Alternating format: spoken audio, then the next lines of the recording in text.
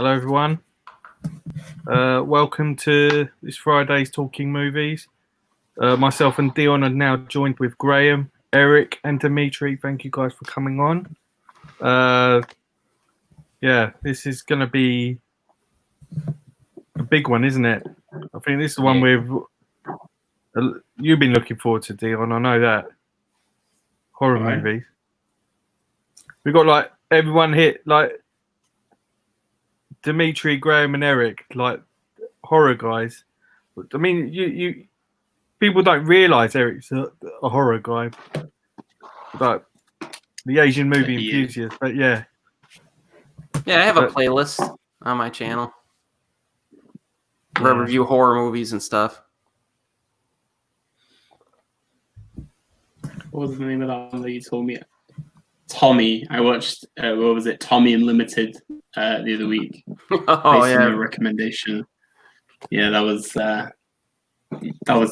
interesting. Very interesting. Same director as The Machine Girl. Good movie, that one. You need to have a certain sense of humor to watch that one, though. Yeah, I think so. Like I watched it when I was in uni. I loved it. I thought it was a lot of fun. Well, I didn't love it in the way I think it's like really good cinema, but it's just random fun. Just machine gun boobs and machine gun legs. What else do you need in a movie? Machine gun legs. Top banter. Hey, jeez, I keep thinking of like Tokyo Gore Police. I've not seen that for a while.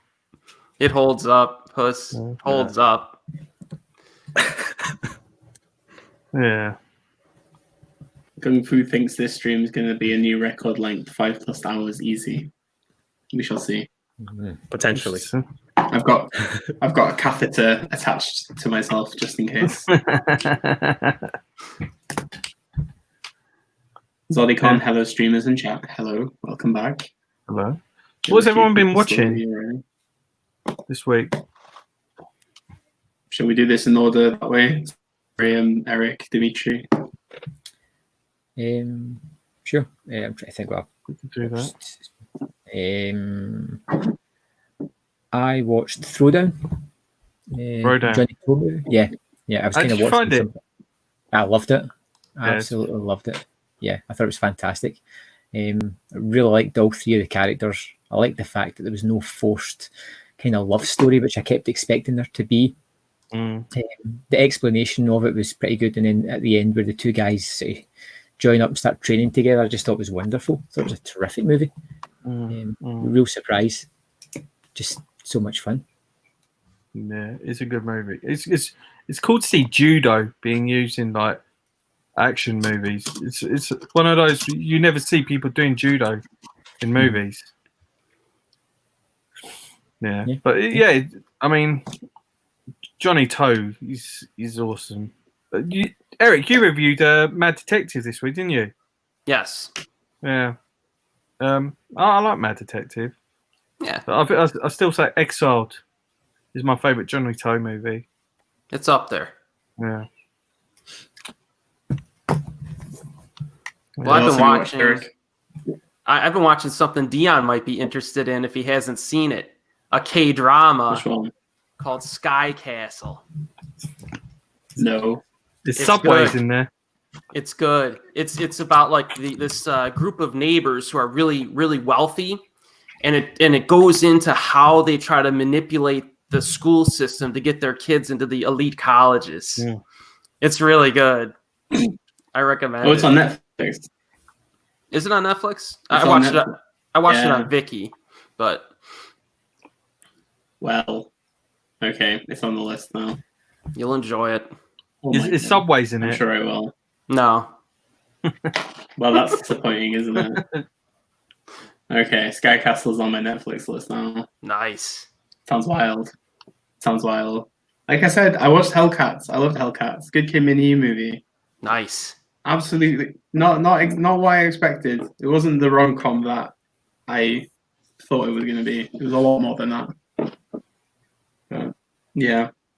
But I was telling everybody in the windows that I watched The King of Staten Island, the new Pete Davidson movie. If you can avoid paying £13 for it, please do. Don't do the same mistake as I did. Don't do it. Watch The Five Bloods. The Five Bloods is a lot better. Go and watch a new film this weekend. Or watch You Don't Know Me. It's a great documentary about showgirls. I reviewed it on my channel the other day. So good. So good. Anyway, Dimitri, what have you watched? Oh, I started my week with like a high point. I watched, what's it called? About Endlessness, the Roy Andersson film. Absolutely loved it. It's probably, I know people say it's probably his most like somber affair. I agree. I honestly agree. It's not as funny as, not as funny as Pigeon, not as deep as Songs from the Second Floor. But again, there's so much Roy Andersson in it that it's difficult to describe. I'm going to talk more in depth on the weekend when I review it, but it's one that stuck with me. Then I rewatched Atlantics, which is absolutely fantastic. I can't get enough of it. It's on Netflix for everyone who hasn't seen it yet. I think it's in most of the countries. It's on Netflix. Yeah. What else? Oh yeah, I saw this trashy horror film called Bloodfest yesterday. Yeah. Yeah, I wasn't a big fan. I think it's, when you prefer Hellfest to a film, that's already saying a lot. Mm. But Bloodfest, it kind of tries to be like Cabin in the Woods in a lot of ways, but at the same time, it does it with such a kind of demeanor to it that doesn't strike me as genuine. Mm. So yeah.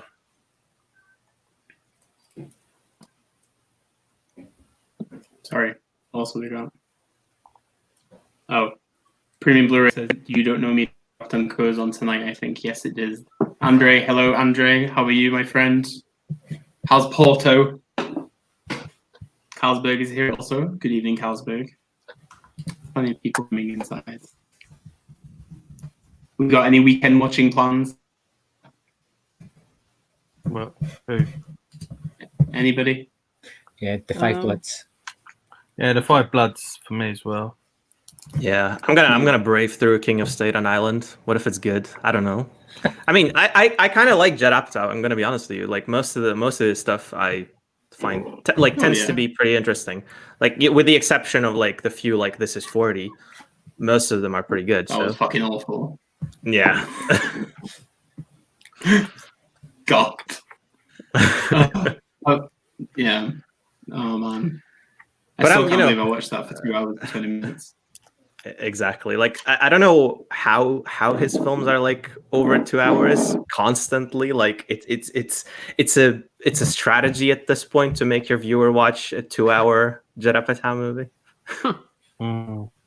Is meant like comedy is like 1 hour 45 max in my opinion.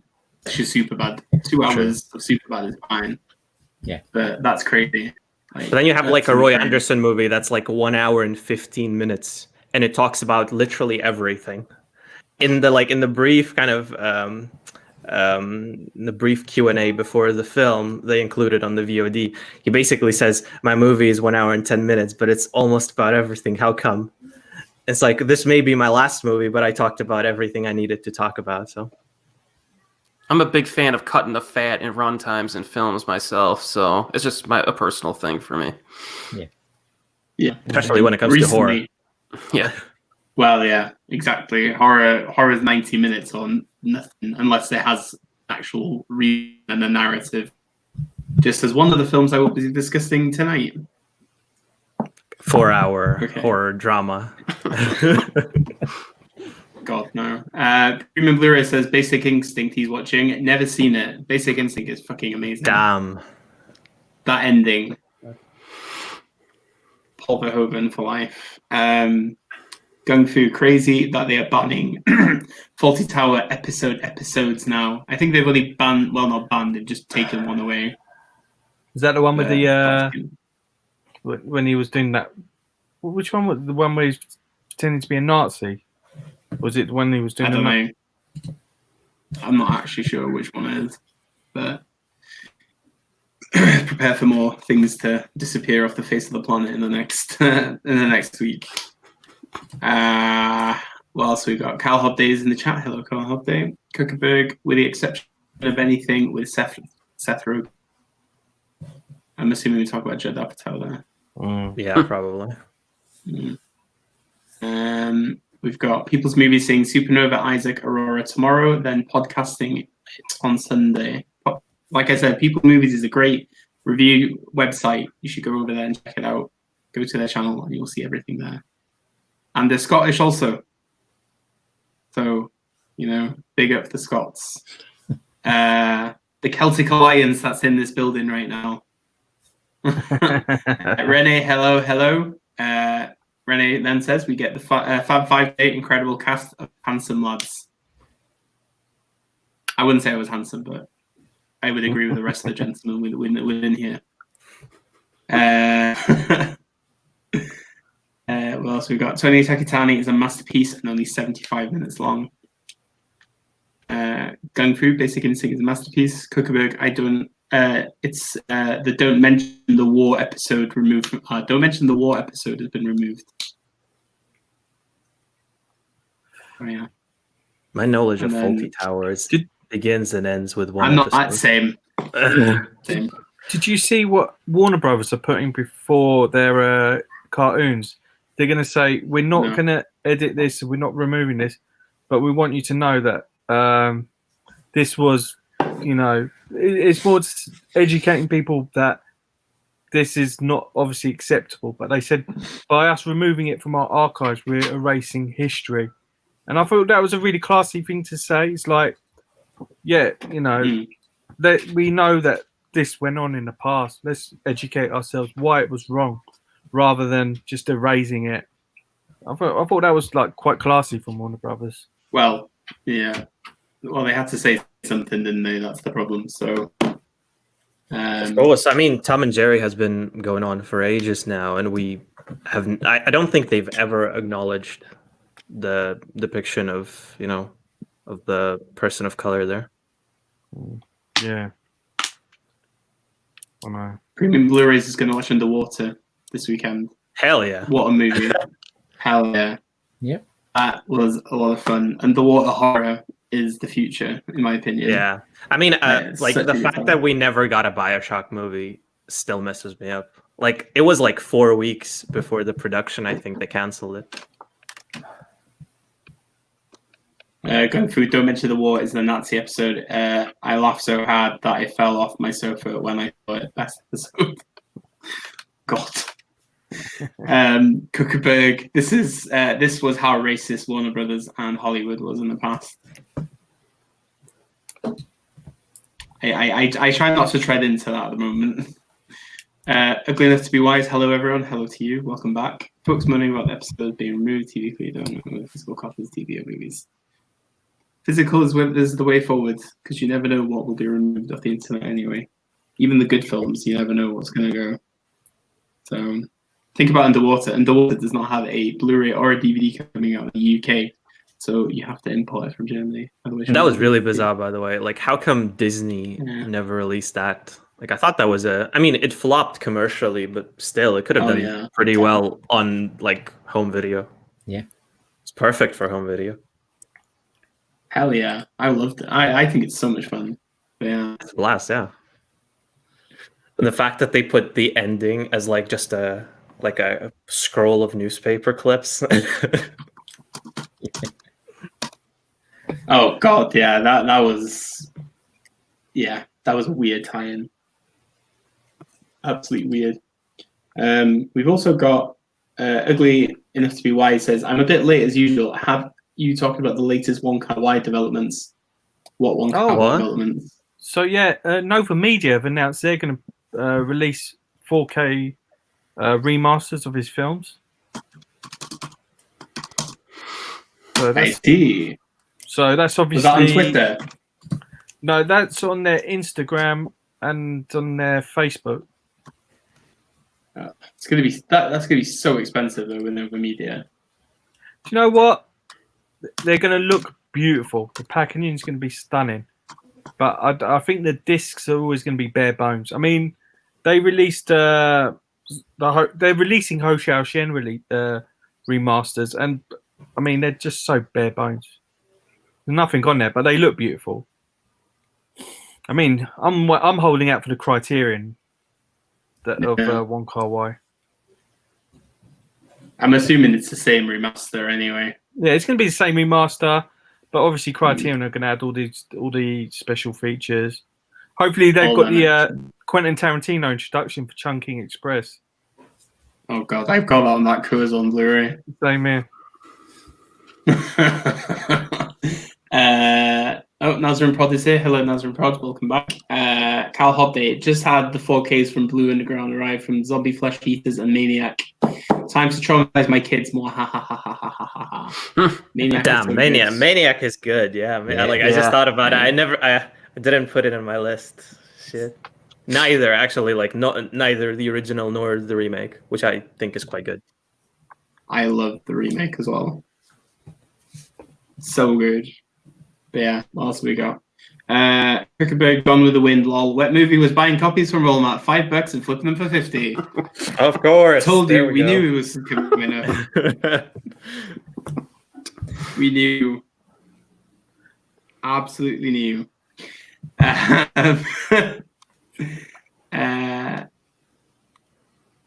Renee, the remake is awesome. Hell yes, the remake is awesome. Well, we've got 25 people in the chat now. It's 1:15. I think that's enough, isn't it? I think we can start. Sure. Damn, I just remembered the remake, the score by Rob. Oh my god, that's incredible stuff. Like, people slept on the Maniac remake.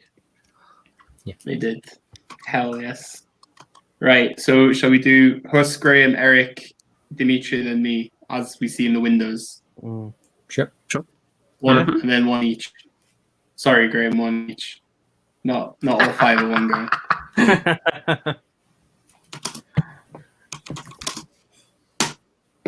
Okay, Hus, whenever you're ready. Okay, I'm starting off with Shinya Tsukamoto's Gemini.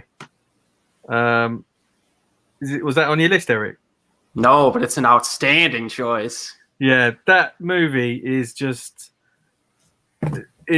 absolutely phenomenal. It's about this doctor. It's great. It's set through what was the period before the Taisho period of Japan? It's set before that, the more like Europeanization of Japan, and this doctor who's treating people during a plague.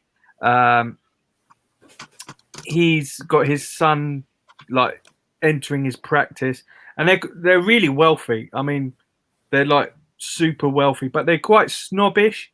And all of a sudden, there's this smell coming into their home, and then one day the father is found dead with like soil stuffed in his mouth, and the son's taken over the practice, and then his mother dies, and it's just this. I really don't want to spoil it by going too further into the plot, but it's so different to Tsukamoto's other work. It hasn't got all the whole the speedy, the stop frame animation. It's just like it's filmed like normally, and the colorization is beautiful.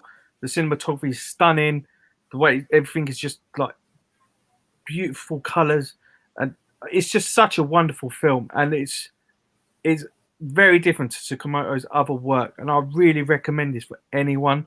It got recent Blu-ray release in America by Mondo Macabre. I don't know I think so.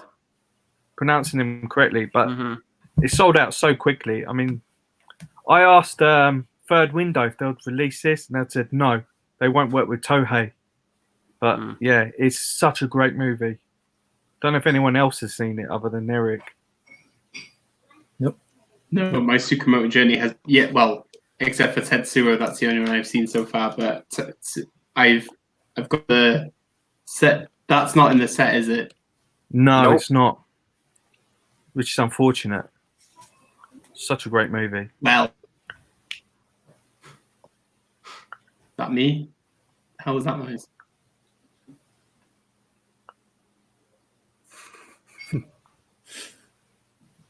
I'm hearing things. Yeah, very fitting for a horror stream, though.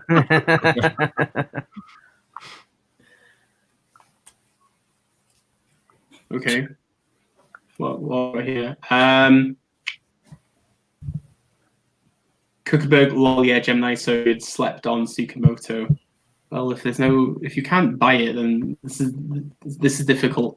Premium Blu-rays, here we go. Films I haven't heard of. While I need to add more to my watch list. Oh, Kuckerberg is talking about Come Fly With Me DVDs on eBay, £150 plus the balls on these opportunities. Wow, £150 for Jesus Christ.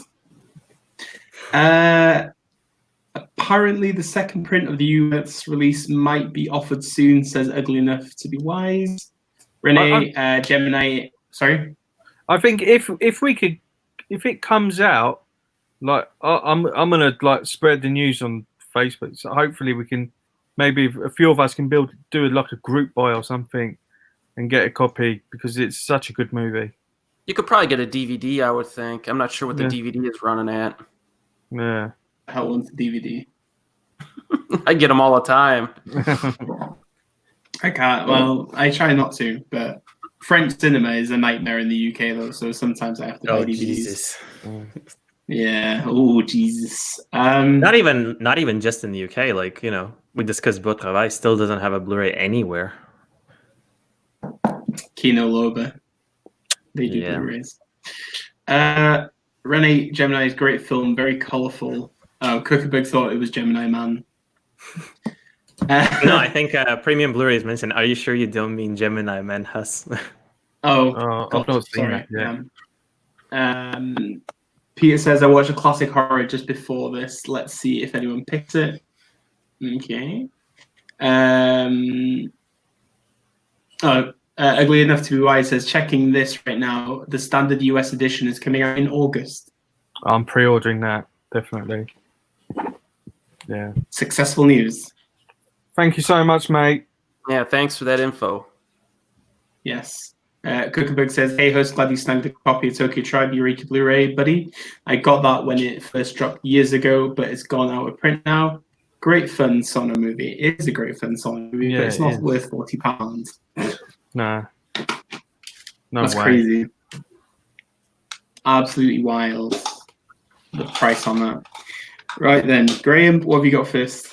My first movie is my favourite horror of all time, and it's a sequel, and that is The Evil Dead 2. Oh.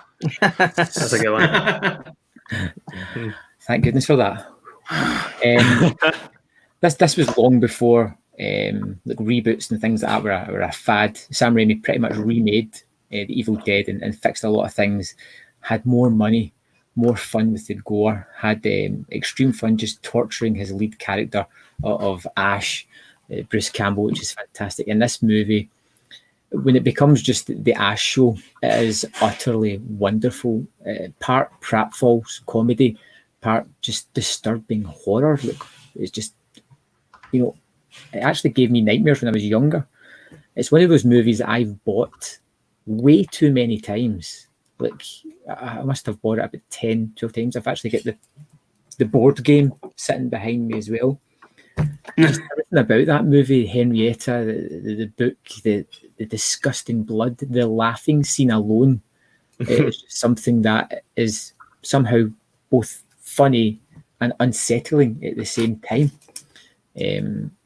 His hand being chopped off and chasing after him and strangling him, it's all just incredibly inventive, stylistically filmed, and just one of the best movies of all time. It's in my top 10 movies of all time as well. I take it everybody's Evil Dead 2. Yeah. That's a fantastic choice. Yeah. Great trilogy. Well, what do you think of Ash vs. Evil Dead? Yeah, I like it. I do like it. But it's not. It leads. It's more as the series goes on. It seems to get more comedic, and I think that takes away from the natural horror that's in it. I think Evil Dead 2 kind of gets that balance of horror comedy that some movies don't get. You know, where it's really terrifying, but also incredibly funny at the same time. But it has that nice balance. But the shows, it was good to see the character back, but it wasn't the same old Ash that I know and love. Yeah, it's unfortunate. The way it ended kind of implies that there's supposed to be something after it, but, you know. Yeah. Isn't there like another Evil Dead film coming out as well, though? Yeah. Yes. Yeah. Evil Dead Now, I think that's how it's called. Yeah. that still Sam Raimi? He produces it. No. Oh. Yeah. Yeah, I kind of like the 2013 one. Yeah, I like Yeah, that. I like same. the ALR's one, yeah. practical effects, and that blood at the end was just ridiculous. Oh yeah. So, Eric, what were you going to say before Graham stole your thunder? That was one of my choices, one of my official choices. But that's okay because I have a special one in reserve that no one would ever pick, so that's fine. Evil Dead 2 is just fantastic. I mean, it's I rewatched it this week, and like Graham said, it's just got that perfect blend of horror and comedy. I think my favorite scene is the one where the girl's dancing outside the cabin and her head like falls off. So yeah, it's just fantastic. I actually like all three movies a lot, but I think the second one just edges the others out because of that balance. Definitely. Yeah.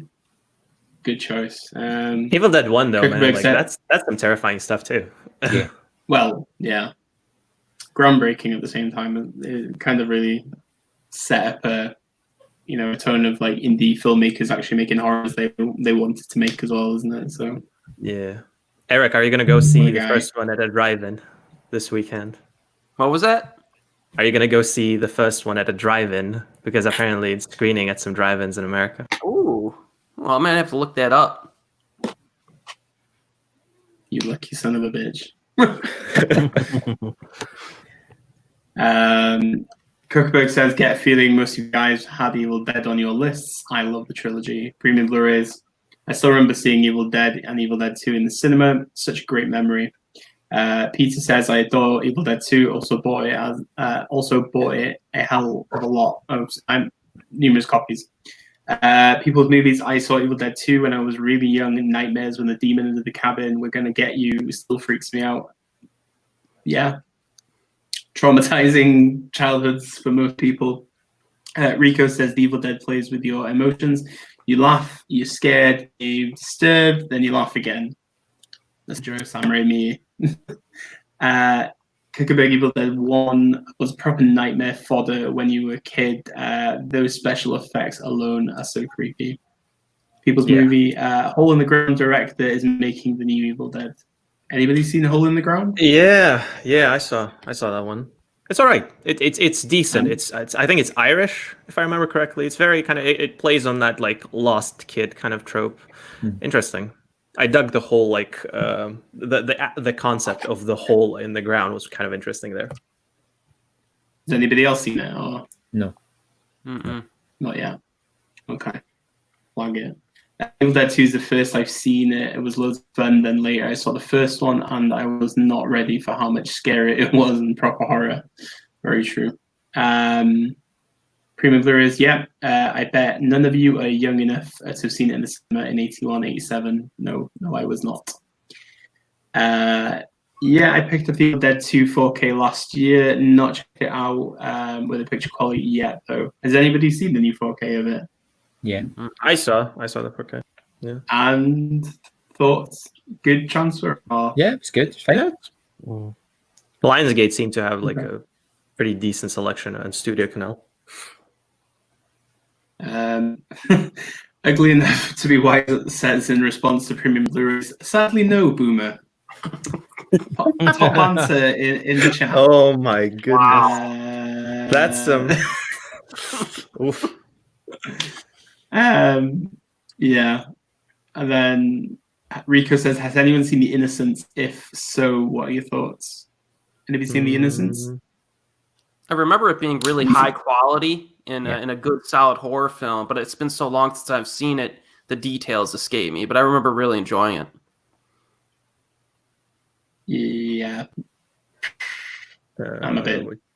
The Jack Clayton film? Yeah. Okay. Right, Eric, what have you got first? Yeah, I'm going to go with my favorite horror film as well. It's also my favorite movie, just in general. That's a South Korean film, A Tale of Two Sisters from 2003. And the plot itself is really nothing to write home about. You got a young girl comes home from a hospital stint, and then weird stuff starts happening in her house. But I think the thing that sets this movie apart is its screenplay, because it's so if you think about like the level of difficulty of pulling this one off, it has so much complexity to it and so much content to it that they were really going for something kind of high concept and difficult to do. And I think they actually kind of pulled it off. I watched the special features years ago, and the director went through like 12 to 15 scenes they deleted from the final edit.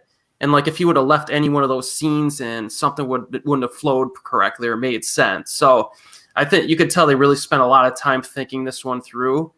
And and everything else about the film is just high quality. The acting, the cinematography, the direction, and it's got some creepy spots in it too.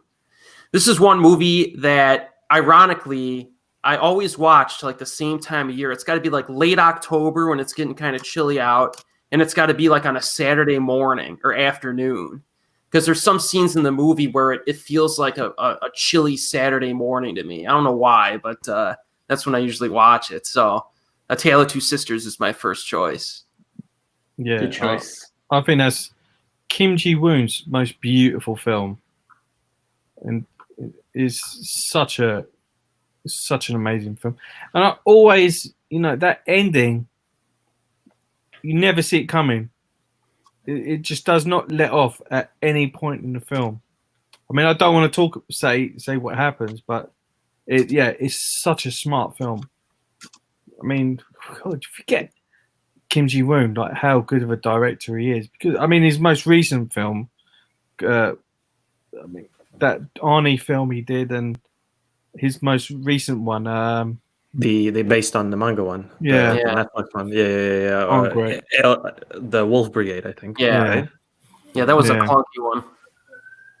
No, like amazing. Transformers from South Korea. Yeah, I mean, it's amazing because Jinro is one of the best animes I've ever seen, and it's such good content, and as a book as well. And you thought Kim Ji-woon would jump on that and make a great movie, but yeah, what a shame. But yeah, Tale of Two Sisters is phenomenal. What a great pick. There's a remake of it, right? The Uninvited. Yeah, The Uninvited. Oh, wait, that's the remake of it. Really? Yeah. Actually, they probably spoiled some things for it. Well, I remember the twists are a little different though. No, I saw both. I just never realized that The Uninvited was that close to it, because I just saw them as like The Uninvited was like the DreamWorks one, right? Just bizarre movie compared to The Tale of Two Sisters. Oh my god! Like it never. Okay. The first line of dialogue in The Uninvited. You go from A Tale of Two Sisters to The Uninvited. First line of dialogue: "I love you, and I have a condom." That tells you all you need to know. Yeah. Renee says A Tale of Two Sisters has the same story structure as the Japanese film Love Ghost, where they threw a twist and put another twist on it. Oh, I didn't know that. Has anybody seen the Love Ghost? Yeah, that's a very good flick, but I don't know. I'd have to watch it again. For some reason, I didn't see that many similarities to it, but. Cookerberg, yeah, I'm always rusting plenty of Jimmy's on Facebook movie groups, but stating that Tale of Two Sisters is superior movie to I Saw the Devil. I loved Devil, but Sisters had such more substance. Exactly. Nail on the head.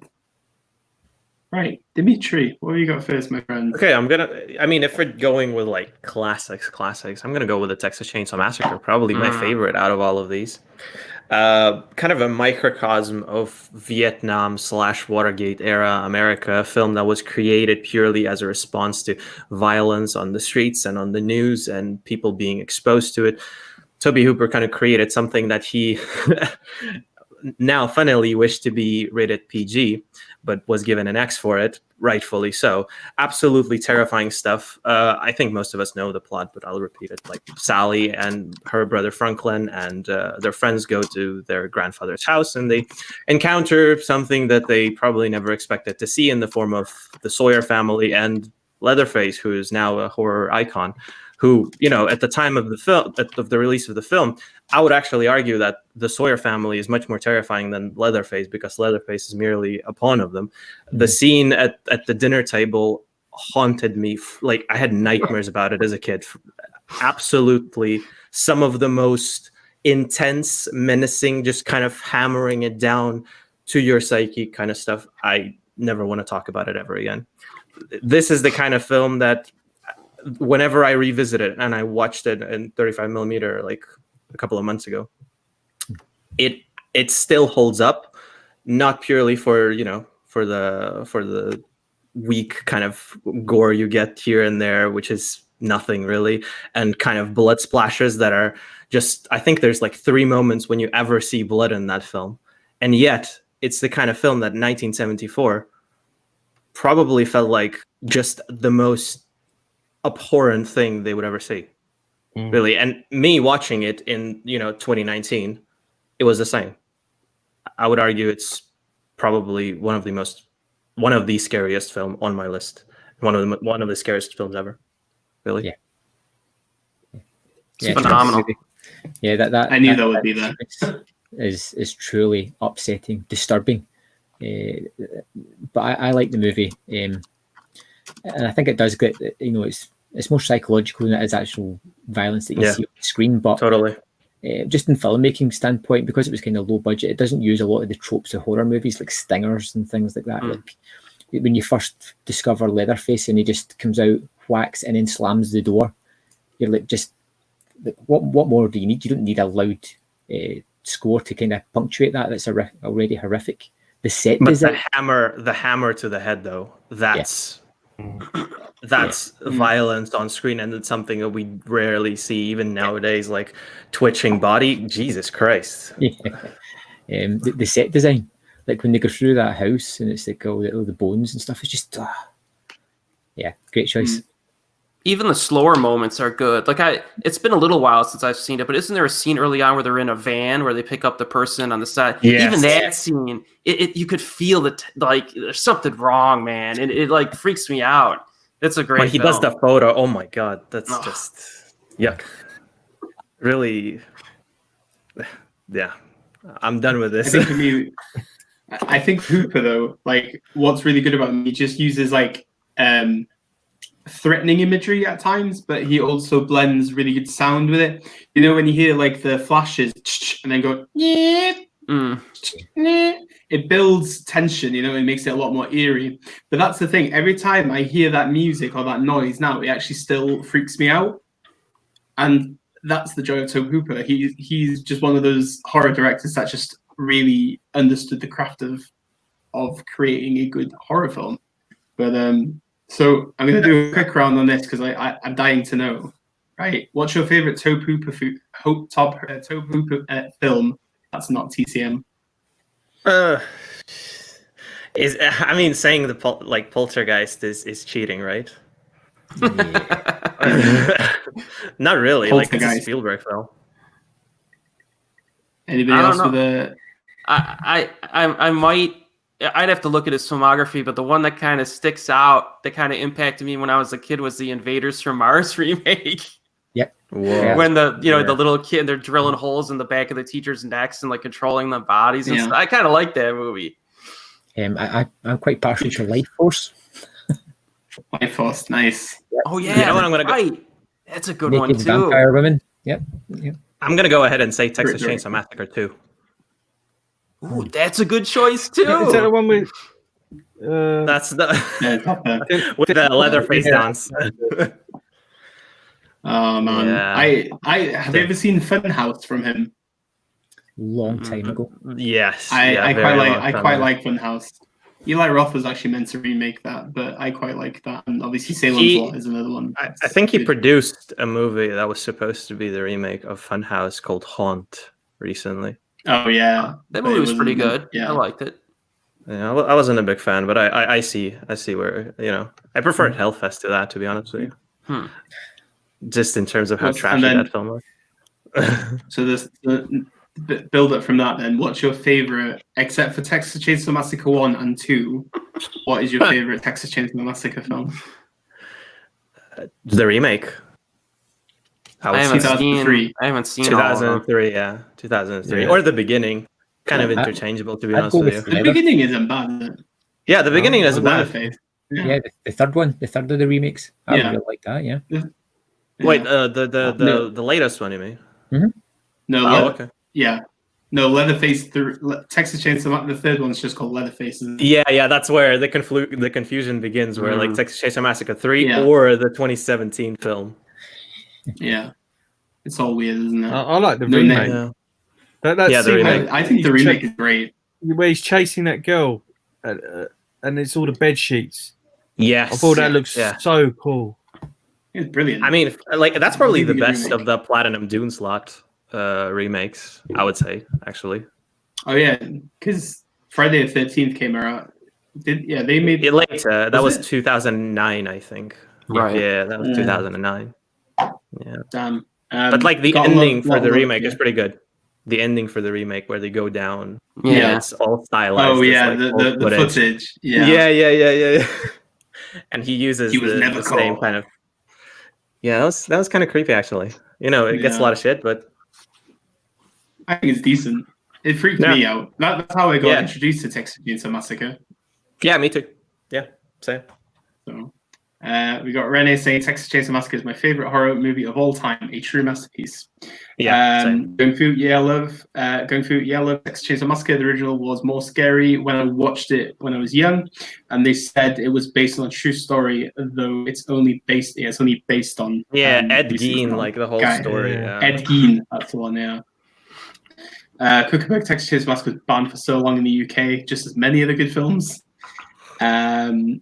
Rico says, I really don't like slashers, but Texas Chainsaw Massacre is a great slasher film. Cookbook, same here. Going through also said that Texas Chainsaw was banned in Norway. Going through also said, what's strange about Texas Chainsaw Massacre is that it's not really that gory, but it's so scary and chilling. Yeah. Cal Hobday, anyone know if any other 4K versions of Texas Chainsaw Massacre worth getting? As yet to hear any great reviews on them. I don't actually know. Yeah, the Anybody German know? one, the turbine one, it's apparently all right, but you know, I don't have it. I missed out on it. Oh yeah, it's gone now, isn't it? Yeah, I think there's also an Italian, maybe. I think. Going through says to Cookbook, did they ever find a better print of the cutscene in the parking lot? Blind Force recently, not sure if you're gonna like it. It's pretty cool, I think, but most of the guys have said it's a good film. I like Texas Chainsaw Massacre 2 also. I like the one with Alexandra Daddario. Which one was she in? 3D. That's 3D. Oh yeah, that was terrible. that one's dumb fun. I'm gonna say that one's dumb fun. It's terrible, but it's actually fun to watch. Yeah. I still remember seeing that in cinema. Oh god. Yeah, me too. Cal Hub, what else we got? Texas Chainsaw Massacre 3D is my jam, says Renee. Next Generation was bad. I watched the Next Generation last night. Yeah, it's pretty bad. Matthew McConaughey with that robot leg is freaking hilarious, though. That scene where he's on the floor and he's twitching. Yeah. Oh god. Rico says, I think I would consider Bellatar's Workmeister Harmonies as a horror. I highly recommend Atmospheric Masterpiece. I've still not seen that one, actually, from Bellatar. And then Cookbook says, Eaten Alive was a good Hooper film also. Yeah, I don't know. I wasn't so keen on that one. Any more thoughts on Texas Chainsaw? We're going to move on. I think it's your turn, Dion. Dino. Okay then, Dino. Okay, right. I picked my list in I haven't just picked an all-time 5. I picked the first one I fell in love with, the most recent one I really like. So the first one I'm going to talk about is the one that I like the most out of the last lot of the films I've seen. And that's Midsommar from Ari Aster. Yeah. Anybody see Midsommar? Yeah. Yes. Anybody gonna kick off now that I have picked this? No, I really great. I really enjoy religious type horror films. Just the way that you kind of bring traditions in to create this creepy effect. But what I also enjoyed about Ari Aster's film is just the way that he hybrids relationships and guts and gore and very twisted rituals into one film. Obviously, I think the first scene that really got me the most is when we get the jump off the cliff and then the hammer. Once that kind of Kuckerberg Midsommar was pretentious crotch. Well, don't go to my channel because I'm pretentious as fuck. Anyway, so Midsommar.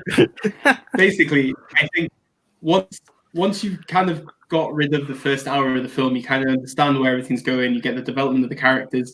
You just go into this really weird world, and I utterly love it. I think it's a really good horror film. Basically, it's The Wicker Man but modernized. Yeah, that's the best way to say it. So, I mean, the way it starts, the opening itself already. Mm-hmm. I mean, a lot of people have some problem with the way it portrays bipolar disorder, but I feel like in the context of the film, it works. And the way it opens with that wide shot of extends and then goes out of the window. Jesus, every time I see that film, it's just harrowing. The director's cut is actually really good. I like it a lot. Yeah, I want to see it. The director's cut special is good. I do love it. But that's the thing. It's just obviously to make a horror film in daylight as well.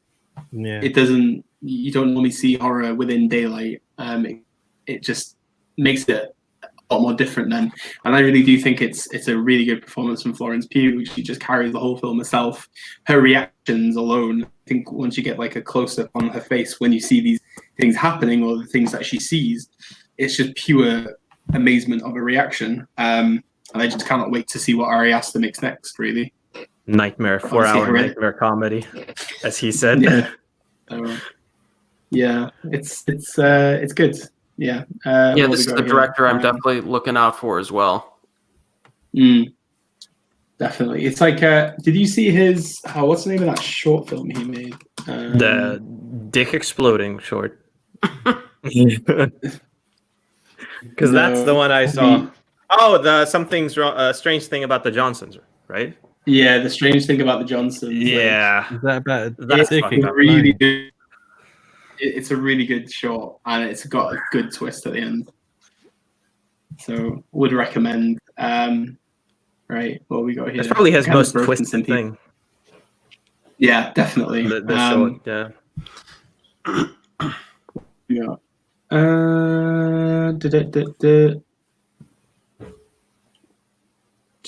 Okay, so People's Movie says Midsommar. Then we had Kuckerberg saying Midsommar was pretentious trash. People's Movies loved it. Exactly. Thank you. Berg, really long-winded, made zero sense. I still haven't seen Midsommar. I didn't really like Hereditary, so I was not in a hurry. Well, okay, that's understandable. It's on Prime for free most of the time anyway. I wasn't a big fan of Hereditary, but I did like Midsommar. I'm kind of the opposite. Even though I love both of them, I still kind of edge out Hereditary a little bit. I'm with Dimitri on this one. Yeah. Nothing compares to Hereditary. First time seeing that film was I was shaking when I was walking out. What else do we got? Ugly Enough to Be Nice. I do love me some of The Wicker Man, though. Both of them have different reasons. Well, true. Premium then says, watching Midsommar in the cinema was a wonderful experience. Just jaw-dropping. No director doing horror like Ari Aster at the moment. Flo Pugh was mesmerizing. Kuckerberg knows his movies. That's why he's a fan of Serbian film. LOL, says Rene. Wow. Peter then says, but does it have Nick Cage? No, it does not have Nick Cage. But that Wicker Man is... I can watch that easily because I think it's funny. Yeah. The bear suit scene. Oh, God. Rico, I find the bear suit. Yeah. For Halloween. I thought it was quite cute until they started burning him. Oh. You've ruined it for everybody now. Oh, sorry. Jack Rayner's really good in Midsommar. Yeah, he is. Rico then says, I don't mind Midsommar. Didn't think it was pretentious. I did think it was a bit in some regards, but yeah, I don't really care for it. But some aspects are fairly commendable. Kirkwood says, lol, Renee hates Serbian film, bro. Probably more than most people hate it, to be honest. Then Carlsberg says, loved Midsommar, the reality of it. I got the Italian 4K of Midsommar with the extended cut. Renee Bessing is awesome. I didn't buy the Italian 4K because I kind of want to know what the Swedish people are saying, and it doesn't have English subs, if I'm correct. So I stayed away from it. Yeah, I thought it had like hard subs. Did it? Like hard Italian subs. I'm not sure. Yeah, correct probably. me if I'm wrong, but I thought that that was one of the reasons why that's why I didn't stayed buy. away. Yeah. Yeah, I just got the standard Blu-ray of it. So, okay, Hus, what's number 2? Okay, for me, next one up is not a conventional horror movie, but it's Ricky Lau's Mr. Vampire. This is like, because I watched this as a kid, and I thought it was quite scary then, but now it's more softer for me now. It's got, I mean, the jumping vampire is just such a cool character, and like that. This film was so good that they made how many? I don't know how many Mr. Vampires, quite a few, and it's got such a great cast. It's about this sort of like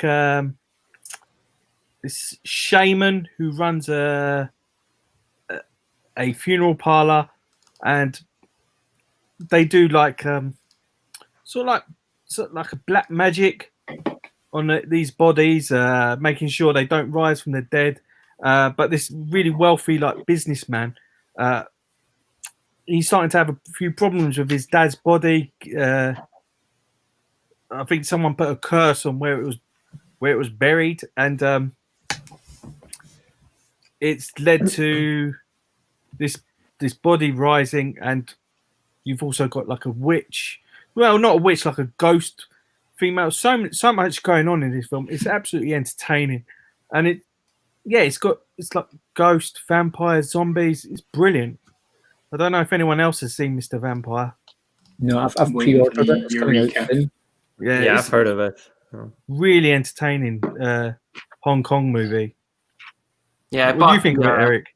I bought the last year that there was like a Region 3 like DVD set with like 4 or 5 of the films that I got just to rewatch them and have in my collection. The first one is really good, just like the third one is really good too. But it's like this is where in Hong Kong was making movies that were like on a different planet. Like you wouldn't see anything like this stuff anywhere. Like you got these hopping vampires, and like you have scenes that are like action and horror together that blend like kung fu and magical items and all this crazy stuff. But it's a lot of fun. Yeah, it's a lot of fun. I'm sure like most people in the comment section have like pre-ordered the Eureka release. It's a brilliant film. Absolutely wonderful film. Yeah, everybody's just saying, well, People's Movie has the screener from Eureka for it. And then, I keep hearing about it. Eureka playing Blu-ray. So you have to wait for a response from most of us, I guess, for now. I've seen a couple of pictures. It looks wild. The makeup effects are impressive. There's no George Lucas like CGI rendering of it, is there? Because that would be amazing. No, very little. But the teeth are, funny. I'll check it out though. Right, Graham, what have we got number 2? Number 2 for me is John Carpenter's The Thing. That was on my list. I stayed away because I knew this was coming up. I love being number 2. John Carpenter's The Thing is one of those seminal movies. It's another one that I've bought countless times. For me, it is true isolation horror. I think the character of Macready, Kurt Russell, the sombrero-wearing helicopter pilot who hates losing to a computer at chess, is just a wonderful character. I could go on about all the special effects and all that, but everybody talks about it. The standout scene is, of course, the blood test, which every time I watch that, I can't believe how long it's stretched out, how tense I get watching it, knowing what the results are going to be, and just how perfectly that is put together. A lot of people discuss the ending of it. I think the ending is terrific. I love the fact that you've got these two characters that are just like, whatever happens, happens. Let's just sit down, have a drink, let it play out. Yeah, I take it we've all seen The Thing. It's a huge movie. Yeah. You're talking about the remake, right? Never seen it. Never seen the remake. It's like a prequel, right? Or I think it's a prequel. It's the Norwegian base, isn't it? Yeah. I think and it's CG. It's pure CG. So the entire thing is CG. Yeah, but they did it practically, and then they replaced it with CG. Really? Yeah. Wow. And I was just like, okay, I'm out. What's the point? Like the entire film, the biggest problem with it is the fact that you have all of these creatures that you had in the original done practically. In the remake, they look so fake even nowadays. Like the movie looks dated, and it was released like in 2011. I believe I've seen it on when it came out. It was terrible. Mary Elizabeth Winstead, Hive. So was The Thing in Erik and Dimitri's 5 list? It was in mine as well. I intentionally excluded it so I did not get harmed on this round. Yeah, I mean, like I had one that had like multiple films because I knew that The Thing would get chosen. So I stayed away. I just knew I knew Graham was going to pick it anyway. Just a quick question: what's everybody's favorite John Carpenter that's not The Thing? Halloween. Big Trouble in Little China. Yeah, but They Live. They Live. Yeah. Big Trouble in Little China's mine as well. I think yeah, definitely. I actually showed that to my oldest kid the other week. Oh, really? Yeah, she loved it. How old? 10. Yes. But well, I've got a more horrific story about. No, you know, I won't tell it on here. Why not? It's amongst friends. Nobody. I was sitting watching a movie one night, and my daughter walked through, and she's like, "Oh, this looks pretty cool. I'll just sit down and watch it." And she's like, "Have you seen it before?" And I was like, "No, I haven't seen it. It's pretty fun so far." She's like, "What's it called?" I was like, "Suspiria, the new one." Oh, okay.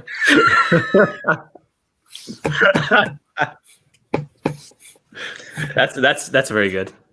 Yeah, she loved that as well. It's good to expose kids to some horror when they're younger. It'll make them grow up a little faster. Yeah. Yeah, I'm gonna tell my story next too. I know. Oh God. What's your favorite Carpenter? Do you know what? Except for The Thing. Other than The Thing, I would probably. I'm gonna go for They Live. I mean, that is it's brilliant. It's absolute. But then, like all the ones that you mentioned are his best movies, like Halloween, Big Trouble in Little China, They Live, and maybe Escape from New York. Yeah, I think they're his that era of his film. He's not one of the best filmmakers, but he's not mentioned to the same levels like other big filmmakers. I think because his movies are so like cult, and he's like sort of like I don't know, like the film lovers director. Do you know those people that love cinema? He's that guy, isn't he? He makes films for himself. Films that he would enjoy. Right. That's what I think is so cool. I think the one that's underrated. Sorry. Go ahead. I just going to say, I think because he pretty much is in horror, it gets downgraded, but his filmmaking is tremendous. There's practically no fat on any of his movies, and they all just play like gangbusters. Yeah. I mean, we don't mention like The Fog usually, but I think that one is lovely. That's probably his most underrated one. Same with like Prince of Darkness. Yeah, great. Pristine again. And The Mouth of Madness, I really like as well. Yeah. I still need to watch Mouth of Madness. Vampires from Mars is terrible. And I also think, as scoring music, I think he's one of the best contemporary, like, sort of like composers of like soundtracks. Because I'm like, you got Ennio Morricone, who's like classical, but in terms of contemporary music, I think he's. Do you listen to any of his albums, like the Lost Themes films? He's amazing. He's just so cool. I think Carpenter's like, he's definitely one of the best. Mm-hmm. Seeing Carpenter live is my bucket list. Well, better get cracking with that one. He's not getting any younger, my friend. I mean, as long as he scores the next 2 Halloween movies, we'll be blessed. He does UK tours anyway, doesn't he? Quite well. Yeah, I think like one every other year recently. So, what we got here? Renee, The Thing's 100% amazing. The Thing bombed when it first came out. Premium Blu-rays. I think you're right. I think a lot of John Carpenter films bombed when they came out, except for Halloween. Halloween was like a massive box office. Carlsberg, oh yes, Thing's so good. Our recent release of The Thing actually got me back into collecting Blu-rays and DVDs. It was such a chock full of goodness. That one's out of print now, right? Obviously. Yeah. Kuckerberg, They Live is my fave. Premium Blu-ray says, I want the Cinemuseum release, but it's about £200. Wow. Jesus. Wow. Kuckerberg, Christine is also great, though, in my opinion. And then Kuckerberg then says, oh my God, that Suspiria remake, LOL. It's no LOL. It's a good film. A lot of haters of Suspiria remake. I liked it. Yeah. It was great. Yeah. Yeah, I love it. Fantastic. Tilda Swinton plays 2, well, maybe 3. You never know. Premium Blu-rays then says, I think I love all caps of films, to be honest. Ghost of Mars, Math and Madness, The War of Vampires. Kuckerberg says Ghost of Mars was terrible, though. Yeah. I think, what's his name? Ice Cube. He said he worked on that movie purely because he wanted to work with Carpenter. He didn't even read the script. He was like, I just want to work with Carpenter. Yeah. We'd all do the same thing, I'm sure. Yeah. God. I'll never be as bad as Busta Rhymes. Halloween. Resurrection. No, it was Resurrection. Resurrection, yeah. Never be as bad as Busta Rhymes in the only man to karate kick Michael Myers.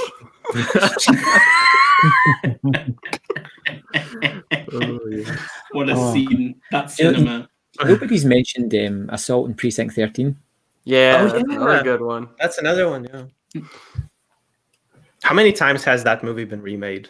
Like 2, 3? Mars was a remake, wasn't it? Yeah. What else we got? I think it was like the French Rico one. said, there's a French version? Yeah, I think it's called Precinct 13 or something. Something like that. I think he's only made one film that I don't like, and that's Escape from LA. I like that. Oh, that is awful. Yeah. The basketball scene is great in that movie. Yeah. The CGI is terrible in that one. Peter Fonda surfing. So I don't know. I'm sure that budget was bigger than Escape from New York as well. Rico says Judge Ahead's The Cremator is one of my favorite horror films. I don't really consider The Cremator to be horror, but I see what you mean. I thought it was more like a thriller. Well, I've been meaning to watch that for so long now. It's a very good film. Really good. I would recommend it. I think is it second? No. Yeah, the Blu-ray is pretty expensive. Is it Second Sight? I think in the UK. I think it is. Yeah, I think it is. Is it? Let me check. I can't remember. I think it was. I think it was Second Sight. Yeah. Yeah. Christine's soundtrack was dope. They Live is great, but I've always been partial to Math and Madness. So we got Seconds. There's also a beautiful warping experience. Oh, it's Second Run. Second Run. That's the one. Yeah. Thank you. Yeah.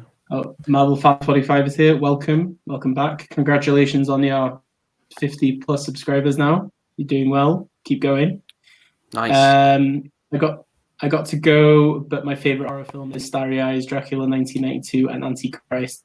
Have a good day, everyone, and see you soon. See you soon. Starry Eyes is good. Starry Eyes. Yeah, that one's pretty good. That was Yeah. pretty good. The directors who made Pet Sematary. He actually did Marvel actually made a video about Starry Eyes, but I haven't checked it out yet. But I've not seen Starry Eyes. But since there's such a, love for it here, I might have to watch it now. You like cults, right? So you're probably gonna dig Starry Eyes. Yeah, it's a good flick. You're gonna dig. Then Kuckerberg, they're gonna let Guadagnino loose on Scarface after he butchered poor Suspiria like that. Yeah, that I don't understand why the hell he's making Scarface, to be honest. But I tell you what, bit of a random. I'm not interested in a remake of Scarface, but with him doing it and what he did with Suspiria, I'm really curious. I'm the same, actually. Yeah. I was like, no, there's no point in remaking Scarface, but then they attached him and the Coen brothers to write it. Yeah.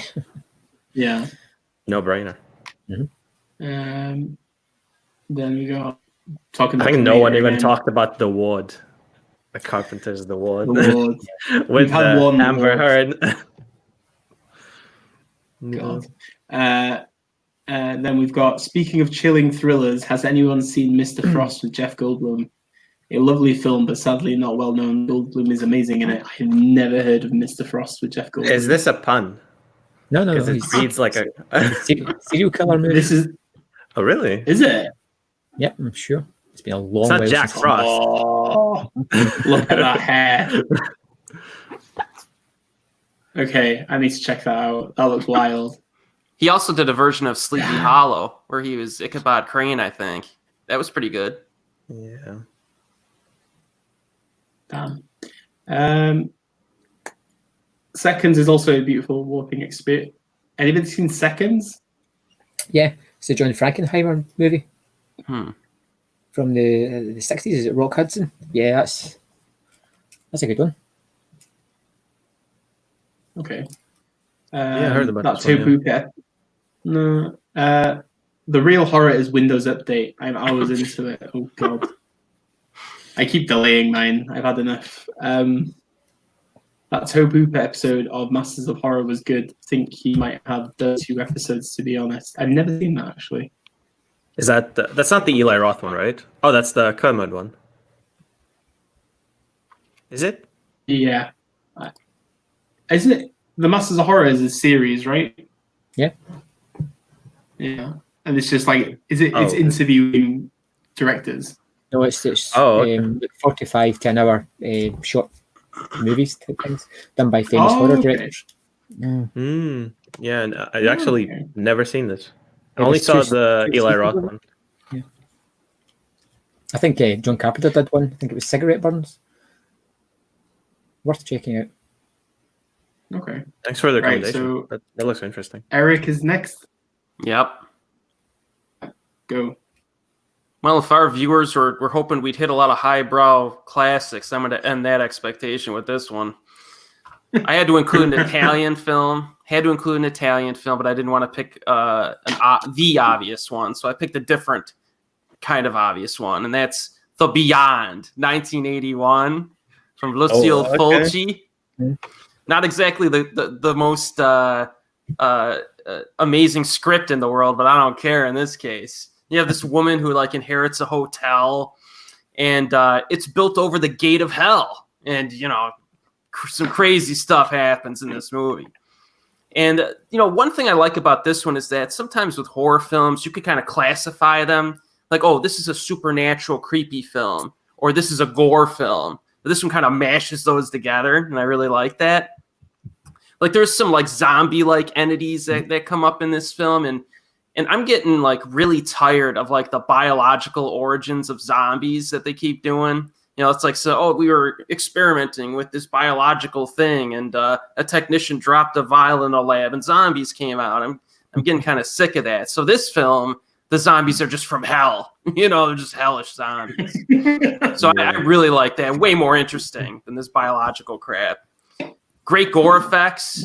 Some of the scenes just, there was a YouTuber called Movie Mayhem who just recently did a review of this one. And he, one of his interpretations kind of kind of makes sense of the film. But it's you go into this for like the atmosphere, which is great, and some of the great death scenes. I rewatched it this week, and I just really love this one. I'll rewatch it a lot in the future. The Beyond. Yeah, it's great. It's great. Yeah, I like it. Good choice. I get that mixed up a little bit with House by the Cemetery and City of the Living Dead. Is that the one with the spiders? Yeah. The Beyond Spider. Yeah, that's a fantastic sequence. I won't say any more if you haven't seen it, but yeah, it's part of the Gates of Hell trilogy. Yeah, great film. Good choice. Any thoughts, Dimitri? Oh yeah, I love it. It's not my favorite Fulci, but it's one that I saw at a very young age, getting acquainted with Italian filmmakers, and it, as Graham just mentioned, the spider sequence. Yeah. Do you know that the main actor, excuse me, had an idea for a sequel called Beyond the Beyond. It never went anywhere. But he had this idea that he just wanted to do it. I don't know if there's any written notes or that about it, but very, very ambitious. Yeah. Damn. I love it. We've got Cookabug saying here Takashi Miike did an episode for the Masters of Horror TV series, but it was so deranged it wasn't aired on the TV. They just put it straight on the DVD only. Was that Dumplings? Imprint. Damn. Well, you learn something new every day. So we haven't got much love for the Beyond here.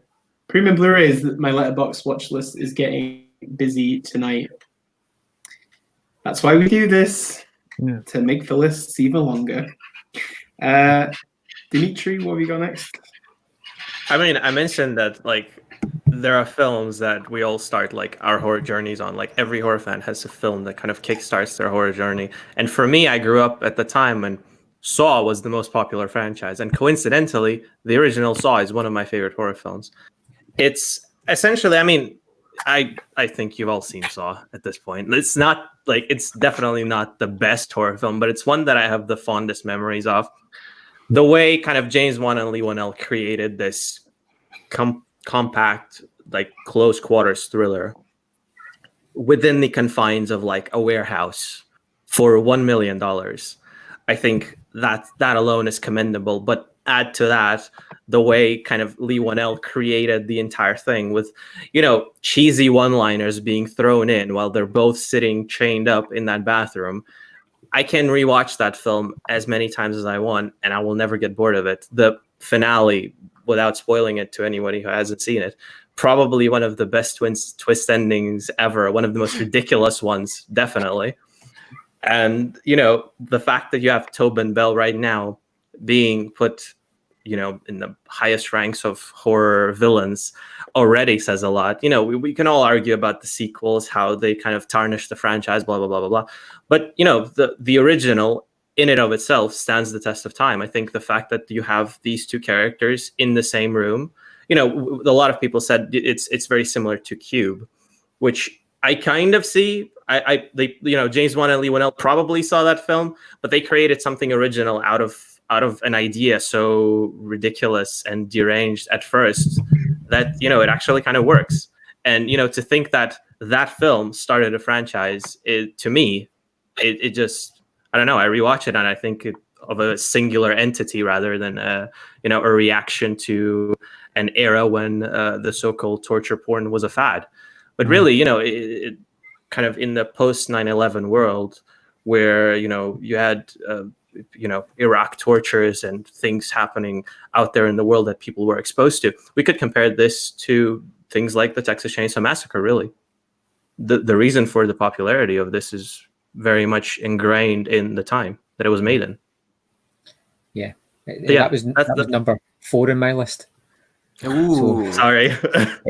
But I agree with just about everything you say, but it gets lumped in with torture porn, but it really isn't.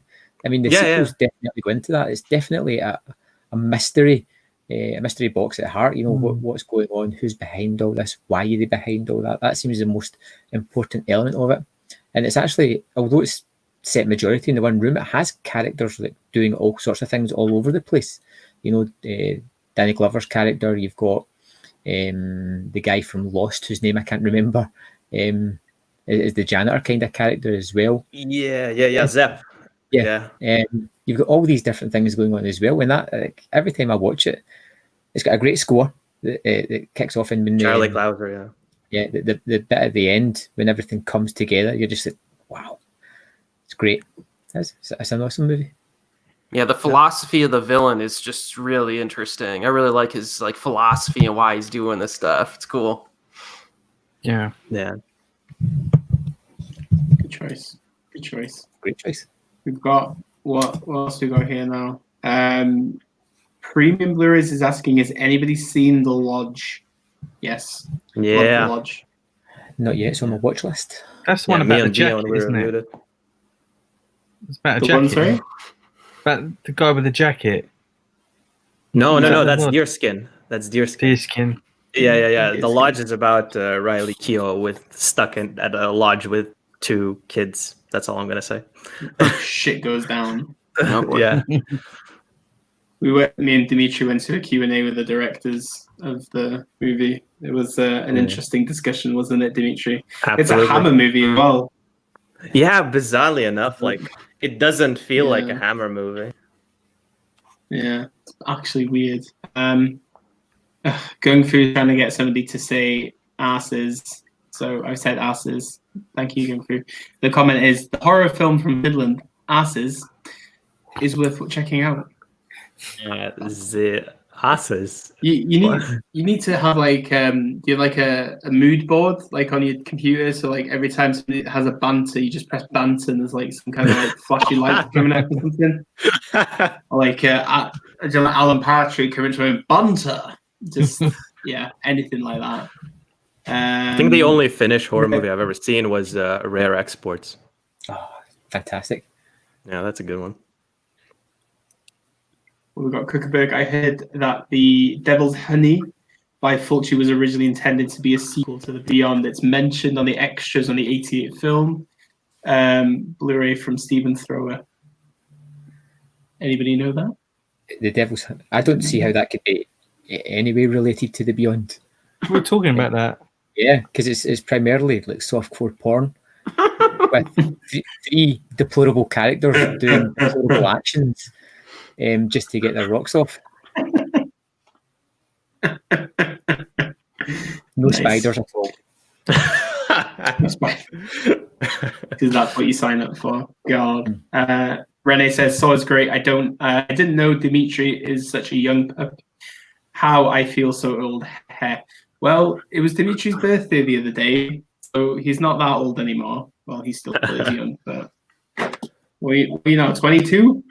Yeah, I'm 22 now. Yeah. Yeah, I grew up at a time when horror was dying. when we had like horror remakes galore. Yeah, so kind of that's why Saw and Hostel are kind of 2 that I remember vividly. Unfortunately, or right. Dion. Mine. Okay, which one shall I go for now? Okay, my next one is, and it's my favorite from this franchise, is New Nightmare from the Nightmare on Elm Street franchise. Yes, that's number 7. Really good. That was my honorable mentions. Was it? Well, for me, yeah. I know Peter will say the same, but honestly, I just really love how Craven kind of just reignited this like Head in the Water franchise and then like finished it with a bang. It's just the whole concept of utilizing satire and creating not exactly a joke on horror, but kind of just paying homage to horror, but making it a lot more interesting and definitely refreshing, because this is 1994. You had all the shit Nightmare on Elm Street TV shows, you had all the terrible sequels to it, and then this came out, and I still love it. I watch it quite frequently during like in the year, but for me it's just so fun. But also for me, it's kind of like the skeleton platform for how Scream developed to become what it was. So when you look at Nightmare, you can see what Scream eventually became. And then obviously they're two very good Wes Craven films, and he's obviously one of the best horror directors to ever have existed. So yeah. Anybody want to? Yeah, I Was think this the last one? Oh, sorry. Yeah, it was. It was the last Nightmare. Yeah, it was way ahead of its time. Like, before meta was a thing. I mean, Wes Craven's in it as the director. Heather Langenkamp is in it as herself. So is Robert Englund. And, it's her son is that danger throughout it. It's a terrific movie. It just was a little bit too ahead of its time, and people didn't know what to make of it when it came out. It's just a real shame. Yeah. Very much a test of the waters for a Scream. Yeah, the fact that it salvaged the franchise after Freddy's dead, the final nightmare is a minor miracle. That movie's horrible. Yeah. I mean, it's kind of like you look at the Friday franchise too, and like you have Jason Lives, that kind of reinvigorated the franchise after. That's my favorite. Yeah, that's a good one. Here. Nice. So, what's your favorite Wes Craven film, except for Scream? Because a lot of people say Scream. So, mine's People Under the Stairs. I love that movie. I think Serpent in the Rainbow is underrated. Did he do that one? I think. Yeah. I'll just go Good with choice. Nightmare on Elm Street. Yeah, it's a good choice. Yeah. It's solid. Definitely solid. Yeah, I mean, Dimitri? Last House on the Left, maybe. I don't know. Yeah. Like, if we're excluding Nightmare and Scream, I would say Last House on the Left. Mine's Swamp Thing. Oh yeah, he did that too. Oh my god! I was about to say like My Soul to Take. Jesus. Oh man, how do we feel about Scream being made without Craven? It's a bit sad, I think. I'm still excited. Yeah, I do love the franchise, so I'm curious to see how it's going to continue. Yeah. But then again, yeah, I mean, Scream is an ode to horror movies in some ways. So, I mean, not having Craven in there, they could still like, I don't know, it'd be like a very much, carrying on in that way, but having him as someone that, because they mention other horror movies in there. I don't think in Scream they really ever mentioned Freddy Krueger, but then Wes Craven becomes one of those that becomes sort of like one of the idols of the series, if you know what I mean. I'm not explaining it very well, but yeah, do you know? No, yeah. I get you. I love when Craven is the janitor in Scream, where he's just like mopping the floor and he's got a hat and then Freddy Krueger's jumper. Do you know what I mean? It's just like I think he had a lot of fun with what he did, and I think it's a hell of a legacy. But I mean, the man knew how to have fun while tweeting about exactly. When I think when Fangoria tweeted like, "What's your least favorite Nightmare on Elm Street?" He tweeted the remake. God, It was a legend. remake. That was awful. That remake was terrible. Yeah. Do you know, Rooney Mara didn't even want to make that film, but her manager said insisted. You have to make a big film. You have to make a big budget, like a big name movie, so people can know who you are. It's crazy. And then she made Dragon Tattoo. Yeah. Do you know what I mean? Was it like the following year? I think that the remake was 2010, and then the Dragon Tattoo was 2011. Yeah. Jesus. She shot she shot them back to back. Not that I stalked Rooney Mara or anything. The guy who played Freddy was what's his name? From Rorschach. Yeah, Rorschach. Yeah. Jackie Earl Haley or something like that. Yes. He played a pedophile in another movie too, so he was a seasoned veteran of that role. Do you want to hear Jackie Earl Haley actually auditioned for the original Nightmare on Elm Street because he's best friends with Johnny Depp, but he didn't get a part. No kidding, I didn't know that. Fun fact of the day, lads. I'm going home now. It would be tough to match. It's tough to match Englund's performance, though. He's awesome in the role. He is Freddy Krueger, isn't he? Yeah, that's the problem, isn't it? Okay, like I think the remake, like the only good thing about the remake was his performance. Really, like within like that script, what he had to do with how like deliberately confrontational that film was, he was probably the only good thing about it. There was money in the pot for a sequel as well, you know, but obviously because it bombed that much, they didn't attempt it. So yeah. We've got Peter says New Nightmare is such a beautiful film. Hell yes. Kuckerberg says, remember watching Nightmare on Elm Street 2, Freddy's Revenge, when I was 8 years old. It gave me nightmares for months after. Well, Dimitri actually told me about this documentary about the second Nightmare on Elm Street, which sounds really interesting. So I definitely need to check it out. It's like a queer examination of Nightmare on Elm Street 2. What is it called? I think it's called Scream Queen. I actually like that. Queen. I like part 2. Yeah, part 2 is great. Yeah, with like the lead character, especially, like with it being weird. I've got the set. Sorry, I've got the set for a tenner, so I'm going to rewatch them all. I think at some point. I did rewatch New Nightmare recently, but I need to watch them all again. What about Dream Warriors?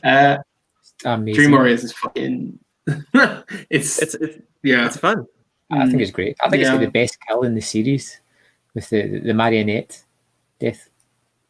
Yeah, that's gnarly. That and the TV. Yeah.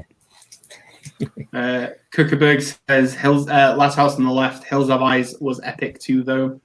Yeah. Hills remake is great fun. Yeah, the Hills remake is good. Alexander Aja is a good director. Yeah. But do you remember what was the other one that came out? The Wrong Turn. Have you ever watched The Wrong Turn? Yes. I saw like most of the sequels. Yeah. So did I. Same. Yeah. Fucking they're not trash, but they were right. The Joe Lynch one, like the second one, I think the Joe Lynch one, the way it opens, like they're not fucking around there. It's I think the third one was in the prison. Yes. Was the fourth one the snow? Fourth one, yeah. That was in the snow. Yeah, that was in the snow. Yeah. I don't remember the fifth one or the sixth one. But... No. It's crazy how that franchise carries on, isn't it? Yeah. Carlsberg, Serpent Rainbow definitely scared me as a kid. The Buried Alive thing stuck with me, which makes me also love Buried. Nightmare on Elm Street remake was the fake. It's really bad. It says Fake Freddy. Fake Freddy. Peter says, I never made the past the first 20 minutes of Nightmare remake. I would argue those are the best. The first 20 minutes of the remake are probably the best of the film. Are they though? I mean, the murder of the Twilight guy being the opening scene. I mean, who doesn't like that? Did anybody follow a YouTube channel called Wasting Money One before, or know of them? It's like a gang of guys from Chicago. Oh, well, he was a YouTuber that used to like collect movies and stuff, but he was actually he had he was an extra on that film. I remember speaking to him about it like a long time ago because they filmed it in his high school and then they worked on it. But I thought that was quite cool. Well, not envious either, but yeah. Kuckerberg says, yeah, the homoerotic undertones in Nightmare on Elm Street 2 was crazy. Premium Blu-rays is Lynch Inland Empire considered a horror? Not seen it yet, but need to. I wouldn't say it was horror. I think Lost Highway is the closest. Well, and Eraserhead are the two closest like horrors that Lynch has. What else we got? People's Movies. I gave up after the opening of the DVD box of Wrong Turn before it got to the DVD player. Oh my god, you're missing out. You're missing out. Yeah, there's some good stuff there. Yeah. Kuckerberg. Yeah, the Wrong Turn movies were great apart from the third. That god awful Tamara Hansen with a fake Yankee accent threw me off. Unfortunately, every time I see Jackie as Freddy, I feel he looks too short. Yeah, that's true. And you know what's weird? You know what's weird about Warner Brothers? They like for every single incarnation of Freddy in video games or in like comics, they like after 2010 they use the remake likeness. They never use. I don't know why they never use England. Mortal Kombat X used the England one. Not X9. The Dead by Daylight game. They used the Jackie Earl Haley one. It's maybe bizarre. Because they don't want to pay. They don't want to pay the original creator anymore for the likeness. Maybe they're going the cheap route. Yeah, maybe. Yeah. I know. Robert Englund has like some really good contracts with the Elm Street franchise, who makes bank still from these films. Like because in the second one, which I didn't know until recently, he wasn't actually he wasn't there for the first 2 weeks of filming because they were still negotiating his wages because he wanted more money. So Wes Craven shot 2 weeks without him with a stunt double, and it just didn't work. So they just accepted his demands, and then they carried on making the second. Wow, which is mental, absolutely mental. But that's how, you know, it's iconic though, isn't it? That's the thing. It's not like with Halloween or Friday the 13th. You can just change your shape basically. But yeah. So last question before we move on. Thoughts on Freddy versus Jason? Rocks. Slaps. I enjoy it. Ronnie Yu, director of Ronnie Yu, hair. Right of Chucky, man, it's just mental. Absolutely. You remember how like for Freddy versus Jason they had like a wrestling weigh-in, like they had like Freddy and Jason in Las Vegas, and like they had like a weight match. You know, they weighted them, and they're like in the same category. The way marketing was this movie, it's mental. It was weird, isn't it? It is a good director, but I don't know how he got involved in that film. That's after Bride of Chucky, probably. Yeah. They are like they're similar tonally. So. Right, Hus, number 3 for you. Okay, number 3. I'm going to get it in there before anyone else does, just in case. Is Takeshi Miike's audition. I heard that because whilst it doesn't start off as a horror, it's that because I think we've spoken about this before. It is more starts off as a thriller with this scheme to get this man into a relationship with a girl, and the victim is really this young girl who we know very little about, but she's been tricked into this relationship with this man, and it turns out the whole story turns upside down, and it turns into a real like traumatic movie, like quite a disturbing horror. I mean, it's Miike's best film, and out of all the movies he's done, it's his finest work, and great movie, great cast as well. Yeah, thoughts on it, guys? I specifically didn't put it on my list because I knew you would put it. So you took it off me last time. Yeah. But it's fantastic. It's I haven't seen as many Miike films as probably most of you, but I would argue it's my favorite out of the ones I've seen. And if you say that it's his best, then I will absolutely agree with you. I think it is his masterpiece. Yeah. No Ichi love at all? Or Ichi's great. Ichi's great, yeah. The only one I'd put above it, the only one I'd possibly put above it is Fudo, The New Generation, which is a gangster flick that he did in the 90s. But Audition is fantastic. Yeah. I'm surprised it hasn't been remade. How has this not been remade yet? Yeah, that's way too weird. How do you remake it though? That's the thing, isn't it? Yeah. You just make it a torture movie. I mean, I can't, Yeah. The time has passed. The time has passed. Yeah, that's true. You can have the main actor being played by someone who looks like Harvey Weinstein. Just all low hanging fruit. Just do the easy thing. Yeah. Is this the focus group so we can build this we can build the movie and get the rights from Takashi Miike? Yeah. Graham, have you seen Audition? No, I haven't. I've got it sitting behind me, but I haven't got around to playing it as yet. Well, have you got the Steelbook or the other one? The Steelbook. Steelbook. It's always on sale. That I'm surprised that never went out of print. It's still on sale. No, it's not the best looking Steelbook though. That's the thing. I've got the Steelbook. It's not the best looking one. Mm. Yeah, I have the basic. Yeah, same. Cookbook says, I remember seeing Audition really mid-2000s on Film 4 before I knew Miike's work and thinking it was way too slow and boring. It's really slow burn, but boy, was I wrong back then. Your taste changes, that's the thing, isn't it? Maybe your taste will change with Midsommar, you never know. Ugly Enough to Be Wise says, as far as werewolf film goes, Wolf and Howling, perhaps Dog Soldiers for me, and not much else. Maybe also The Company Wolves, La Bête, but they are more artsy and less horror. Yeah, they're missing. I'm assuming The Beast Must Die is a great werewolf movie, and it's fantastic because it literally stops the movie 5 minutes from the end, and then it brings up a clock and it says, "Guess who is the werewolf?" as it starts to tick around.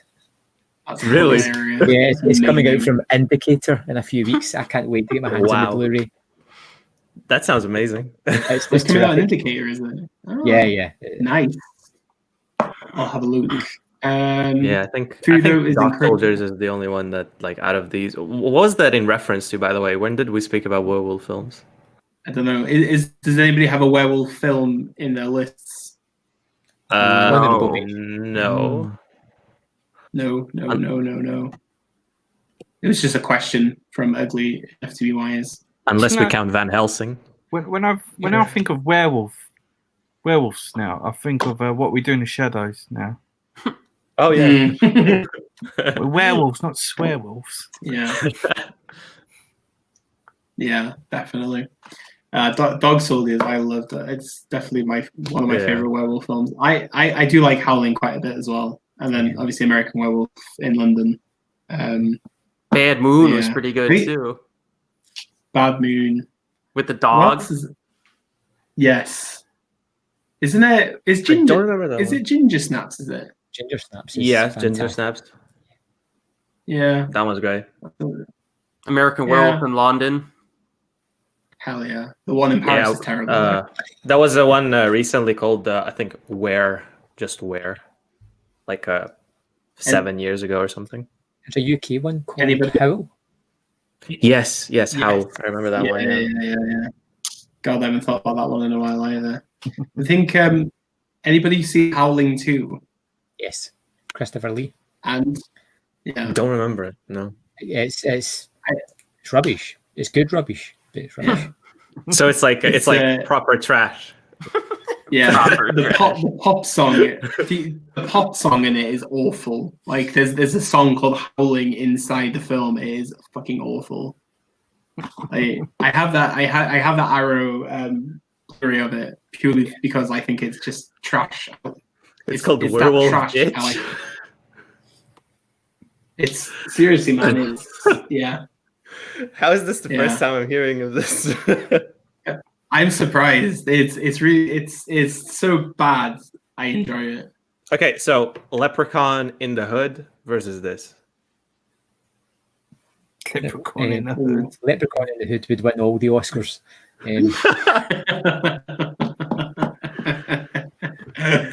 Oh god.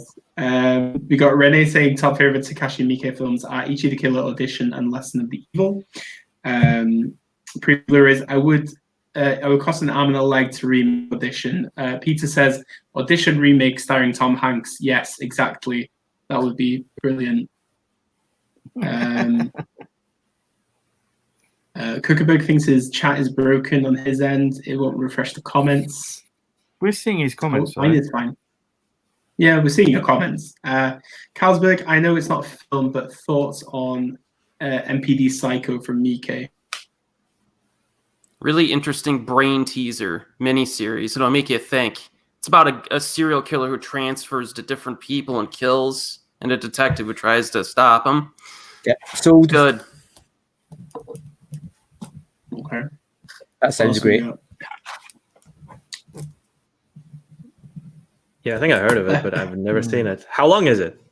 If it's a 6 hours long total. Yeah, that's very interesting. Gung Fu says we need a top 8 serial killer stream soon. Ooh. Okay, that's an interesting one.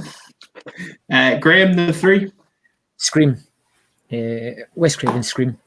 This was one of those movies that I walked out of the cinema just going, thank God somebody's fixed horror. Somebody's done something rejuvenating that's going to kickstart everything. Didn't imagine I was going to get the same movie rinsed and repeated for the next 10 years, but Scream was fantastic. The whole meta aspect of it, seeing a character on screen who reminded me of me, who was that geeky horror knowledge guy, who knew all the rules, and even though it points them out and people still do them, I think it's incredibly fun. You get a cast of characters that you're genuinely interested in, their relationships and their actions. I think the reveal of the killer is one of the best, and that turn from like all the way up to 11 by well, I won't say the actor's name, but it's just wonderful. Scream was a movie that I couldn't leave off my list. I watched it countless times in the late 90s, and although I almost know it verbatim, I could put it on and get drawn into it anytime. Yeah, I think nowadays it gets a bad rap because of the trends it created. But I'm actually going to rewatch all 4 of those in the upcoming week. They're currently in the mail, according to my Netflix DVD mailing service that I still have. So yeah, I'll be watching those again in the next week. But I remember liking the first 2 a lot, and then the third one was just kind of all right, and then the fourth one I actually didn't like. But I'm looking forward to rewatching them all. Yeah, I think the fourth one's actually pretty good. The third one's not great, but the fourth one I really enjoyed. I wanted to see more of those characters, but we never got the sequels that were promised. Yeah. Shame I only ever got to see the fourth one at the cinema. That was the only one I was old enough to watch. I really like how Scream, they always kill the biggest actors in that film right at the beginning, like Drew Barrymore in the first one, and in the second one you got Jada Pinkett and Omar Epps. Yeah, that was just a happy accident though, because she was supposed to be Neve Campbell's role, and then she just decided that she preferred that role, so she got really called. Yeah. Wow. Yeah. So very true. Just one of those happy accidents. I like the second one quite a bit, actually. Yeah, the scene in the car. I love the scene in the car where they're crawling out of the car. Yeah, definitely. Like, I'm partial to the third one though as well. I quite like the third one. I think a lot of people give it a bad stick, but I actually quite enjoy it. But I think it's a little bit silly with the inclusion of Jay and Silent Bob for no reason. Oh, that one, yeah. Well, it's the Miramax thing, isn't it? Because they were both made by Miramax, so that's the crossover. So, yeah, but no, good choice. I stayed away from Scream also because I assumed either Dimitri or Graham would also have it. So I that's why I picked a different Craven. Good. Okay, Eric. All right, I'm going to go with my personal favorite found footage horror film of all time, but it's not the one you're thinking of. It's a Japanese film from 2005 called Noroi, The Curse, directed by Koji Shiraishi. And this one, when I saw it, the first time I saw it, I got it on some like Asian DVD rental service that doesn't exist anymore, and I had no idea what it was. And it scared me pretty good when I saw it. And I eventually added it to my collection. And the synopsis is typical documentary style horror. Some reporters investigating some strange stuff that's going on. And you eventually learn, it's connected to like a ritualistic like demon ceremony and stuff like that. But the thing I think that kind of sets this one apart is that it's got a complex mythos that it kind of develops throughout its runtime. It's really like kind of like a mystery too. It's got a lot of mystery components to it. And you gradually learn like this complex series of like images, and they take from different sources. They'll be like, you know, the reporter interviewing people. It'll have like variety show stuff that allegedly aired on television, and you're like, wow, what does this have to do with anything? And then you end up connecting the dots as the movie goes along because you see similar imagery and stuff. So I find this is it's a pretty scary film, I think, but it's also really interesting from a storytelling and mythos building standpoint. So that's why I really like this one. Noroi the Curse. Yeah. This was also a film that got like, even in Japan, it got such a limited release, but it was so good that it just blew up. Yeah, brilliant film. Yeah, I was terrifying. I haven't seen that one in years. And I vaguely remember. I remember it being very long, like 2 hours, maybe more than 2 hours. But yeah, it definitely was creepy. One of the, I would say, you know, Pulse edges it out for me. But I would say out of the Japanese horror films, especially when you say like found footage ones, yeah, certainly one to look out for. It's definitely, it's on my list now. I saw some stills and I was like, okay, this looks pretty cool. It's on Shudder UK, I think, if you need to watch. Yeah, it's there. It's there. Yeah, it used to be hard to find for a while. I got like the Hong Kong Region 3 DVD, but now over the past few years, it's been showing up on streaming services, which is nice to see. Getting the respect it deserves. I'm surprised Ju-on the Curse is barely anywhere to be found. It's like on Prime, you can rent it, but like there's nothing else. Yeah, it's still that terrible 360p quality.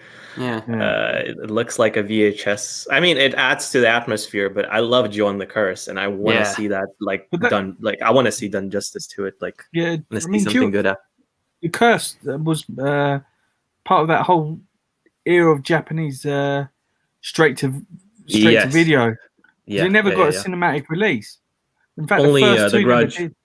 Only The Grudge did.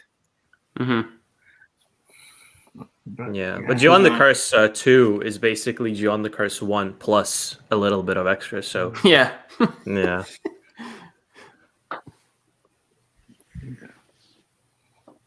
Not many people are talking about your movie. Everybody started making their own top 10 serial killer films. Serial killer? So, it's horrific to a degree. We've got Henry, Portrait of a Serial Killer, Memories is in this mix, Saw, 7, Silence of the Lambs, More Memories of Murder, Manhunter, Dress to Kill, Hitcher, Goldfish, More Chaser. There's so many. Can't go wrong with Asian serial killer movies. What else we got? Do a stream on serial killer movie. Yeah, it's easy. Japanese VSIN craze was mad good. Yeah. The Golden. Oh, do you know what? I was going to say the Golden Globe for the Bants, but no, that film is disgusting. Yeah, it's a shame because it tries to go for that Fassbinder look and feel of it, but it never quite manages to get there. You know, it's horrific, but it's like it's gnarly, but it's gnarly for the sake of being gnarly. The book is the same though, so I mean, as far as like faithful adaptations go, it's pretty faithful to the book. Well, yeah, it's the. I prefer Henry. I prefer Henry. It made me gag. Yeah, same. And the ending, the way it ends with that song over the credits. Oh my god! What's the name of that? What's the name of that German type of music again? What is it called? I keep forgetting. Not yodeling. Definitely not. Not yodeling. Not yodeling. Like it's called. Where is it? Yeah, for shame. They slap Schlager. Schlager music. Schlager music. Schlager music. Yeah, Schlager music. I wouldn't say the. Yeah, exactly. That's what it means. So I wouldn't say it's like that's the song they played over the credits, but no, but yeah, it was a bizarre choice. The whole film is Schlager music. Oh yeah, totally. Yeah. I don't know the song at the end. It's fucking disgusting. Anyway, actually made me ill. Okay, so Zodicon, the walls thing. Yeah, Zodicon is saying next week we done serial killer stream. So Hus, you have to make a serial killer stream next week, okay? But the rules are no one mentions Memories of Murder. And Zodiac. And Zodiac. And Zodiac, yeah. Okay. That's fine. We can do that. Cookerberg says Golden Glove was better than Henry Portrait. Dimitri says the opposite. Premium Blu-ray says top 5 thrillers, maybe. Peter also has Howling 2 on Blu-ray. What else we got? Perfect Blue is an amazing, though. Oh yeah, we had a question. Favorite J horror movie? There's so Pulse. many. Pulse. If Cure counts. Cure is kind of a thriller, though, but... I don't know. It's hard to pick. There's a recent one called... a recent one in my top 5 called Miss Zombie from 2013. That's really good. I would recommend that one. I really want to see that. Is it available anywhere else? I know it has DVD release, at least in the US. Is it MISS or MS? MISS. Your zombie's the protagonist throughout the film. Oh, by Sabu. Okay, Yeah. that's interesting. Yeah, so I think I really liked what's it called, Mr. Long. It is on YouTube for free. There you go. And you could even watch it without subtitles. There's not a lot of dialogue. That looks sick. That's Looks pretty cool. stunning. Yeah. Right. So Dimitri, number 4. No, number 3 for you. Sorry. Number 3, I think. Yeah. Okay, so I'm gonna kind of mix it up a little bit. I'm gonna go with Possession. The ultimate breakup film for the ages. Absolutely disgusting body horror. It's something that I think the way Zulawski kind of blends this, like the lack of love between the characters and the absolute apathy towards each other to the inherent horror of bodies. The way Isabel Adjani kind of plays this really mysterious character who disappears for apparently no reason, and then you find out that this and this and this kept happening, and it's the possession of love and affection and everything in between. The way she kind of she starts her life almost anew, and Sam Neill is just there thinking what's going on. I'm not going to go any further into the plot territory, but suffice to say, it's something that is more of an intense, visceral experience, something that relies entirely on the direction and the cast. The visual, kind of the visual aesthetic of it is remarkable. I haven't seen anything quite like it ever. The subway scene gets mentioned all the time. Yeah, you'll know what it is. And of course, the ending, which is... it truly gave me chills down my spine. Not gonna lie, really, really terrifying stuff. And the horrors of it are much more human than it implies at first glance, with all of its body horror elements. So Hell yeah! That is Possession.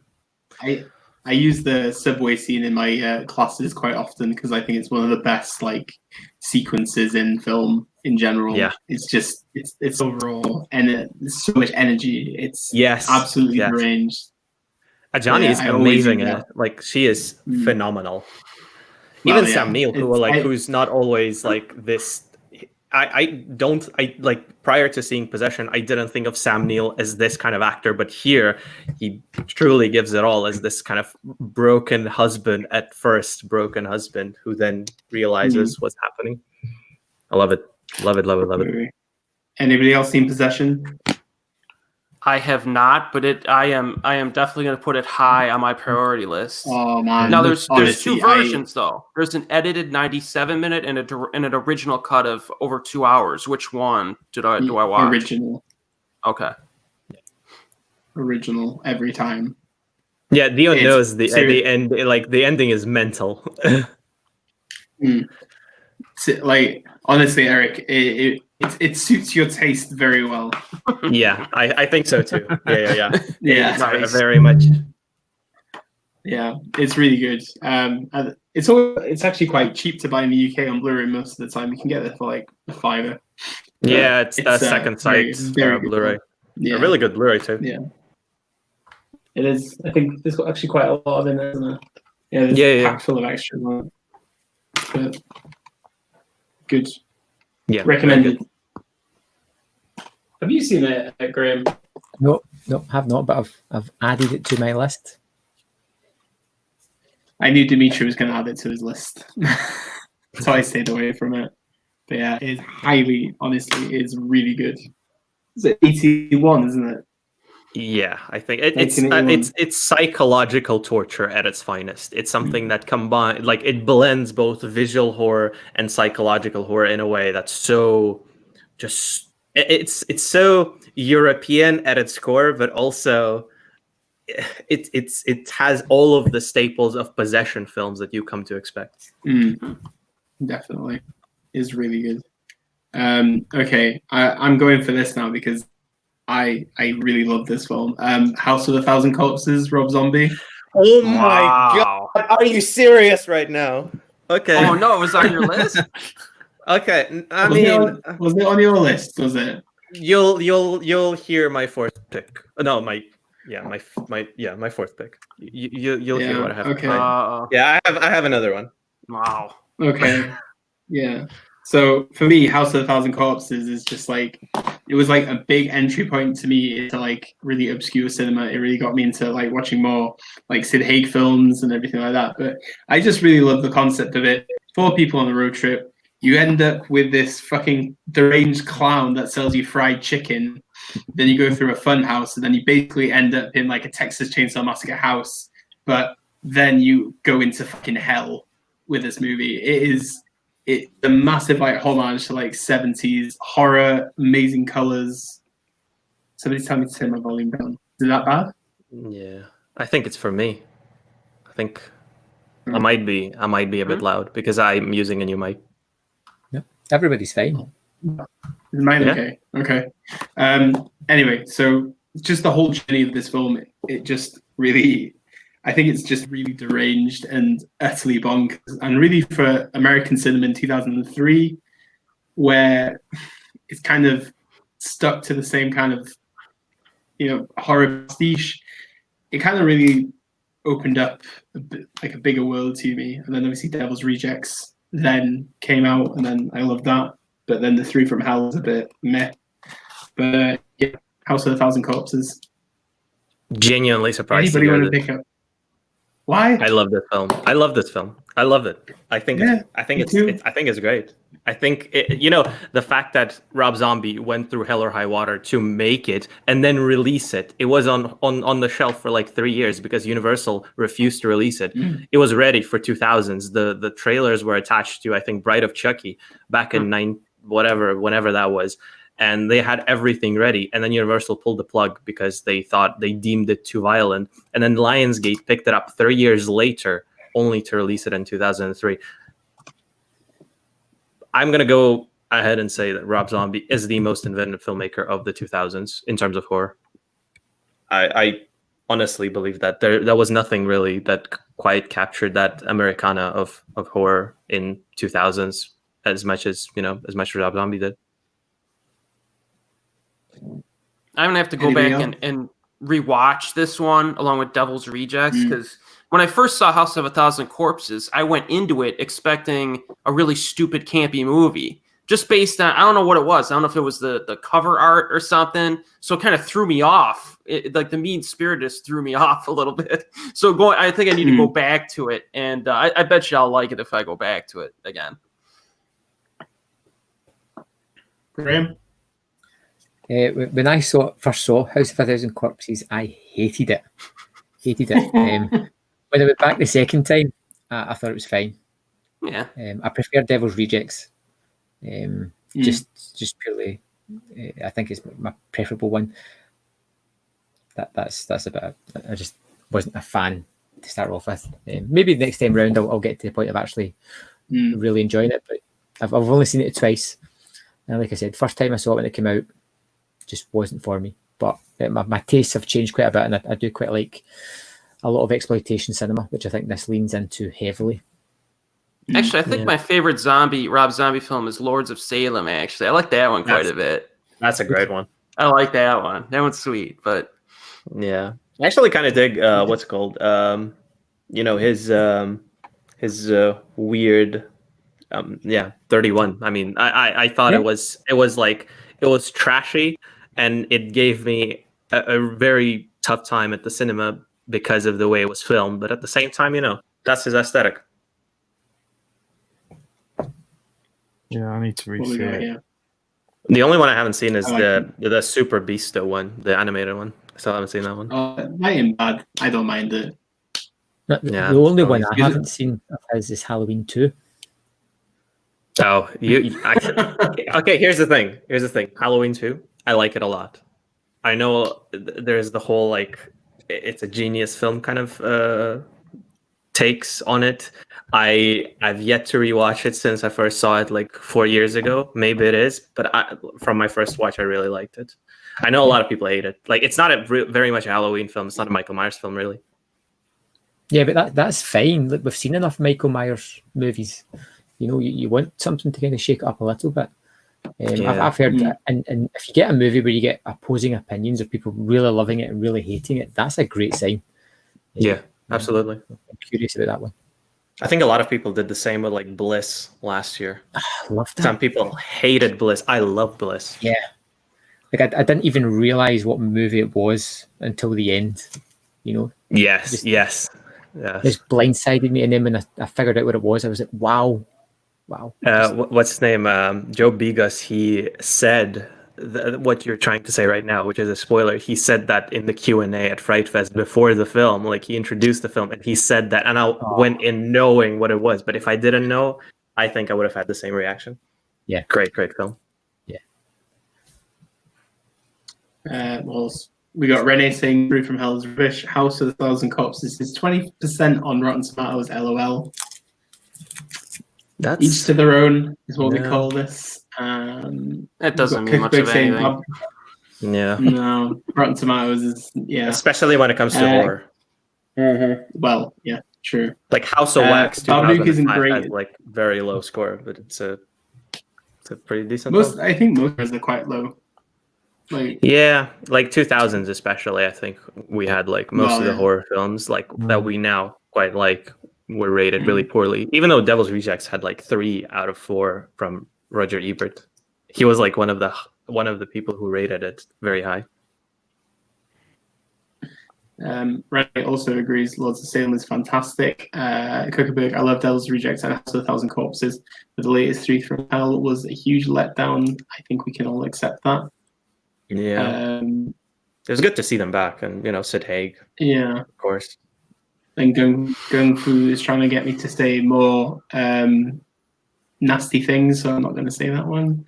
And then Kuckerberg, Rob Zombie is a real Marmite filmmaker, though he is a very Marmite filmmaker. And then Carlsberg says House of Wax, I loved it. Okay, yeah, so it's a great film. What do you got next to us? Me next. I'm going to go for Kiyoshi Kurosawa's Pulse. I think this was a film that I think at the time when it came in during the whole internet age, it was something so new, something so refreshing that because how can you make the internet scary? I mean, the whole thing about watching other people's rooms and watching people was something quite disturbing about it, and how we brought in ghosts, like where it says, "Do you want to see a ghost?" And it's just like you're watching the moment when you see yourself from behind on the screen.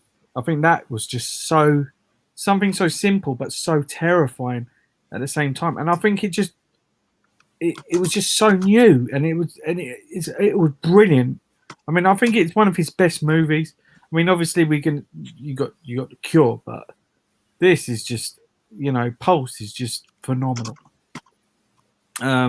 Like even that suicide scene is just, it's fucking, scary. It's horrifying. I mean, it's simple, but it's very, disturbing and uncomfortable to watch. This film. I mean, what do you guys think? And have you seen? I think it's one of the best films about depression. Yeah. Honestly, I think the way he tackles mental problems and kind of being faced with the kind of the vastness of the internet and yet feeling so alone and confined within it, within yourself. I think that's fantastic. Probably why it's my favorite J-horror. Yeah. I like that he takes a little bit of an unconventional route, whereas the ghosts don't really attack people. They basically communicate to them, I guess, facts about the afterlife, and then the people have to, they basically lose their will to live. In addition, it accelerates their suicidal tendencies. So, yeah. Good choice. Any more thoughts? Or it's been a while since I watched Pulse, and I'm kind of still stuck in Cure at the moment. Remember the Kristen Bell remake? Where she kicks a ghost in the face near the end? Yeah. What do we got here? Renee says, I love Pulse with a passion. I got scared with a ghost lady walking strange. Yeah. It's on Prime right now anyway, I think. Yeah. I think it's on Shudder for sure. It's on Shudder. Yeah, that's for sure. Have you seen it, Graham? Nice. No, it's another one that I've got sitting behind me, waiting to be watched. It is magical. Well, not magical in that way, but I definitely need to rewatch it. It's been a while. But Cookbook says, I've not seen Pulse, never got around to checking it out. Good. Well, if Hus says it's good, it must be good. So,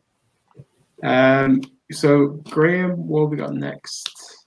I'm looking at my list just now and just trying to figure out, because I got the 3 big ones that I wanted in, and I feel like I'm just tackling low-hanging fruit most of the time here with these titles, but I can't leave Dawn of the Dead off my list. I mean, it's George Romero doing what he does best. Just completely, again, reinvents the zombie franchise or horror. This one wastes no time jumping into it. The zombies are already, we don't need a reason or anything like that. They're already attacking. They're ripping everybody to shreds in a new Technicolor gory fashion. It's just wonderful. We end up at the mall where we get our group of characters just trying to survive, which is the perfect place to really hold up until they realise that all the zombies are headed there. You get Savini as a biker. Need I say more? It's just incredibly fun, incredibly gory, depending which cut you watch. And I had to put it on my list because I just paid £80 for the 4K edition. How's the transfer? It's not out yet. It doesn't come out until October. Oh, really? I've paid for it. It's sorted. Has this movie had a dubious history of releases, or am I just seeing things wrong? It's because Argento was one of the producers behind it. He had a cut of his own as well, with a Goblin score. That's included on the set, and then there's another cut as well. So I think there's three main cuts of the movie. Has the Argento cut ever been released prior to this? Yeah, it was. I think it was a German. I think it was on the Arrow. Was it on the Arrow, on the previous Arrow release? I'm not too sure about that. I think it had 2. I think it had 2. I don't think it had 3. I think it had 2 of them. Yeah. Is there a box set with these 3 films in it, or no? Does that not exist? It's just coming out. It's coming out in October. It's from Second Sight in the UK. Ooh. And you can get it's a monster set. It's got 3 cuts of the movie on whatever format, Blu-ray or 4K. It's got 3 soundtracks. It's got the novelization, the script. whatever else. Enough to make it cost 80 quid. So looks like Eric's about to spend some money. Yeah, I might have to get that. Do it. It's wild. I'm surprised it's not sold out yet, to be honest. I was expecting. Yeah, it's like I've bought it, but I know there's a chance that they might send me a copy as well, but I didn't want to take the chance, so I just bought it anyway. Yeah. Because I've got that new. Yeah, I've got the new Walkabout coming to me. Oh, the Rogue. Is that the Rogue one? Yeah. Yeah, I've not seen that Nick Rogue movie yet. I need to watch it though. No, it's Now, definitely a good choice. I do think I might actually slightly prefer Night of the Living Dead, just a little bit, for some reason. I don't know why. Same. Yeah. I feel the same, honestly. Even though I love the entire trilogy, and Land of the Dead is quite good too. Yeah. I still think Land of the Dead is quite a good one, but Night of the Living Dead, just the sheer way it was, the sheer time it was made in, the way it was made, the kind of the introspective nature of it, the kind of the way it predicted the riots of the 70s.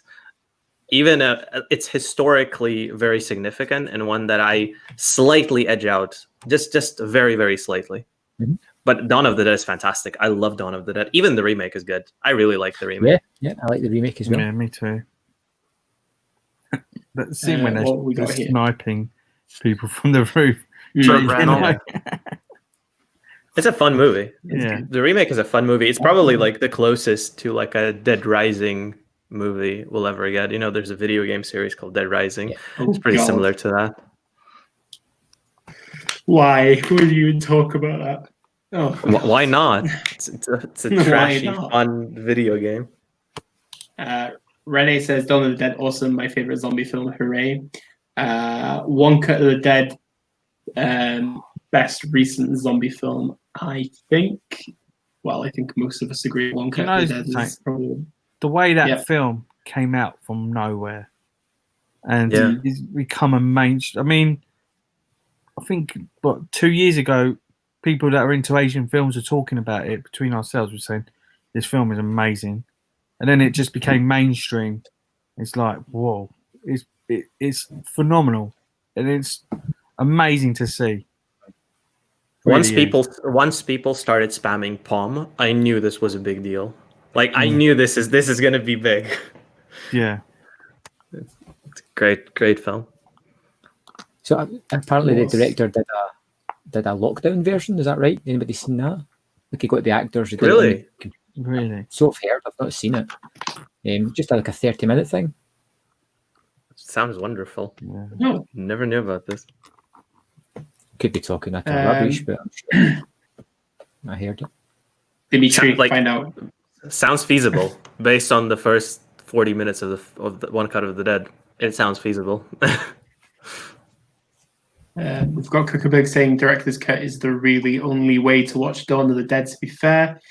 Ugly Enough to Be Wise says I've never seen the original Dawn, but I pre-ordered the new release. Romero's Martin is one of my favorite movies, though.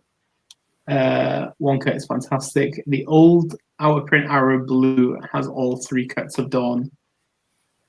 Oh yeah. That's the one I was talking about. Yeah. By the way, Graham, you're right. You're right. One Cut of the Dead Mission Remote short film. Yeah, I'll have to check it out. So, I'm a little worried that guy might be cashing in though, because then he did One Cut of the Dead in America, and now he's doing it. But I haven't seen him. They might be good, but he's got another one that has nothing to do with this franchise coming out that I'm probably a little bit even more interested in, but I don't even know what it's about. Never know. Premium Blu-ray second sight or fabulous boutique Blu-ray seller Under the Shadow of Revenge upgrade at great editions. I think nobody can. So Arrow don't have the license to the movie anymore. They just. That seems like they only released it. How long ago? Like a couple of years ago. I think it was a lot more than that. Like Dawn of the Dead should never be out of print ever. It should always be. It was out of print. And you know what's weird? Like during last year's Fright Fest, they just gave away the Blu-rays for Dawn of the Dead, the one that's out of print. They just put them in the goodie bags for no reason. Like people were like, "What? How?" Those were selling for like £200 on eBay, something like that, and they just put them in the goodie bags because they just had them on their like at their warehouse or something. Yeah, that's so cool. What else have we got? Has anybody seen Juan of the Dead? One. I have not, but I heard about it. I've heard I've about also it. heard about it. I've seen it. Going Fu is asking Dimitri, which movie would you love to see fully uncut that has scenes not yet been included in any release? Okay, is that a joke question? No, I think it's he's being nice to you. He's not nice to me. Okay, I don't know, man. Like, it's weird. Like, I just need to check out the films that never got their director's cut, really. But you know, Southland Tales is a big one, definitely. Oh yeah, Southland Tales and needs that 3 hour, or not 3.5 hour, because Concut. I think the Concut is available online. I think it leaked the 3 hour cut, but his cut, like the full cut, never been released. Hey, so that's why the Kelly cut. Never forget what Graham told us last week, though. Southland Tales are a video. Yes, that's our only hope. That's the saving grace. That is going to be magical if it happens, though. I mean, what did they do for the release of Donnie Darko? Like, was there anything special on that? Because I don't remember. They put the original cut. They put the theatrical and the director's cut on it. That was the only thing I think of. They might just put the con cut. I think they would just put the con cut up there. I don't think they would put like the Kelly cut. Look at that. Yeah, that's a fabulous release. I just have the standard one. I have the box as well. I will never sell that box. Yeah, probably said the same thing about video. Hey, Graham, I got it back though. But I got it for 55 quid though. I was quite chuffed. I got it for 55. Wow. They're going for like 200-300 quid. Jeez. That's so I was quite fortunate. So yeah, I regretted that deeply. I will never sell that set. I'm really looking forward to their Chimera box set. Oh yeah, I saw they were releasing that as well. What else we got? Right, so who was last? Graham. So Erik is next. All right, so I got my last two here, right? We're on part 4. So part 4. I got one that could be embarrassing and one that's off the grid. So which one do I go for first? I'll do off the grid first. My favorite Shaw Brothers movie, possibly of all time. It's a Hong Kong movie from 1983 called The Boxer's Omen. Now, this movie is about a boxer, and he has to become a monk to destroy a clan of evil wizards. This movie is phenomenal. It's like it's weird when you're watching it because it's got this B movie like story, but some of like the filmmaking aspects of it is just phenomenal. Like some of the sets that they used, it has like a foundation in Buddhism. A lot of Buddhist concepts and stuff are in this. It's almost like part fantasy almost too, with like the wizardry stuff. It's really gory at times. And the gore sometimes is convincing, and other times it looks so fake you just start laughing uncontrollably. It's probably one of the craziest films I've ever seen before, and it's so hard to like describe this movie. Very colorful, psychedelic at times. Some of the scenes involve like spell casting sequences that go on for like 10 minutes. And they involve like animals like crocodile heads and like bats and stuff. If anybody hasn't seen it, I strongly recommend The Boxer's Omen if you want something just like completely crazy. Yeah, that's the thing about when Shaw Brothers done those horror movies. they were weird. They were absolutely bonkers, and for some reason they were always set in like Cambodia or Thailand. Yeah, they go to like Thailand in this one. I don't know why, but yeah, it's an absolute crazy film. But yeah, Shaw Brothers, I mean, their horror movies were. I mean, even the releases we've got in the UK, like they're all mad. Like the Oily Maniac, what was the other one? Black Magic. They're just. I mean, they were the biggest studio at the time in Hong Kong. Mainly did martial arts movies, but their horrors, yeah, they're one of a kind. Sounds insane. So if you go on the person I follow on Letterboxd, he describes this as the Holy Mountain plus Hausu plus Tokyo Fist. That's kind of a good description, actually. If you want the Region 1 DVD of this, they go from £78 online. Jesus Christ! I'm glad I have it in my collection. You might have to watch it online or find a source or something. Get it on the down low. But it's totally worth seeking out. I bet you it's on YouTube. Yeah, it's on YouTube. Is it with hard subs? Yeah. The link is in the chat if anybody wants to seek it. A lot of Shaw Brothers stuff is on Netflix and Amazon Prime as well. I mean, watch it this weekend before it gets taken down. You know what I mean? Yeah. Yeah. Oh, wait a minute. Oh, it's not got subs. That's actually all right. Unless it's dubbed. Might be dubbed.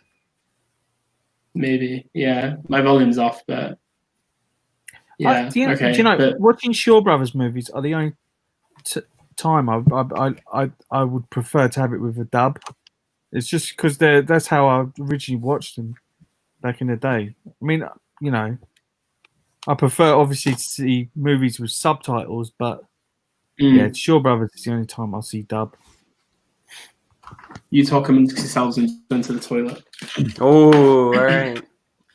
Yeah, I watched Hex the other week, and like for 90%, it's just a really good kind of ghost story almost, and then it gets to this bonkers Quaiden kind of rip-off scene with the women with the writing all over, and then the dancing for like 10 minutes naked for no reason whatsoever. And I'm like, the movie was doing it was great.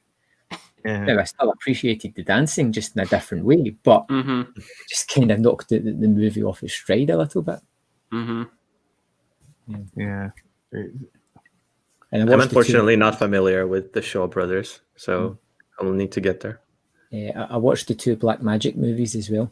I preferred the second one because it's just, they don't bother with the story because there's no need.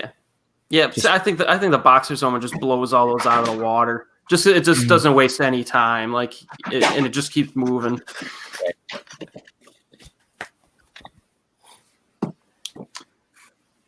What are we talking about? Just some Shaw Brothers stuff and lots. Okay, so Dimitri, number 4 for you. Okay, so continuing the trend of Mr. Zombie, I'm going with The Devil's Rejects.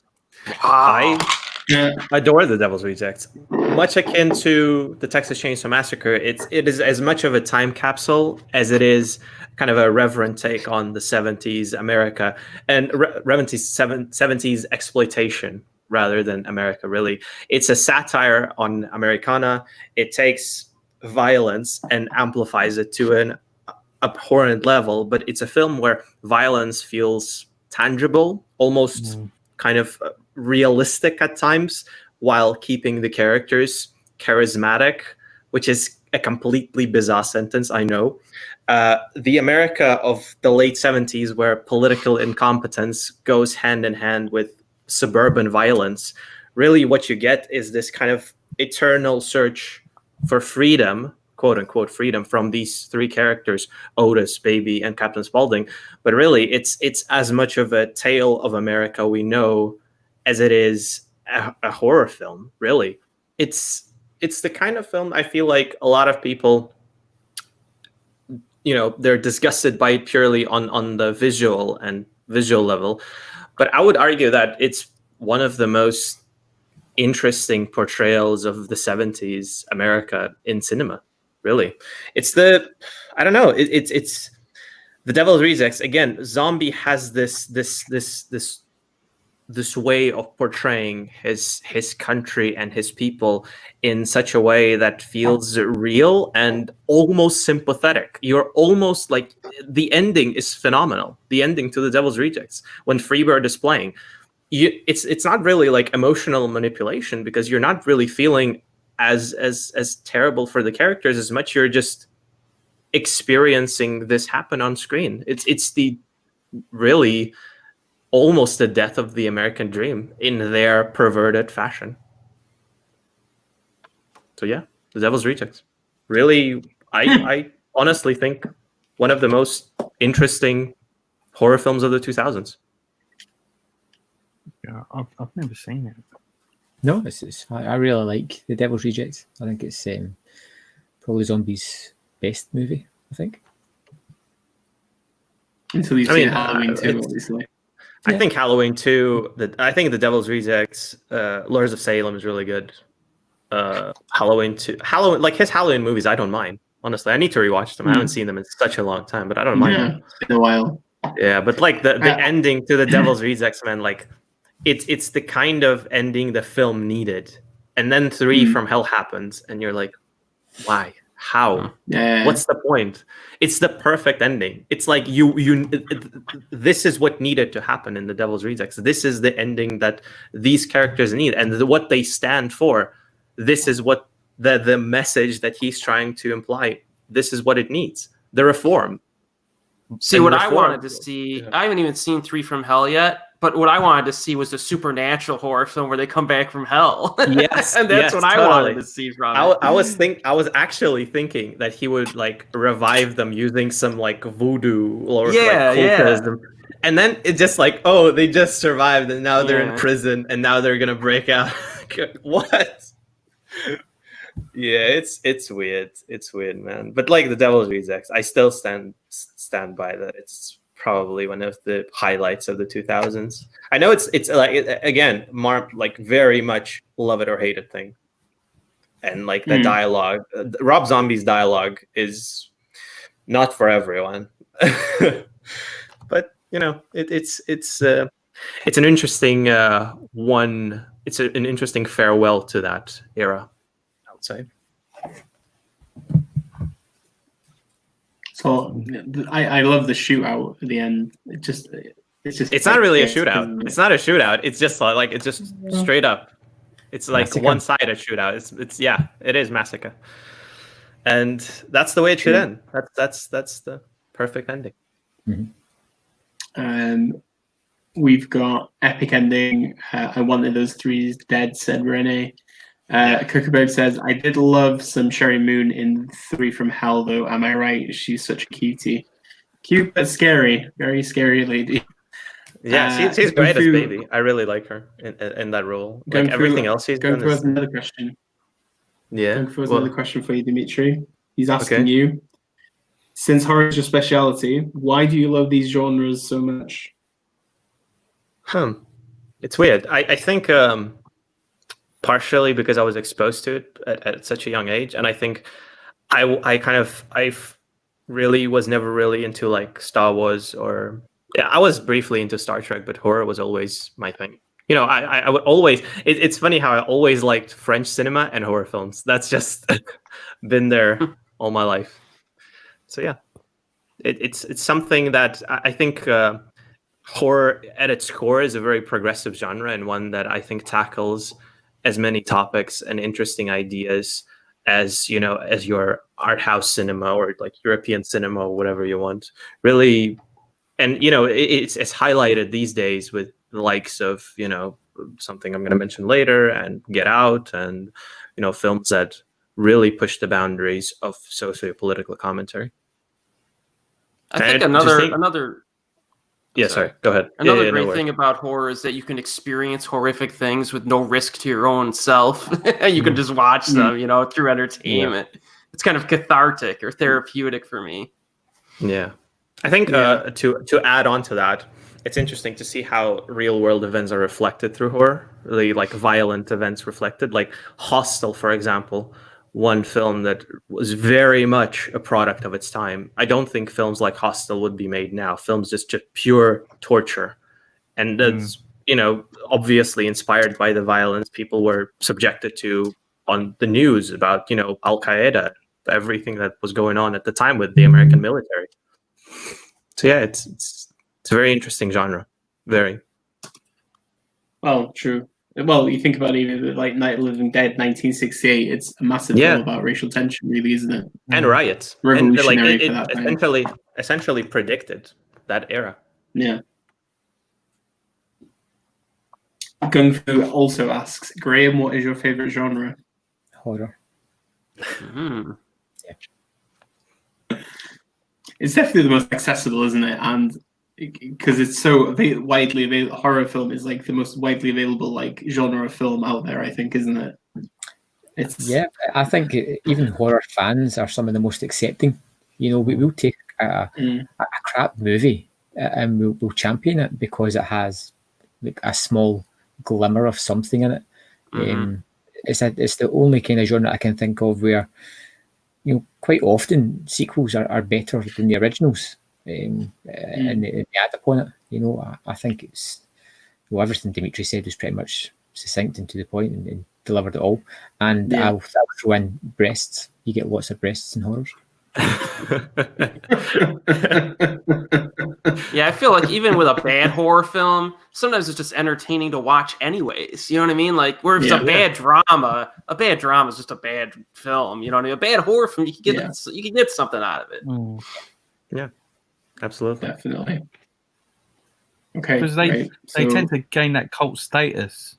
And, you know, there's the cheesiness is what you, I mean, because obviously, you know, even as a kid, like when we're talking about John Carpenter and we're talking about all his films, no, they're not really like I was saying, they're not really masterpieces, but there's something about them that, you know, they appeal to those cinema fans. Like films like Big Trouble in Little China. There's something about it that's just magical, which, you know, like horror has. I think they just stand the test of time, really. You know, it's not often that we find a horror film where, you know, you had like homophobia or, you know, racist tendencies there.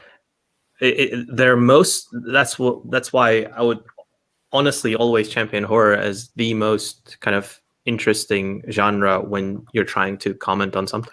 Really, when you're trying to say something in the form of this, whatever it is, whether it's your possession movie or your torture movie or your, I don't know, vampire flick, there's always something.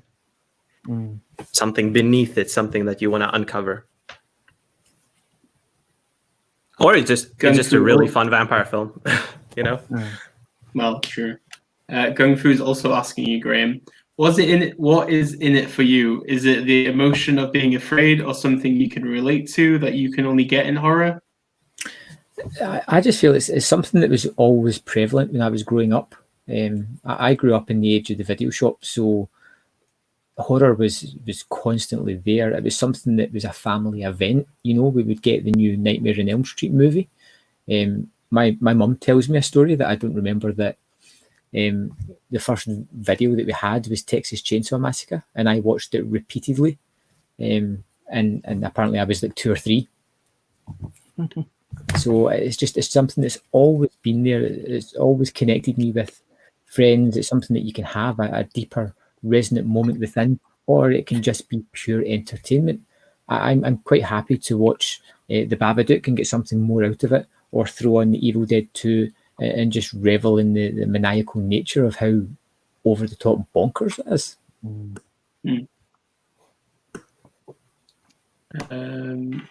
Isaac is asking, is there a film that is unanimously a favorite film for all of you 5 gentlemen? Maybe The Thing. I don't know. Yeah. Probably. Texas Chainsaw Massacre. Yeah. And we've had and Scream as well, probably. Yeah. So yeah, we have Cookabig's still having lag issues with chat. Mine's still running fine. Premium Blu-rays no love for Jordan Peele yet, or are you saving him till last? Anybody got Jordan Peele? No. Unfortunately not. I really wanted to put Get Out. I adore Get Out. I saw it. I think I saw it 3 times at the cinema when it came out. I introduced like my mom, my friends. Just that kind of film that brought everyone together, and really, it's truly is a revolutionary piece of film. It's something that will be defined. It's the defining film of 2010s, defining horror film. Yeah, I still prefer this. Really? Yeah. Great one though. I'm in this fun. I think I I might like Get too. Out, but I prefer this. I think I'm with you, Dion, on that one. In terms of pure entertainment value, just pure entertainment. I think personally, Get Out is one of those movies that even people out with the horror genre love it. You know, my wife isn't keen in horror. I just put it on. She was drawn in. You know, didn't even realize we were getting to the kind of horror tropes. I think it's just a fantastic movie. Yeah, I think for me, Lupita Nyong'o, it just stands out so much in this for me. Just like her voice when she's the doppelganger, it still freaks me out now. Just the way that she's just like a silhouette like that. Yeah, exactly. Yeah. It's fucking traumatizing. I watched it I was in London over the New Year, and I watched it in our hotel room in the middle of the night, and then my girlfriend fell asleep, and then they got to the scenes where she was talking to her other self. And I was just so freaked out. I had to put the TV off because it was just so ambiotic. Oh, yeah. Anyway, Peter says, Isaac, don't... Sorry. Yeah, sorry. I just wanted to say that I think Get Out, like right now, that people quoting Get Out with the entire like white liberalism being a thing, like with black squares and like I would vote 3 times. That entire thing. The fact that Jordan Peele is so smart to put something like that in his film. I think that's astonishing. It's just this is what we need to talk about. This is what it is. Yeah. Well, he did not win an Oscar for a reason. No, he did win an Oscar for a reason. I mean, that's the wording. Isaac says, Peter says, don't call them gentlemen. Thank you very much, Peter. We are more than gentlemen, superhuman. Peele is mainstream as hell. Don't rate his movies, to be honest. S was bad. Kirkeberg, we're having problems today, aren't we? Peter says, I prefer Get Out. Isaac, yeah, good point. Nazar and Prod, perhaps Wild Bunch would... I wouldn't say we were wild. Carlsberg, my local video store as a kid, used to be to show films on TV in the store. Some of the earliest memories I have watching Driller Killer and Dawn of the Dead on the video shop. Now that's a cool experience. Yeah. Driller Killer is fucking traumatic. Actually, Abel Ferreira is one of the weirdest people I've come across in the world recently. I love his movies, but my God. Driller Killer. Have you seen 444? No, that's next on the list. Yeah. Good old Willem Dafoe. Curious to hear what you think. So I'm on, yes. But is my stream lagging? Is my stream lagging? Because I can hear like, no. Sometimes I feel like I overlap or something. Like I think it's on my end. Yeah.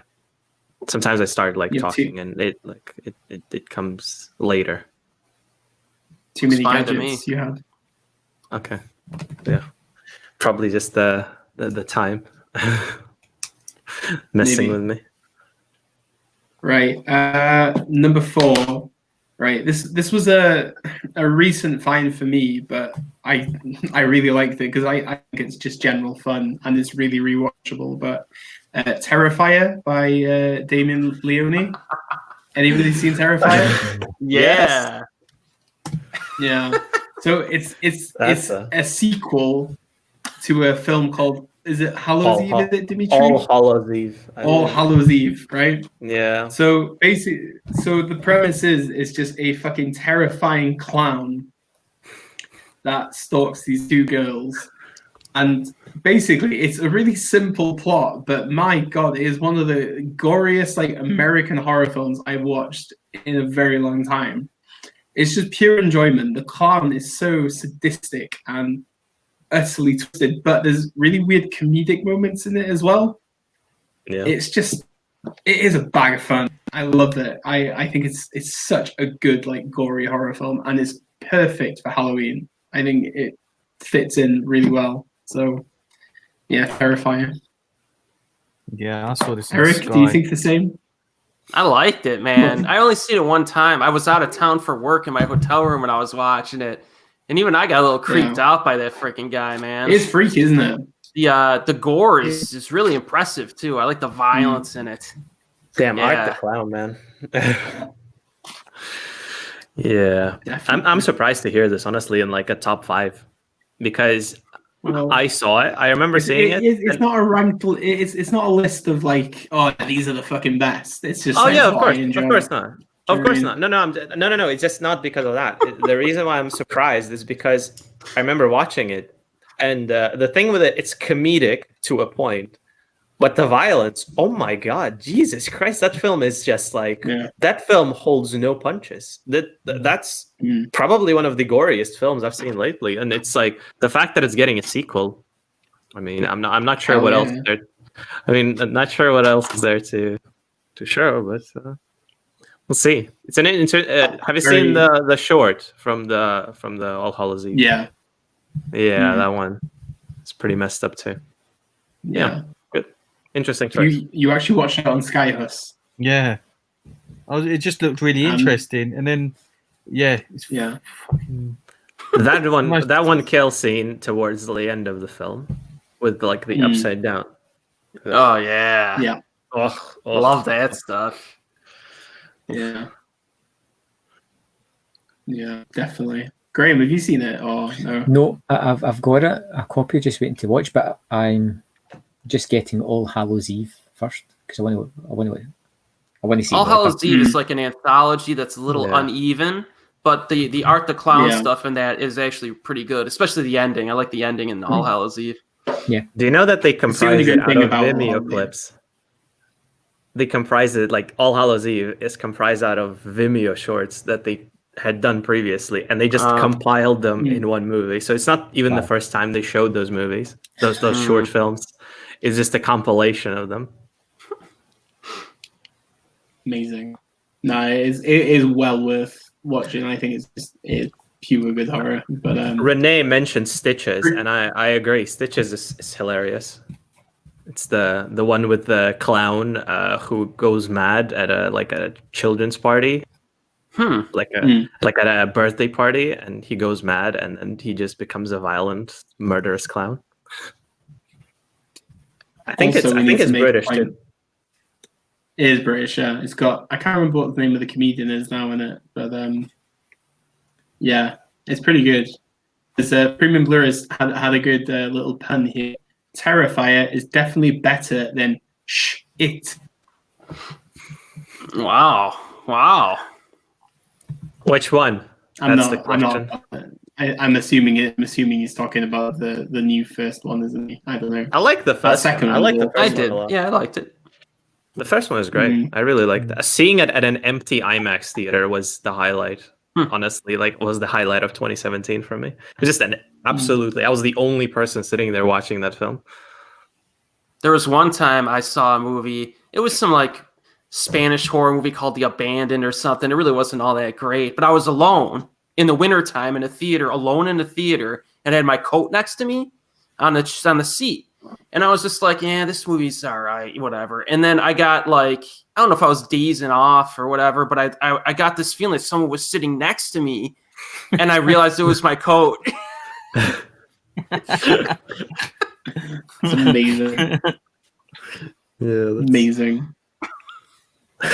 We have a question from Isaac. What's the most unique horror hybrid genre you've seen? Western horror, or something more exciting than that. Boxer's Omen, witchcraft Buddhist horror. It's like not Mr. Vampire. It's like kung fu and horror. Yeah. I don't know, man. Horror musicals are overdone now. Like horror comedies are overdone. Horror romantic comedies, plenty of them. Horror musicals. I like the horror musical as well. I mean, Anna in the Apocalypse. You have Sweeney Todd, kind of a horror film. Not really. Yeah. Yeah, some good ones. Has anybody ever seen the blaxploitation film Blackula? Yes.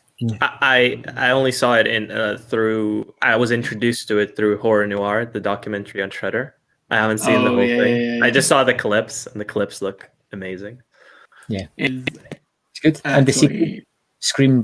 Yeah, it is actually bonkers. Yeah, it's out on Eureka. You can buy it. Yeah, I think so. Yeah. So it's readily available. Mm-hmm. Yeah, it's readily available. Yeah, there's quite a lot of blaxploitation films out in on like physical media. Question for Graham: have you viewed 4K of old black and white movies on your TV? Some movie lovers say black and white movies look great in 4K. I imagine they would. I haven't seen any as yet. I think Are there any 4K black and white films? I can't think of any. No. Even like Psycho or something wasn't. I don't think it was. I don't think that ever had a 4K release. The only black and white film I can think of 4K is Schindler's List. That's the only one I can think of at the top of my head now. But does it have the 4K release? The full 4K? There's a 4K Schindler's List, yeah. Yeah. Surely they've got Chrome, what's it, Mad Max? Probably. I think that was the only... Was it just only... Because there's some that have like 4K of the original edition, and then the extra edition, like the Chrome edition, is on the standard Blu-ray. I don't know if that's the case. We also have Mobius Kim Ki-duk. Can we consider that a movie, a horror movie? Yeah, probably. That's like, that's more of a torture film, really. In a lot of ways, like yikes. Right then. So Hus, number 5, last but not least. All right, number 5. Which one should I put This is it. Okay. As no one's mentioned him in this episode of Talking Movies, I'm going to put Shion Sono's X-Day. Wow. Also known as extensions, hair extensions. We've not mentioned Shion Sono in this episode. We always do. I think we mentioned Tokyo Tribe. Oh yeah, we spoke about Tokyo Tribe, but yeah.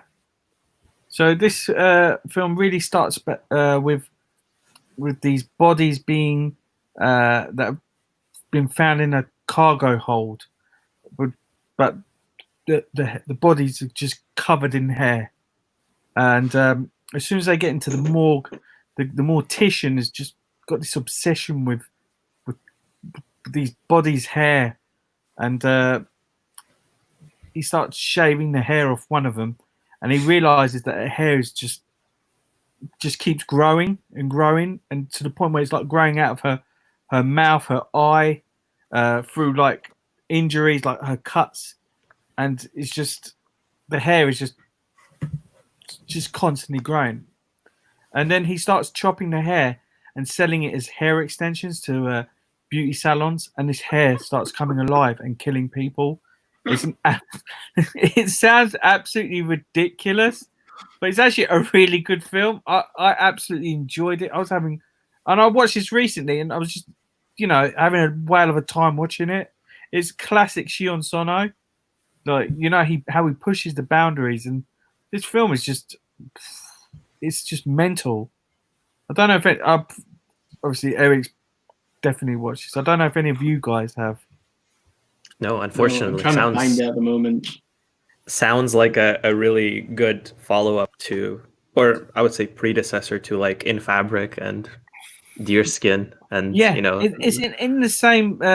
It's exactly the same as like In Fabric. How we've got a dress that's like sort of killing someone, but this is more physical. It's actually like growing and like wrapping around someone's neck and like strangling them, and like at some point even decapitate someone. It's mental. It does have some good. It's got some good relationship stuff too. I think Chiaki Kuriyama's in it from Battle Royale. Gogo Yubari from Kill Bill, right? And she's the lead actress, and she has this nice little relationship with this little girl who's getting abused. So it has some good like drama stuff in it too. Yeah, that little relationship with her niece. It's really nice. But yeah, it's a brilliant film. Sounds really good. I'm gonna check this out, definitely. I do think I probably would slightly prefer Strange Circus over it, though, just a little bit. Yeah. Holy shit. Fucking Strange Circus, man. What a freaking movie that was. I was traumatized with that one. Absolutely traumatized. Good. Why? The bloody corridors freaked the fuck out of me. I think the next one I want to see of Shono's was Noriko's Dinner Table. That's the prequel to Suicide Club, Suicide Club, yeah. That's I think the only Shion I've not seen. That's like available. What we got here? Premium Blu-rays had to go. Goodbye, Premium. Thank you for joining us as always, and I'm sure I will. I was talking to Premium about Hong Sang-soo films the other day. He's begun the journey into Hong Sang-soo, so another soldier in the Sang-soo army. Nazrin Prod says, yes, X-Day, just watched it this week. Rene, big surprise. Hair extensions is insane. I love the ending. It's a what the fuck moment. Ugly enough to be wise. And Korean horror, The Wig, maybe. I haven't seen it either, though. I do have The Wig on DVD. Anybody seen The Wig? Yeah, I enjoyed it. It's got I don't remember a lot of it because it's been so long, but I thought it was a good movie. Not as wacky as Hair Extensions, though. Does it take itself seriously, or does it go for a more comedic route? It does take itself seriously. Okay. Does it? Yeah. Damn. Okay. It's on the watch list now. What else we got? Kuckerberg, Dinner Table, never had a UK release. Nazrin Prod, I still need to watch Strange Circus. Right then. So Graham, your last but not least. I'm struggling to pick one here. Because I really want to have an Italian movie. I really want an Italian movie on my list, but I keep getting drawn back to Spring by Benson and Moorhead. Yes. Pretty much if you take Richard Linklater and throw in some Lovecraftian monsters, you get the idea of this. This was one of those movies that I had never heard of when I put it on, and it just instantly captured me. You get thrown into this guy's life where everything's just going wrong, and he takes a trip to Italy just to get away from it, and bumps into this woman who he has an instant attraction and spends a lot of time just getting to know. And it turns out that she has some hidden secrets. It's all the effects are great, but it's the relationship that really drives this movie forward between these two characters, seeing them kind of in turning points in both of their lives, and how their connection kind of makes their worlds one. It sounds a bit pompous when I say stuff like that, but I think the movie just encaptures like a romance, a love that's going to last through the ages, but it puts a really nice horror spin on it as well. And it's one of those movies that I don't think a lot of people have really heard of. So, yeah, I just want to highlight that one. Very inspired choice from Graham. I adore these filmmakers, Benson and Moorhead. Really like their stuff. Resolution, The Endless, fantastic like duology, and the fact that they have. Have you seen their new film, Synchronic? No. I think it's getting. They're recutting it right now because there's apparently like a different cut of it. after, because they screened it at the London Film Festival and then they recut it afterwards. And in the version that I saw, there were references to The Endless and Resolution in it. Like they have quite a few like Easter eggs throughout. So it's essentially in the same universe as both of those films. And I love how like with the minuscule budget they have, they created what is essentially like a sci-fi horror universe / multiverse around it's fascinating and one of the most unique kind of horror / sci-fi genre like affairs we've seen recently. I really like this one. Yeah. See, I didn't make that connection. I didn't pay attention to the directors when I saw Resolution and Spring, so I didn't even realize.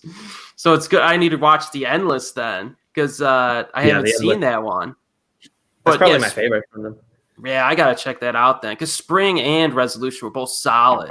I know Spring had like it almost like has some tonal shifts in it too. Like it has some ominous parts, maybe some black humor in it, from what I remember. And I like the camera work and the acting in it too. It's just a good quality flick. So yeah, it's good. It's a good one. I think I haven't seen any of them. Spring is my favorite, and I don't think that's ever going to be toppled. I had such a connection with that movie. Yeah, you have an update here. You've got an update. People's Movie says they screened Synchronic, the new cut at Glasgow Film Festival in March. Both directors I heard attended. something about that. So that's very interesting. I'm curious to see how it changed, because the version I saw was a good one. It was a good film, but it was certainly a step down from their previous works because of how mainstream it felt. Like, I don't want to use mainstream as a negative word, but in a lot of ways it felt diluted. It felt like it was something that they created, but then it slipped away from them. I don't know if that's the case. It certainly didn't sound like that, because apparently I think what's his name, Anthony Mackie, I think or Jamie Dornan, I don't know either of them. I think one of their agents was walking past the poster for The Endless, and then they supposedly just called the directors and said, like, are you doing anything after this? And they said, like, oh, we have the script going. And that's how they got both Anthony Mackie and Jamie Dornan, because it's they are repped by the same agent, I think. Yeah. Very interesting story behind the scenes of like an indie film, what is essentially still an indie film. People's Movie says also September release in the UK, according to from Arrow, according to the directors. Really? Okay, that's curious. I think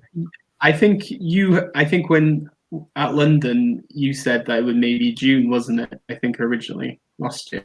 Yes, they said no. I think they said late 2020. That's what they said immediately. Late 2020. And I think the distributor for that at the time, at least, I think it was Signature. I may be wrong.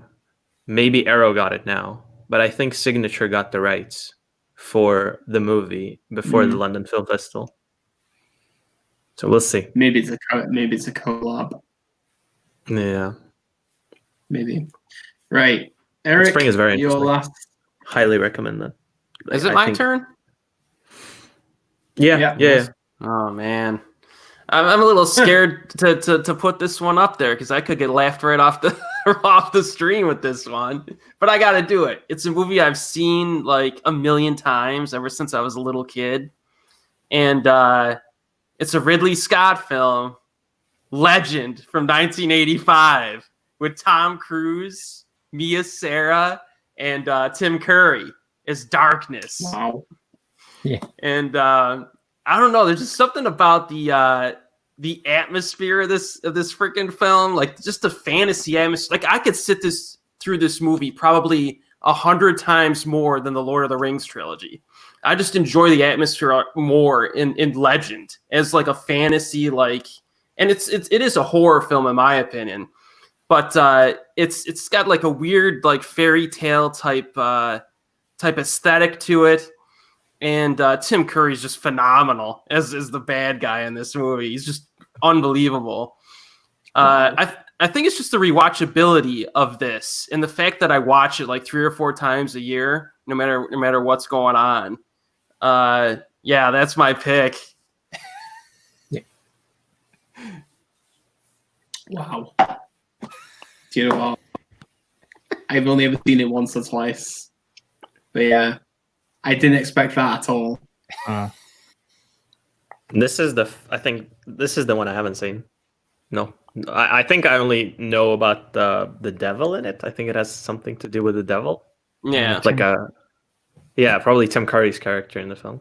Yeah, a lot of people don't like this one. You know, you could pick apart the script probably if you wanted to, and you know, but it's an earlier performance from Cruise.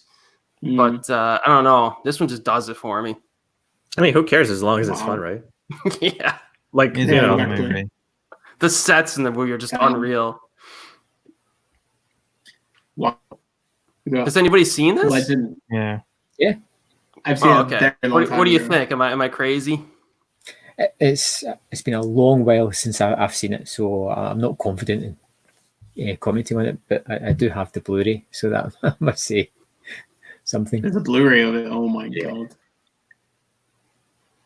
Wow. And I do prefer the Tangerine Dream score over the Jerry Goldsmith score, which is not a popular opinion, but I do like the synthetic score, or better. Are there like 2 cuts, or is it just in? Yeah. Oh, okay. Yeah, there's different scenes too in the Goldsmith version. Wow. Okay, I did not see that coming at all. Wow. Fuck. I need to watch that. I need to rewatch it now. But is it? You always on inspire me, Blu-ray Eric. streaming? I don't know. Let's have a look. Legend. Sounds like a messed up version of the Never-Ending Story or something, or Yeah. you know, something like Well, that. it was this. I watched this, Legend, Oh. Never-Ending Story, and Return to Oz, like on a loop when I was a kid. Return to Oz. Really? Yeah. Love it. Oh yeah. Love That's- that. That's terrifying, that film. Yes, it is. I saw that when I was like 7. Legend is on Prime for free. UK Prime right now for free. Yeah. Wow. Anybody wants to check it out? $9.99 for the Blu-ray. If you would like to seek the Blu-ray. Wow. Okay. Damn. So then, Dimitri, what is your last pick? I think it's very predictable, but it's from a director I champion and the director who hasn't let me down yet, Oz Perkins, The Black Coat's Daughter, aka February. I am in love with this film, with the atmosphere, with the set, with the setting of it, with the coldness of it, with the sheer kind of the impact of trauma that is presented through a story that is a possession story. I think the fact that you have Kiernan Shipka in this absolutely phenomenal performance, like not a lot of people talk about her in the film. I think she's amazing here. Basically, the gist of it, for those of you who haven't seen it, it's a story about this girl who is at a boarding school, and one day, her, like when you know the school's out and the parents are supposed to come, her parents don't come. They don't come back, so she's stuck there for the rest of the time she's there, and you know, she's there at this like completely empty, almost completely empty boarding school with just the kind of the nurses and some of the teachers there, but that's it. It's just an empty boarding school. That's the setting. And you also get the parallel story with Emma Roberts as this other character who is just on her way to that boarding school.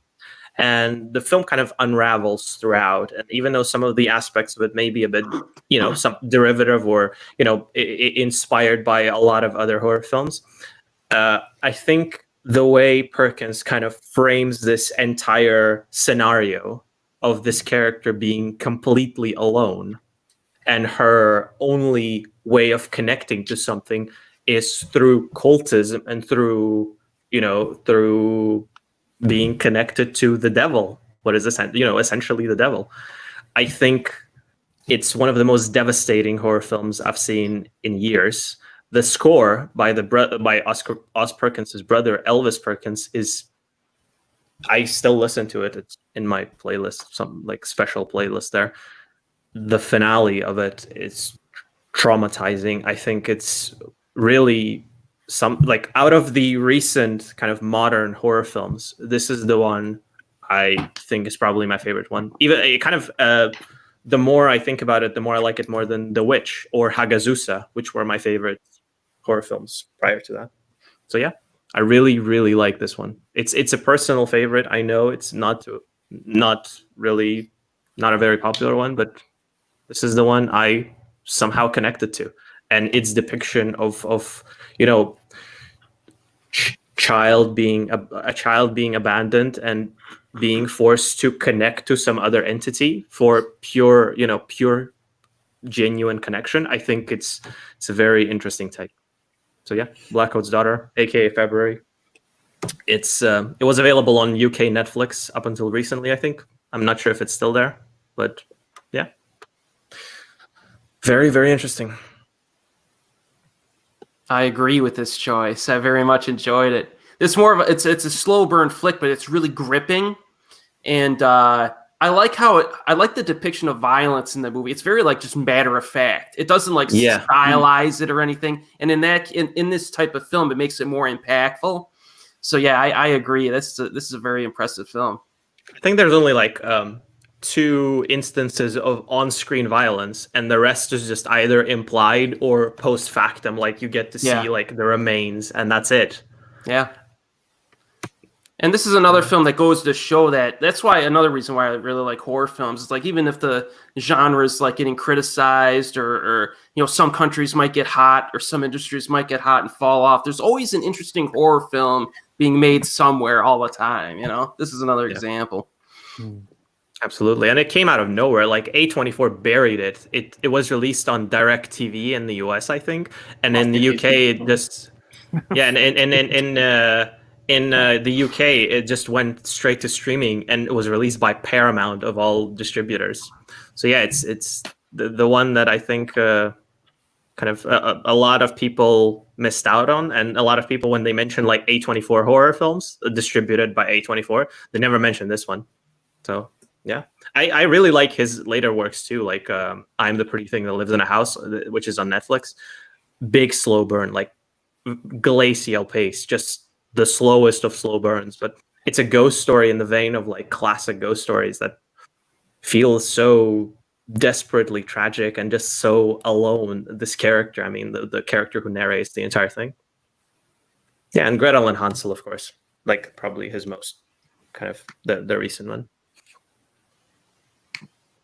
Yeah, there it is. Have any of you seen it? I mean, except Eric. Yeah, I've seen it. Graham, what do you think? To be honest, I can't really remember too much about it. I checked my letterbox and it was 2.5 stars. So okay. I faintly remember the two girls at the boarding school? I think it's the 2 girls at a boarding school and one who's coming to the boarding school. Emma Roberts. One who gets a lift by somebody. 2 people. What? Is it? Somebody gets a lift by a couple. Is that right? Yes. Choppy time span. Mm-hmm. Yes, totally. That's the one. That's basically all I remember about it.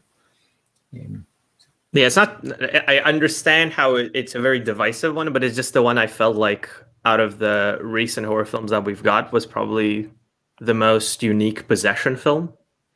Like, yeah. Yeah, okay. I will watch it. You talk about it too many times to me, so I'm gonna. Oh, sounds good. Well, I watched the Gretel and Hansel with my girlfriend recently, and she quite liked it. So I said, "Oh yeah, Dimitri keeps telling me about the February Black Coat's Daughter." So I will see if I can attempt to watch it this weekend. It's better than Gretel and Hansel, but yeah. The style in Gretel and Hansel is impressive. It's like Hodorowski for teens. Really, really good. Pasty colors. Yeah. Yeah. Okay, you've inspired me. Well, actually, we'll go to the chat now because we have questions. We have, speaking of not well-known horrors by well-known directors, how about John McTiernan's first film, Nomads, a unique film with a young Pierce Brosnan and an overbearing cheesy 80s guitar soundtrack?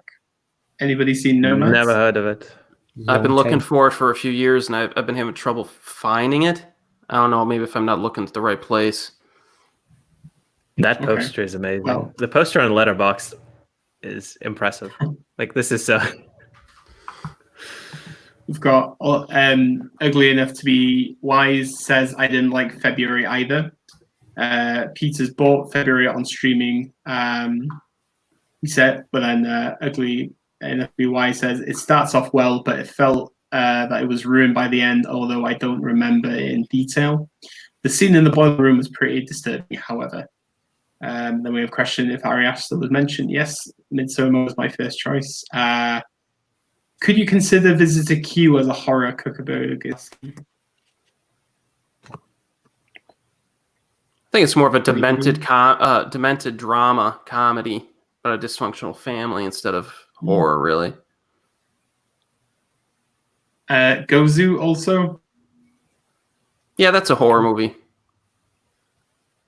And Nomads is available. I must have been thinking of a different film, so I'm definitely have to check that out. Well, anything with Pierce Brosnan as well was worth a watch. We rewatched Dante's Peak the other day because it's on Netflix. Yeah. Have you ever seen? I think it's called November Man, something like that. Yeah. Yeah. Oh, dude, I could sit through Die Another Day because he starred in that movie. Totally. Yeah. Die Another Day is the worst Bond theme tune, I think. By the way. Yeah. The what's it called? Madonna. Oh yeah. Just no. Hell no. Right. Okay, so I'm gonna finish this. My last pick is quite conventional, but I'm going for Suspiria. I'm surprised. Why? I was expecting Funny Games. Oh no, Funny Games is on my list, but I didn't put it there. But I was expecting Eric to go for Suspiria, but I was like, I'll hold it and then I'll see what happens. But I left it off my list just for you. I think you took it away from me last time. When we something like yeah. Yeah, I think so. So, oh yeah, you did. 1-1. Right. What is there to be said about Suspiria that's not been said about Suspiria? Not much. Score. Argento. Vivid colors. Absolutely bonkers film. Needs to be watched as loud as possible. Utterly adore it. Got me into Argento as a director in general. I just love it. Do I need to say any more? No, I don't. I think we can all agree. Anybody want to? Yeah. It's just magic. I'm just glad we got two Italian films on tonight. That's good. A Fulci and an Argento is a good representation. Yeah. I'm surprised no one mentioned Deep Red. I was going to say Deep Red was my backup. Deep Red was my backup for if Suspiria was mentioned. So yeah.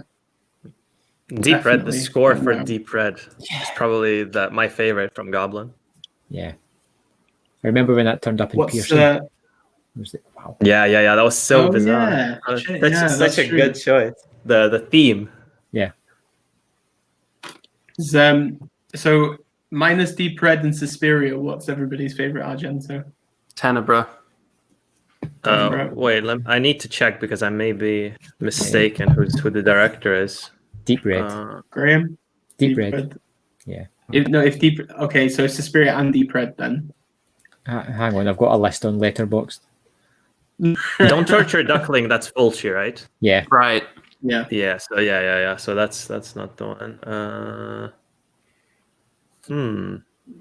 You got Phenomena, you got Opera. Yes. Phenomena is my third favorite Argento, I think. Yeah. I've got my top 10 on Letterboxd if you're interested. Yeah. Deep Red, Four Flies and Grey Velvet, Cat o' Nine Tails, Crystal Plumage, Suspiria, Opera, Tenebrae, Inferno, Two Evil Eyes, Phenomena. Nice. You like the Animal trilogy? It's very high on your list. I'm actually going to rewatch those, and I'm buying the Blu-rays of all of them in the next month or so. Yeah, great. Yeah, unfortunately, I haven't seen that many Argento films as I hope, but the one that stands out, other than those, is the bird with the crystal plumage. That's the only one I've seen. I haven't seen Opera. I haven't seen Phenomenal. I haven't seen Inferno, unfortunately. Tenebrae's a must-watch too. Yeah, I think it got like a recent re-release or something. Yeah. Cult films. Cult. Yeah. Just wait till you come back to London, and then you can buy all the Arrow videos for £6 and FOP. Yeah. Steve Graham has it up there, Dimitri. Oh yeah, he's not looking. Yes, I saw that one at the store once, and I was a Scrooge. I didn't buy it. Yeah, I will say my favorite character out of all of Argento's movies is the chimpanzee in Phenomena. His storyline is just, I want to see a full movie of that storyline. Is that the film with Jennifer Connelly? Yeah, there's moments where he's just like, you got Donald Pleasance petting a monkey. Yeah. Wow. The chimp runs away. It has like this melancholy walk through a park as it's like drinking milk or whatever. It finds a knife in the bin, and then it turns up at the end of the movie to stab the bad guy. And you're like, this is amazing. That storyline. Oh wow, that's genius. Yeah. Right. What we got here? Okay, so Kuckerberg says Funny Games. Now that is pretentious. Funny Games is not pretentious. No, both versions of the Funny Games are fucking phenomenal. They are like brilliant movies by Haneke. I prefer the remake. Amazing director. Me too. Really? Yeah. Hell yeah. You're the first person I've ever met that prefers the remake. Good. I love the remake. Tim Roth and Naomi Watts are brilliant, and then obviously Brady Corbet. Peter says, so no Jaws. Why was no Jaws? Anybody? Oh, horror.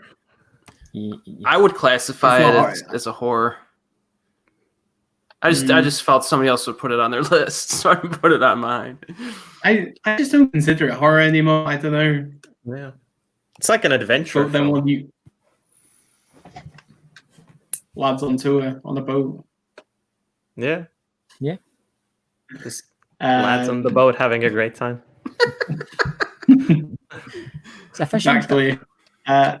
It is. The Wheeling is brilliant. Two relatively recent Korean horrors that I've enjoyed are Priests and Swaha, the Six Finger.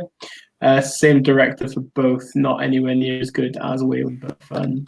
Anybody seen Priests or Swaha, the Six Finger? Yeah. Priest is pretty much like The Exorcist. Two priests gonna exorcise demons out of a young girl. Svaha is cool. It's like a religious horror movie about this guy who investigates cults, and he finally goes like he sort of is like a atheist type of guy who just says like you're talking rubbish out of because of your religion, until he finds a cult where they actually do have a leader who's got like some sort of powers, and he finally like goes, oh, so I finally found a cult where they've actually got something going on here. And The Wailing, I think everyone's seen The Wailing. Yeah. Wailing's like one of the best films to come out of Korea in the last few years. I think it's like it was my favorite film of 2016. It truly was like perfect. It premiered at Cannes, right? I think it had it. Yeah. And then obviously the new Train to Busan, the sequel or whatever we're calling it, is coming. It's a Cannes selected movie. Yeah, like the local distributor, they were quick to slap that logo on the poster just before, because they're planning to release it in August here, and they like slapped that logo right when they announced the selection. Mm. I'm very envious to something in August. I want it to be good, but like I've not got my hopes up for Train to Busan for Peninsula. It's just because of the director's last film, Psychokinesis, was just. It was horrible. Exactly. It was. Is that the Netflix one? Yeah. Oh, Yeah. it was so Yeah. shit. Everybody's allowed a crap film once in a while. Is it- But Yeah. It looks like a weird superhero film, so I've never seen it. But is it like a horror film, or is it more of a like a No, it's like sci-fi? a drama comedy kind Yeah. of. Hus, do you think? Yeah. Watch more of a Haunters. comedy. Instead. Haunters Yeah. is a better like superhero style film Okay. from Korea. But I just don't want him doing a sequel to it just because of that, like to make the money, and then that's the only thing. The only thing I'm worried about is the pacing. Is he going to be able to maintain interest and pace? You know what I mean? It's my biggest concern, but we'll see. Yeah. It looks like a 28 days, 28 weeks later situation, where Yeah. like the first one is more of a horror film, and the second one is more like an action horror, where it's just shooty, poo, running around the city. Oh, there is some weird stuff in it, like the remote control car and like the zombies hanging from the Mad Max Thunderdome thing. There might be some interesting stuff in it. Yeah, that's true. What else we got? Sorry. He only done like animated movies up until Train to Busan. I think so. Like- Yeah. Yeah, and some of them were amazing. Like King of Pigs. There's one short movie he did about chicken, like fried chicken. Yeah. The Love Fake is too.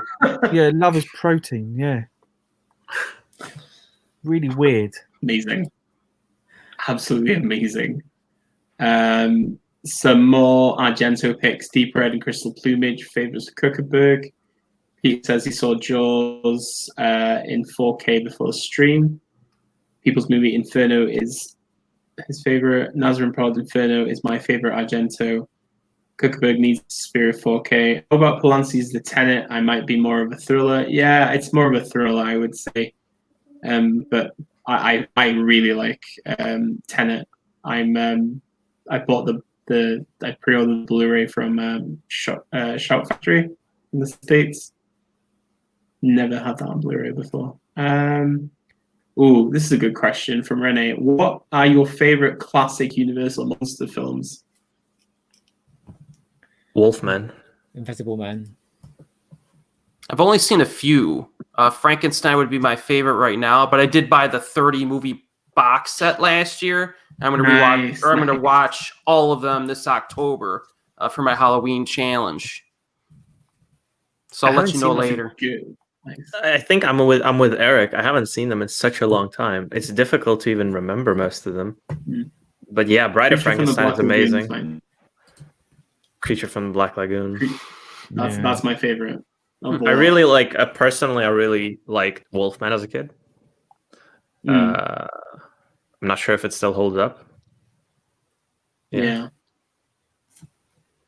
What else we got? I think in the UK the set is like only like 8 films rather than 30, right? I may be mistaken.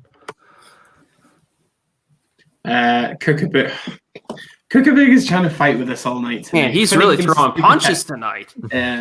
Funny Games is too pretentious. Both versions, 2 movies that Haneke made just to tell people how awful we are. People are watching violence. Even Kermode agrees. Matt Kermode can say whatever the hell he wants. I fucking love Funny Games. Like, Haneke is a pretentious director anyway. He doesn't give a shit what he makes. Like, if you don't want to watch them, just don't watch them. I think that's the only thing I can say about it. I don't know if Dimitri wants to add any more, but no, I think that was very eloquently put. Thank you. I don't know. It's the Funny Games. Like Haneke in general, I'll defend Haneke with anything he bloody makes. Like he's one of my favorite directors. Benny's video. Benny's video. Oh my god. Yeah. Carlsberg and what else we got? Carlsberg enjoyable list. Got a lot of new films to watch. Looking forward to next Friday. Carlsberg trying to stay away from Peninsula news. Difficult to stay away when they're everywhere. Right now, everyone's like, "Oh, this is this new South Korean movie that's coming out," which never happens. Like, we never get news about Asian horror movies, and just this one that kind of, for some reason, became a hit. Yeah. Refreshing. Zodicon is asking for our letterboxd accounts if we have one. Mine's in the comment section. Graham's left his already. Yeah, mine's the same with Dimitri Kraus. You can find it there. I use an Excel file. I don't have Letterboxd. Release the Excel file. I released the Excel. I think you said 6,000 films or something like that. Yeah. That's incredible. Release That's it. like I would lose all goldmine. credibility because I do personal ratings, and I would lose all credibility. People would think I'm completely insane with my ratings. I've got a Letterboxd account which is on my channel under about, but it's just so hard to fill it in. I mean, imagine you've watched films all your life, and then all of a sudden, like 30 years later, you're inputting it into this app, and it's just like, oh my god, where do I start? So many films to put in there. I'm also a little intimidated because, IMDb deleted the message boards a few years ago, so that doesn't stop, an electronic site just like shutting down or just be like disappearing in a puff of smoke. The comment section. Johnny can't see. I can't see Letterboxd DIon for some reason, but you never know. Right, shall we do the honorable mentions then? Oh no. Oh yeah. Oh yeah. Gonna be Graham's is going to be half an hour long. Yeah, I'm excited. 150. Let's go. All of them. I mean, I'll go through them all. But I'd rather you went first, and I can cross them off. All right, I'll put mine in. I've got Rigor Mortis by Juno Mac. Nice. Gozu, Miko film. Onibaba, which is it was a precursor for J horror movies. It's a good movie. I've got Wailing, Ju-on the Grudge, which is the third movie of the Ju-on series. I put Halloween, John Carpenter.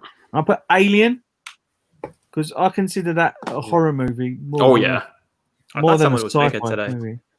I mean, I think it should have stayed horror rather than going down the action route. But did you hear the story about James Cameron pitching? I don't know if it's like a telltale or something, but the story of James Cameron walking up to the producers of Alien sequel. Back then, they didn't know what to name it. He just comes up to the board and he writes Alien S, and he puts like a $sign there. It sounds right. Yeah. I'm Team Alien all the way. I agree. Oh yeah, I mean that's why I think Ridley Scott. He's so hit and miss, but the movies that he's done, which are amazing, are like phenomenal. God tier. Yeah. Yeah. Yeah.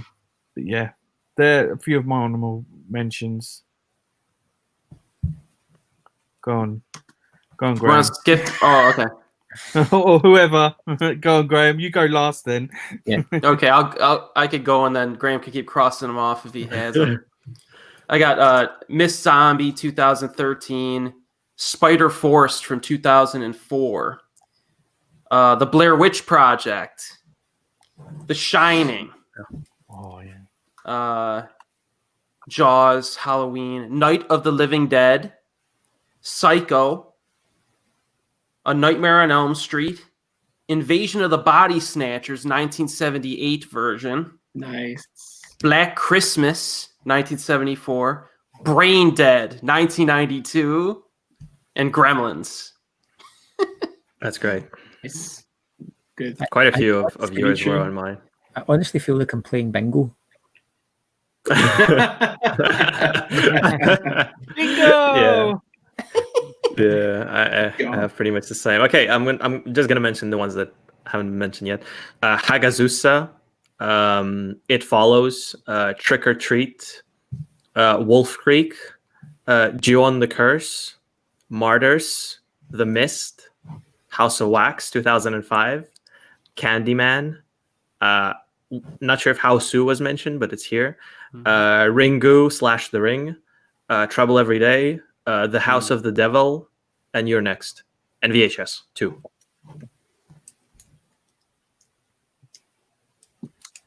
Okay. Oh wait, I okay, didn't mention what The have I got? Descent. The Descent, sorry, The Descent. Oh, too. yeah. Okay, so mine are Ruin His Baby, Devil's Backbone. I've got both versions of Maniac, The Addiction from Abel Ferrara, Don't Look Now, Funhouse, Howling, Martyrs, Wicker Man, In Fabric, The Bear Sound Studio, Halloween Curse of Michael Myers, Drag Me to Hell, Shivers, and Night Mommy. Yeah, Drag Me to Hell, man. I forgot about that one. That's a great one. Okay, my turn. Go for it. Are you sure you want them all? Yeah. Yes. Yes. The Exorcist. For some reason. The Conjuring, The Witch, The Cabin in the Woods, The Babadook, Nightmare on Elm Street 3, Halloween 3, H2O, and the latest one, Silence of the Lambs, Insidious, Nosferatu, Herzog's and the original, Carrie, Evil Dead 1 and 3, Poltergeist, The Fly, Cannibal Ferox, The Omen, The Cabinet of Dr. Caligari, The Bride of Frankenstein, Let the Right One In, Freaks, The Vanishing, Reanimator, Misery, 28 Days Later, Near Dark, The Changeling, Raw, Henry, Portrait of a Serial Killer, Bram Stoker's Dracula, The Sixth Sense, The Haunting, The Fog, The Woman, Quaidan, Island of Lost Souls, The Lure, The Laplace's Demon. I don't know if anybody's heard of that, have they? Mm-mm. It's an Italian movie from a couple of years ago, and it is fantastic. Terrified, Aterrados, I think it's an Argentinian movie. Yes. Autopsy of Jane Doe, Black Sabbath, All the Colours of the Dark, Kill Baby Kill, Blood and Satan's Claw, Night of the Demon, Torso, New York Ripper, Eyeball, Bad Dreams, Pontypool, The Ritual, Creep 1 and 2, Child's Play, The Similars.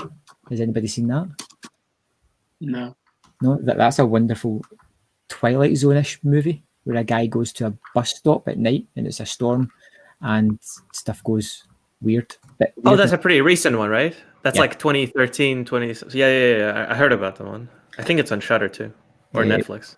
Boys and Trees, Who Can Kill a Child, Hounds of Love, Detention, Cannibal Holocaust, Hugh the Winged Serpent, Nightbreed, Deep Rising, which Stakeland, Night of the Creeps, Horror Express, John Dies at the End, Sleepaway Camp, Assassination Nation, A Bay of Blood, Don't Torture a Duckling, Velvet Buzzsaw, The House That Jack Built, Hell House LLC, Take Shelter, Cargo, Neon Demon, Green Room, Bone Tomahawk, April Fool's Day, Friday the 13th, parts 4 and 6, a TV thing called Ghostwatch.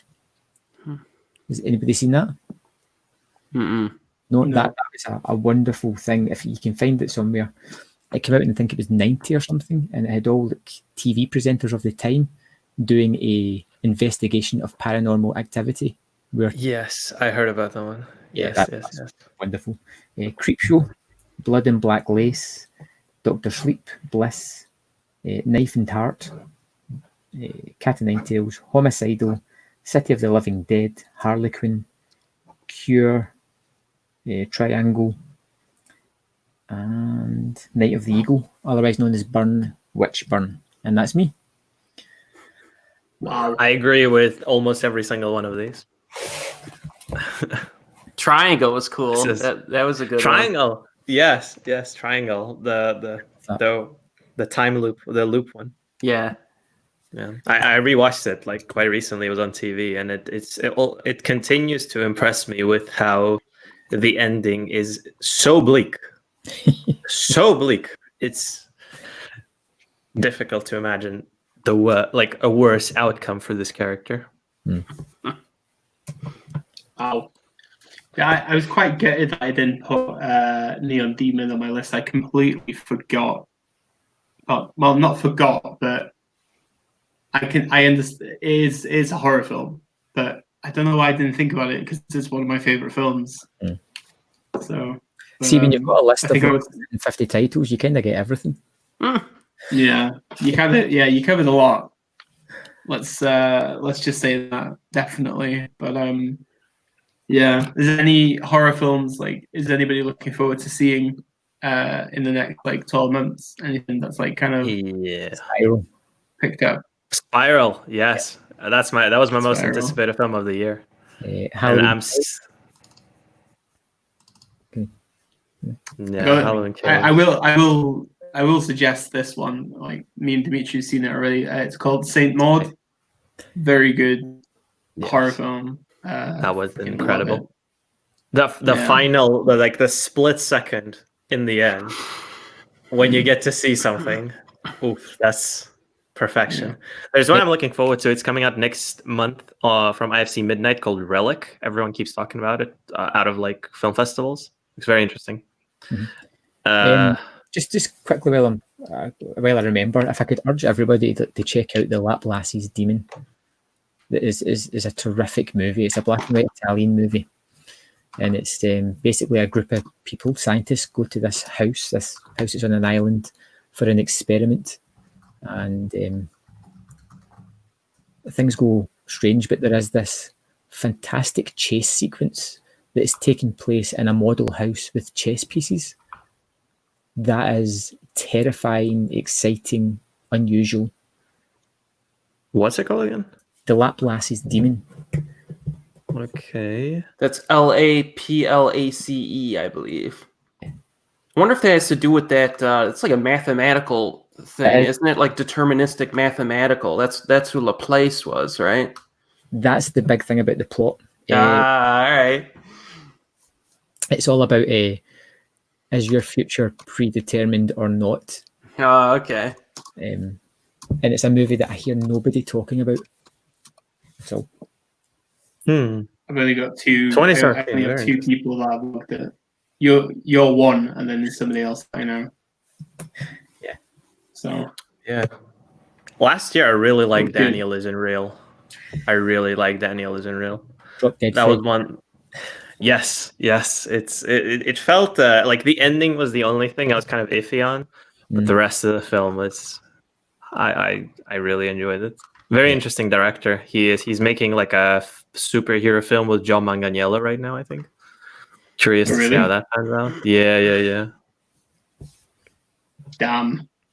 Yeah, but Bliss, man. People hated on Bliss last. So wonderful. Yeah. Yeah, I'm really curious what Begos is going to do next. Did you like VFW? Yes. Yeah, but it felt more like aping John Carpenter. Yes, it didn't have as much of a unique style as Bliss, and it was perfectly fine and enjoyable. But Bliss felt as if it had a stamp of its own.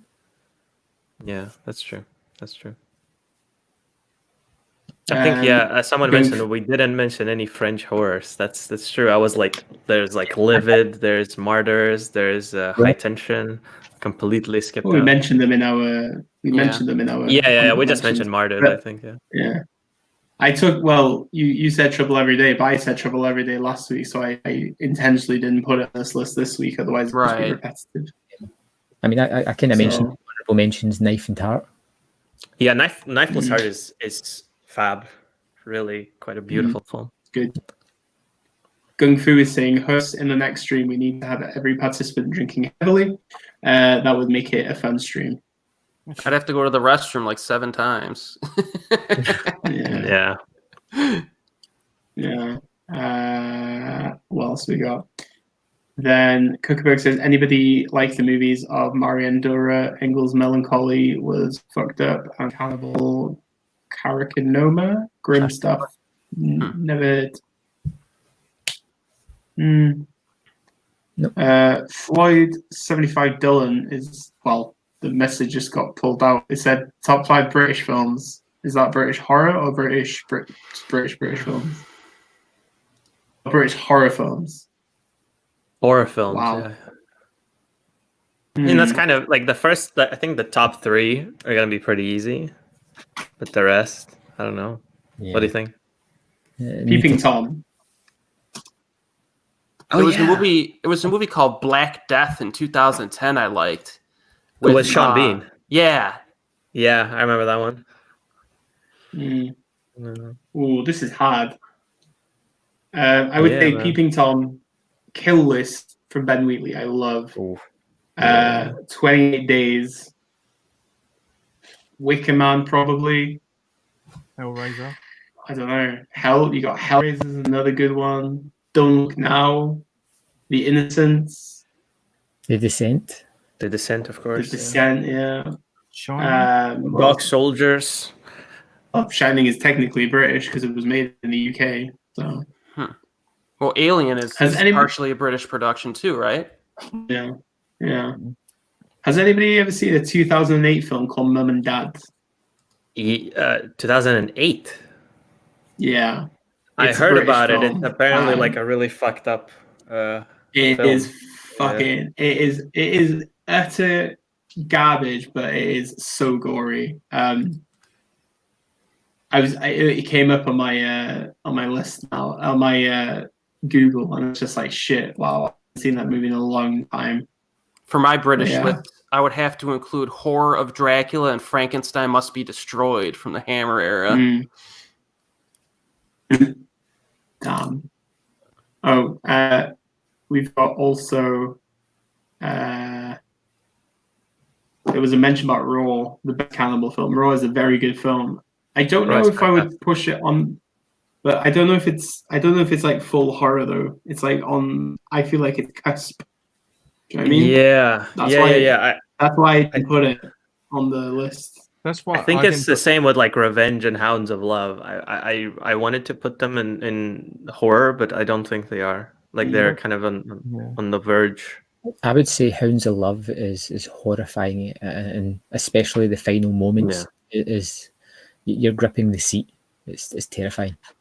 That's why I didn't put Oni Baba in my list, because I think that's a drama till the end of the film. I don't know if any of you guys have seen it. Yeah. I mean, it's about this this elderly woman and her daughter-in-law who kill samurais who are just coming back from a civil war and loot their bodies, and then they just sell it to get like grain to eat because they're starving. They're just like outskirts of a village and they're really poor. Till one day a samurai comes with a Oni mask, which is like a demon mask, and the elderly lady murders him and takes off his mask, and he's like got burnt face, and then all of a sudden she starts wearing this mask and it won't come off. This mask just won't come off, so it's like stuck on her. It's a really weird movie that is just all of a sudden changes its genre. So I was like in the verge of putting it on my list, but I thought it's not fully horror though. But I guess I agree that it's debatable. I do agree. Yeah. And speaking of French horror, has anybody seen In My Skin from 2002 about a woman who becomes obsessed with self-mutilation? So I remember seeing that one, and I remember it being pretty good. Oh wow, yeah, I've not seen that one in a really long time. Yeah, it was all right from what I remember. Yeah, damn, I'm looking at the pictures. I kind of remember it now, but yeah. There's some good French horror films in the 2000s. Definitely. What else we got? So, Nightingale. What? Yeah, sorry. I was about to mention there's a French horror called Calvaire, I think. It's called The Ordeal in English. Yeah. Weird that one's pretty weird. Yeah, that one's really weird. We've got. There was a question about favorite cannibal film. What would be? Cannibal? I like Cannibal Ferox. I quite like. Cannibals. I like Holocaust a lot, even Yeah, despite its abhorrent filming techniques and everything that came along with it. I really like it, but I'm gonna go ahead and say I don't know, Raw, probably. Very basic choice, I know, but I'm hard pressed to think of any others like Cannibal Pharaoh, Green Inferno, which is decent. I quite like Green Inferno, like trashy fun. Hey, Mountain of the Cannibal God? Wasn't witching and bitching about cannibalistic witches? In a way, yeah, the Alex de la Iglesia film, yeah. Untold Story. That could be considered one. Yeah, you're right. Alive. Forced cannibalism, yeah. The Platform. Alive. Oh god. The Platform. Oh fucking hell. Yeah. What else have we got? Carlsberg's seen Mum and Dad. It's like they work for the airport, so people can't hear what's actually happening. Honestly, it's a really fucked up British film. It's worth a watch. The only Mum and Dad I know is Sorry. Yeah. Go ahead. Seriously, what the Mum and Dad, the British one is like. I'll send you a link. The only one I know is the Nick Cage one by Brian Taylor, I think. The Neville, Dean, and Taylor guys. I think one of them made Mum and Dad with Nicolas Cage. That was quite hilarious. Full Nick Cage Mom. goodness. Oh, that's Mum. Mom, not Mum. Okay, the British one's Mum and Dad. Okay, Mum. Gotcha. Mum and Dad, not Mom. Sounds bizarre. I sent it to you on Twitter. Renee says Bone Tomahawk is brutal. Kuckerberg Nightingale was grim recently, way too grim. It's a fucking harrowing movie.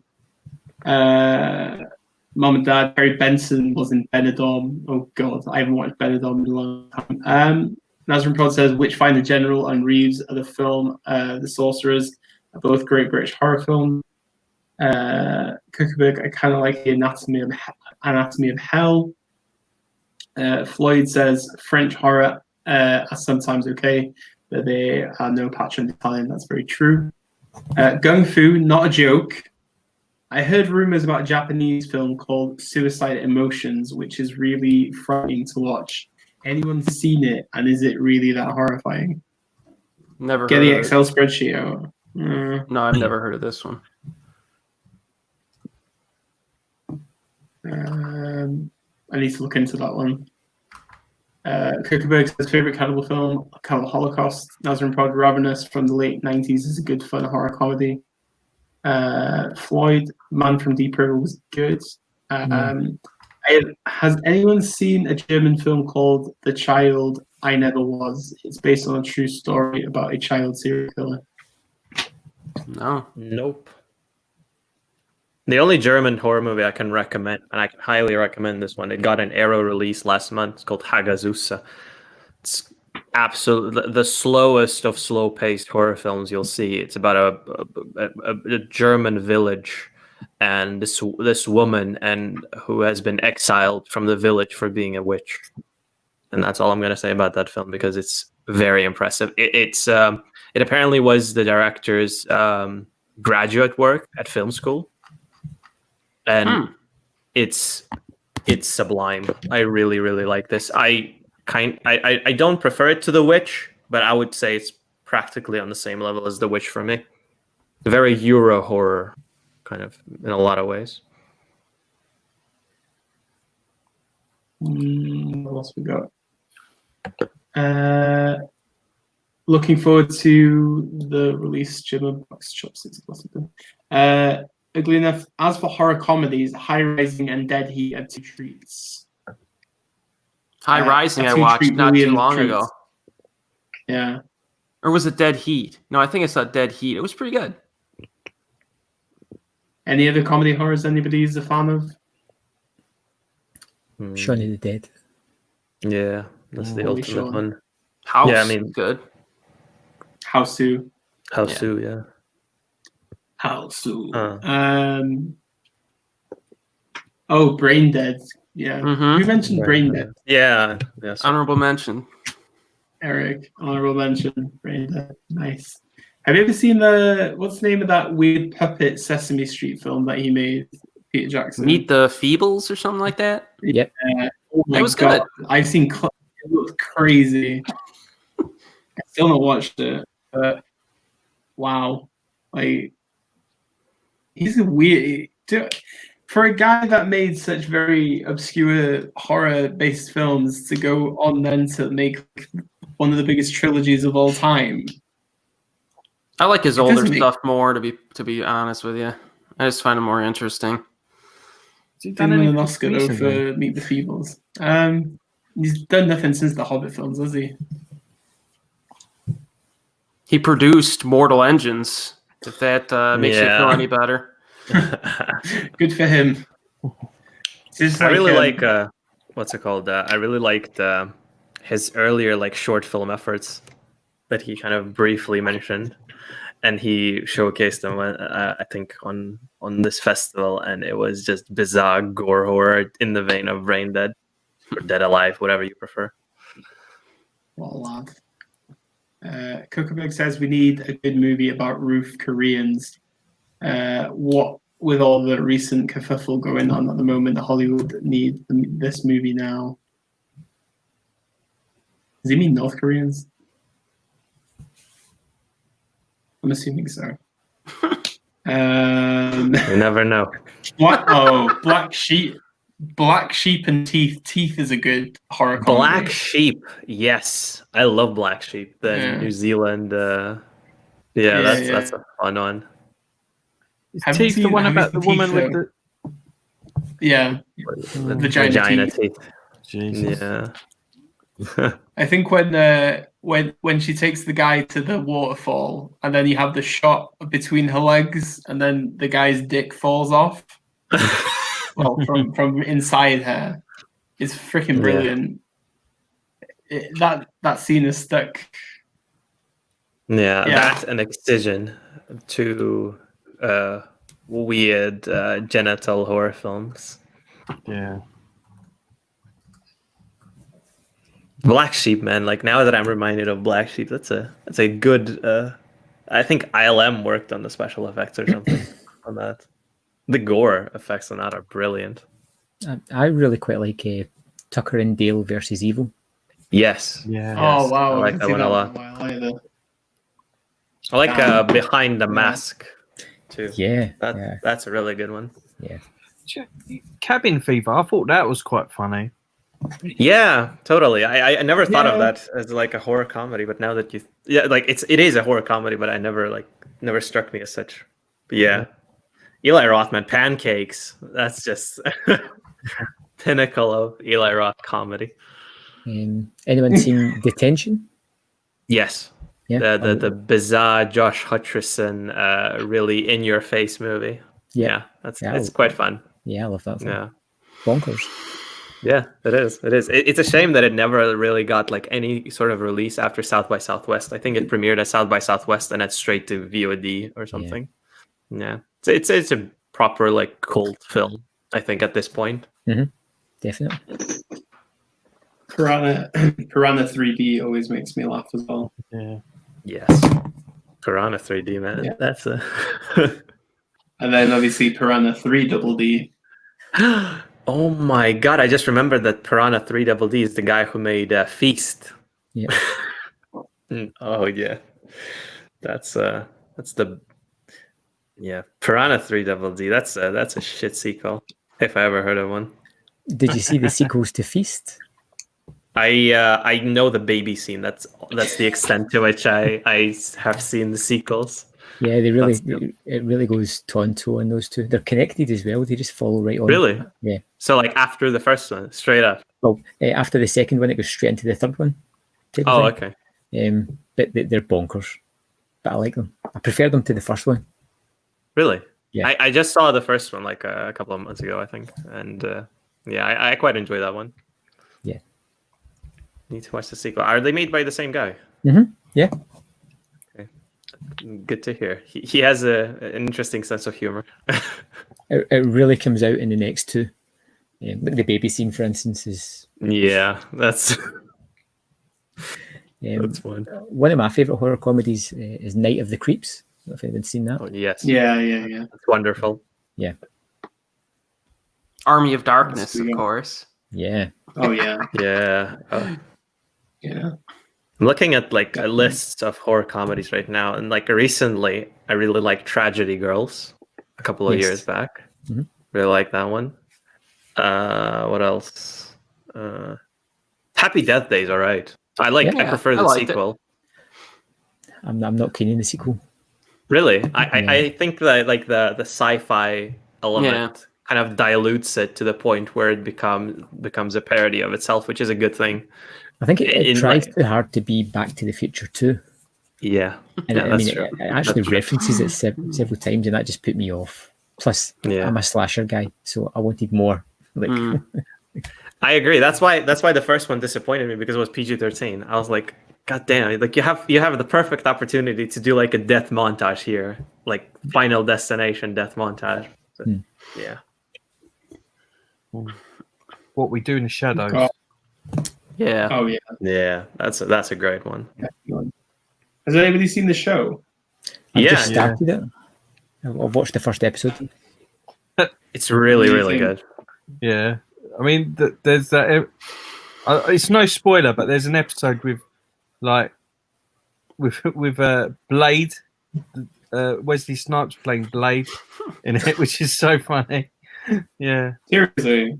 There's no spoilers again, but there's an episode where there's many other people who played vampires in films. Ooh. There's a full-on episode where you have a lot of people. Trust me. Wow. Yeah. It's like in a cameo form, but it's I did not see that coming. Totally. That's crazy. The fact that they got all of them. And as soon as I discovered they're all, I was like, I need to watch that. Exactly. They're on the Snow, I think at the moment. Oh, Dead what Snow. Dead Snow, man. Dead Snow. Dead Snow 2, Red versus Dead. I like the second one better. Yeah, the second one is just like fully embraces its weirdness, I think. Yeah. The first one, they went a bit hush on the entire concept, but the second one with like superpowers, Jesus Christ.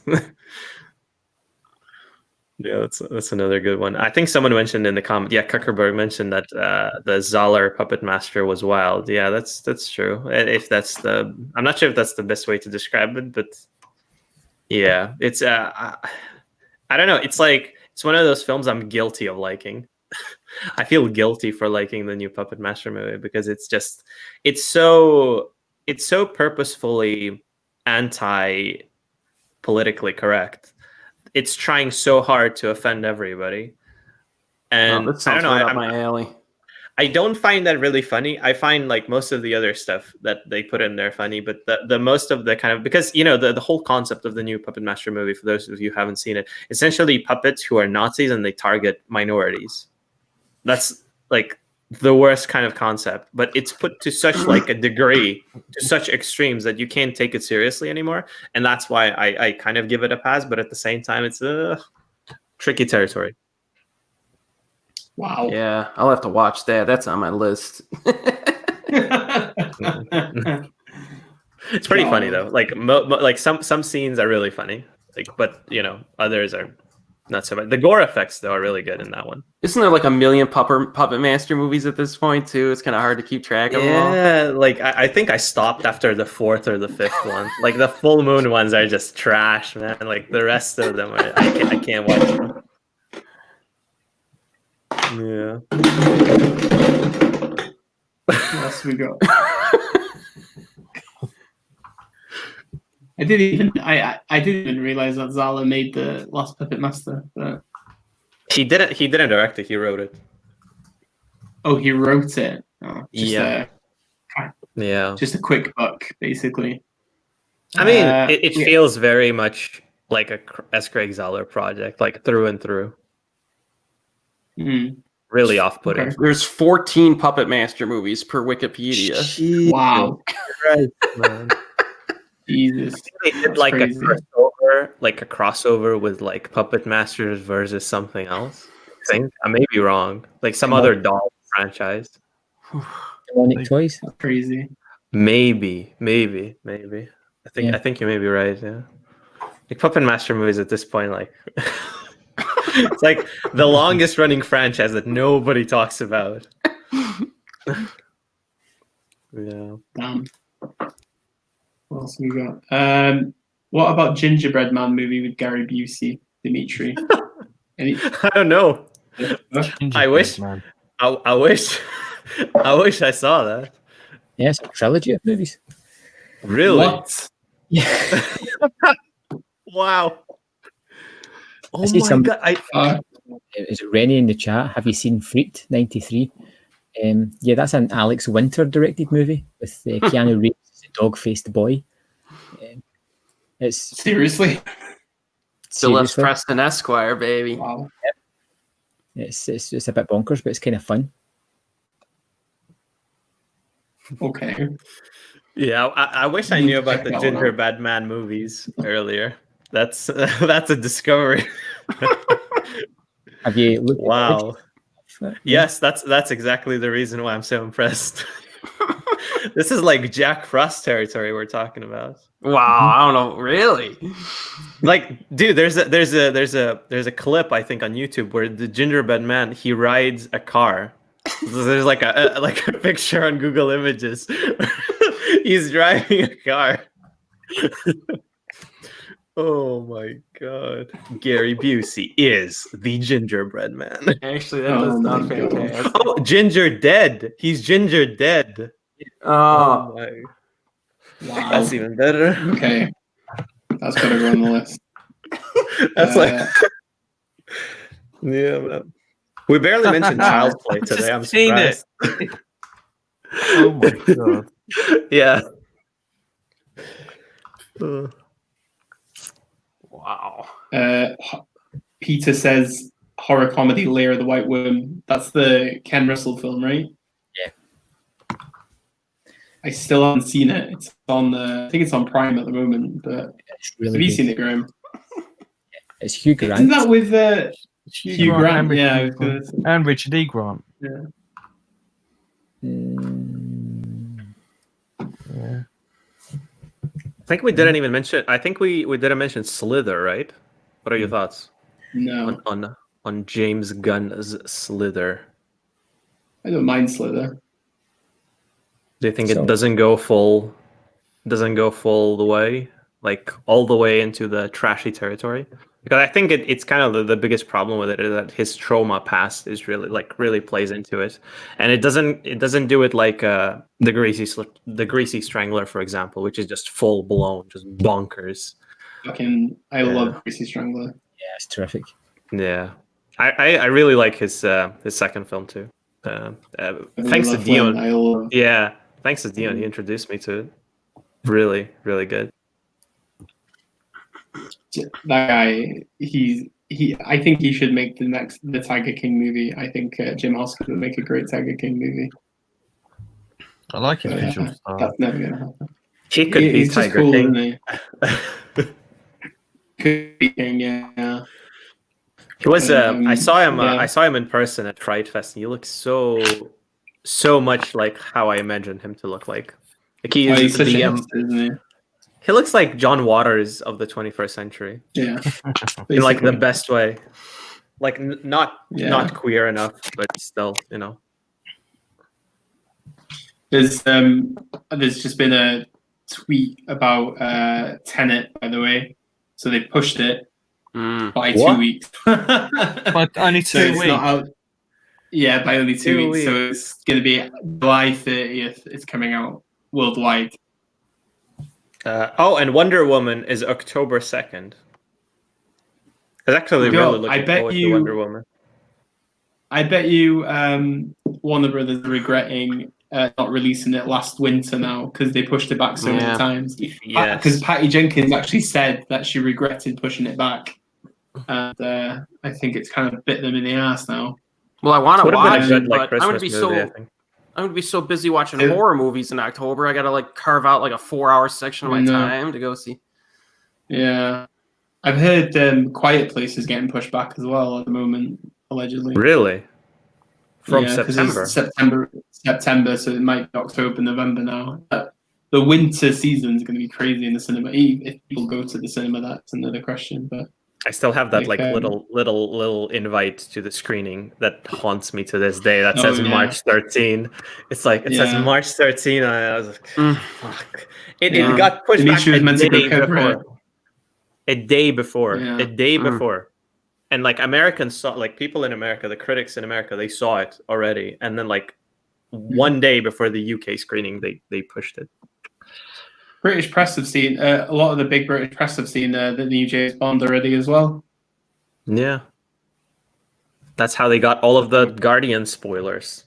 There, just in the headline, like they put it in the headline. How scummy is that to put a spoiler to an unreleased movie in the title of your story? Like right get those there, clicks, headline. baby. Get those clicks. That's all I care about. Yeah. I know that it's under embargo, so and there's no reviews of it. But do you know what any of the reviewers think of it? Like, is it positive for Bond?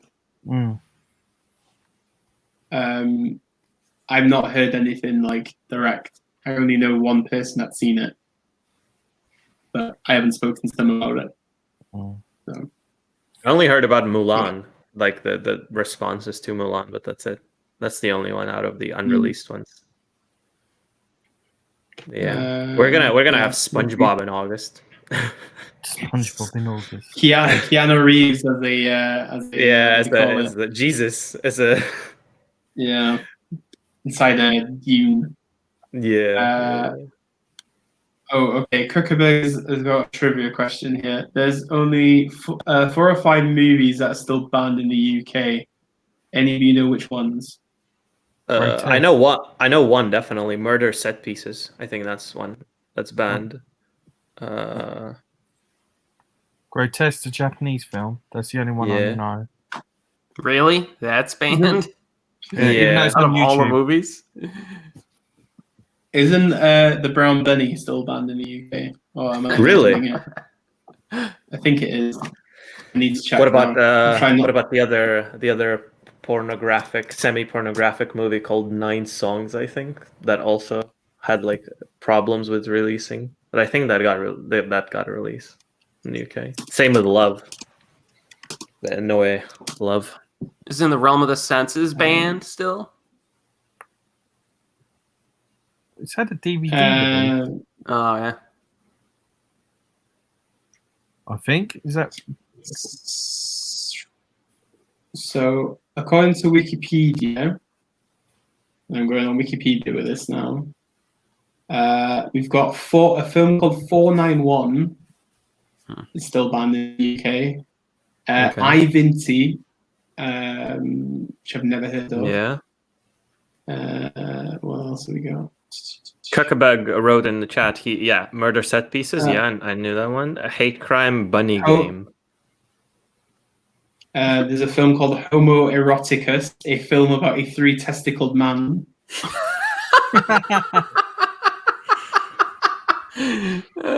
come that's banned? Did they ban Total Recall because of the 3-boobed woman too? That made me wish I had 3 hands. Oh my god! Wow! Called Hidden Range is still banned in the UK allegedly. Mickey is banned in the UK, which is it was banned because of the death of James Bulger. Bare Fist, the sport that wouldn't die, or bare knuckle fighting. Those are Brave, some like Bashed, Battered and Bruised. Those are some like porn parody titles, like for real. Like those can be real movies. I refuse to believe. Woman in Cell Block 9, Spy of Darkness, Bum Fights is banned in the UK. Have you ever heard of Bum Fights? Yeah, that was a YouTube thing. That was this guy that was paying homeless people to fight each other with their butts. Yeah. No. Oh, never mind. That sounds On this abhorrent. list- That's like the most disgusting thing out of all of these. Yeah. So there is one. This is a porno. It's called the Texas Vibrator Massacre. I'll read you why it's banned due to containing a significant amount of eroticized sexual violence for the scenes of intercourse between characters intended to be brother and sister.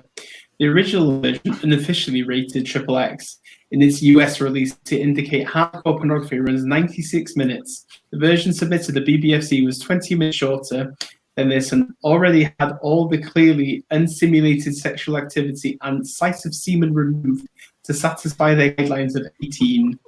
But the violence and unconscious setup of considered equal and acceptable in marital intended of sexual arousal of the viewer is irrespective of expletiveness. So there This you is go. some not safe for work Texas stuff right here. Yeah. Oh yeah. Oh, sorry. The bunny game is banned. Yeah, there's quite a few actually. Yeah. Damn. Yeah. Well, that was Kikuback didn't fun. know all Thank of you. these. I'm No. surprised. I Quite- thought the perverted mind would know. What else we got? Yeah. So okay. Do we have any more questions in the chat? Anybody with questions for each other? Okay, last thing. What are your favorite horror remakes? That's like a controversial question that no one likes to ask, but for some reason, I think there are quite a few that are actually decent. Like excluding the obvious, I mean, excluding like The Thing and yeah. The Fly and Yeah. Texas Chainsaw Massacre. Good one. Yeah. The Ring was good. I like The Ring. Yeah, The Ring was good. Yeah. I've not seen the remake of The Grudge. I don't I mind it. haven't either. Yeah, one. it's Mainly because they're Michelle alright. Miller. Yes. Dawn of the Dead. Yeah, that's really good. Yeah. I think Maniac has been my favorite like remake of remakes of recent time. Invasion Yeah. of the Body Snatchers, 1978, if that counts. That's I forgot about that one. Yeah. The Crazies and Fright Night. Yes, I totally agree with both of those. Yes. Oh yeah, I really Fright like. Night was good. Yeah, Anton Yelchin, man, what a man that was. Yeah. Yeah. Oh, Suspiria, obviously. Suspiria, Yeah. Evil Dead. Okay then. Little Shop of Horrors, 1986. Yep. Yeah. I mean, Hills Have Eyes, kind of an obvious one, I think. What else? Peter's trolling the Psycho. The Blob. The Blob. Yeah. Ugly Enough to Be Wise says Nosferatu. I'm assuming the Werner Herzog version. The Herzog one, yeah. I'm assuming. Herzog. The Blob. Is anybody Werner. picking Psycho? No, just Peter's doing it for the banter. I mean, it's not as terrible as like the reputation implies, but you know, it's I don't mind. Yeah, I don't mind it either. It's all right. It's not what's it called? It's not Nightmare on Elm Street or you know. Well, yeah. Well, how about then? What is the worst horror film you've ever seen? Like just crap. Ooh, that's a difficult one. There's so many. I can easily name you mine. Pet Cemetery Really? remake. Really? Worst. Whoa, are you serious? That was like really Hell yeah, I bland, thought- but that wasn't terrible. Has anyone I thought it seen was any of appalling. the new Hellraiser movies? Like, I haven't seen the last one. I've only That was seen awful. what's it called? The last one. I don't remember. I remember the cover. Don't remember the title. I've been meaning to watch that new Hellraiser movie. Is it really that bad? Yeah, I mean, do you know? Yeah, it was it wasn't great at all. And Judgment. I mean, right? That's the one you're yeah, talking without. about. I mean, I think you can't have Pinhead without having Doug Bradley in there. I think. Yeah, But, that's true. I mean, you could create a new character to lead the Cenobites. They probably should have done that instead. You think? and I think they're remaking it, aren't they? Like they're completely restarting it and from. Yeah. Now I feel like rewatching it. Yeah. Okay, so maybe not the most obvious choice, but one that I feel strongly about. Jeepers Creepers 3. I'm not gonna go like in depth about that one, but that's just on all accounts, like moral and filmmaking wise, absolute trash, just garbage. Yep. Like where the second one was at least watchable, even though it went full on into like slasher territory. I feel like the third one is just like yikes. I don't even want to talk about the director. That's another story. Yeah. The Prom Night remake. Which one? Prom Night. Oh yeah, the PG-13 one. Yeah. It was just awful. Yeah. I think we had another PG-13 remake. Black Christmas. God, that was utter crap. Okay, I here's the thing. I think I don't know why. I kind of like that film. I actually do. I like both of the remakes. I like the 2006 one. It's all right. Yeah, it's gory as hell. Yeah, the 2006 one, and it has a pretty likable cast. But the sequel, I think, even though it's so obvious with its messaging, I don't think there's really.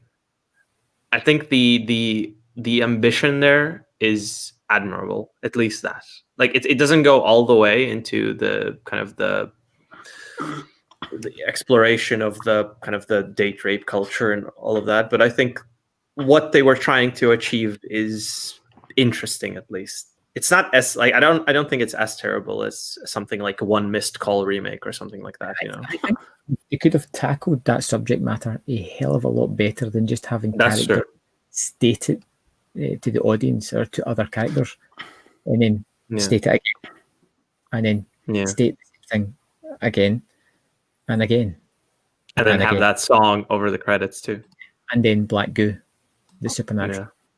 I actually like that was one of the things I liked, the whole supernatural aspects. At least that was something different. Like Carrie Elves playing this like weirdo who purposefully confronts the student.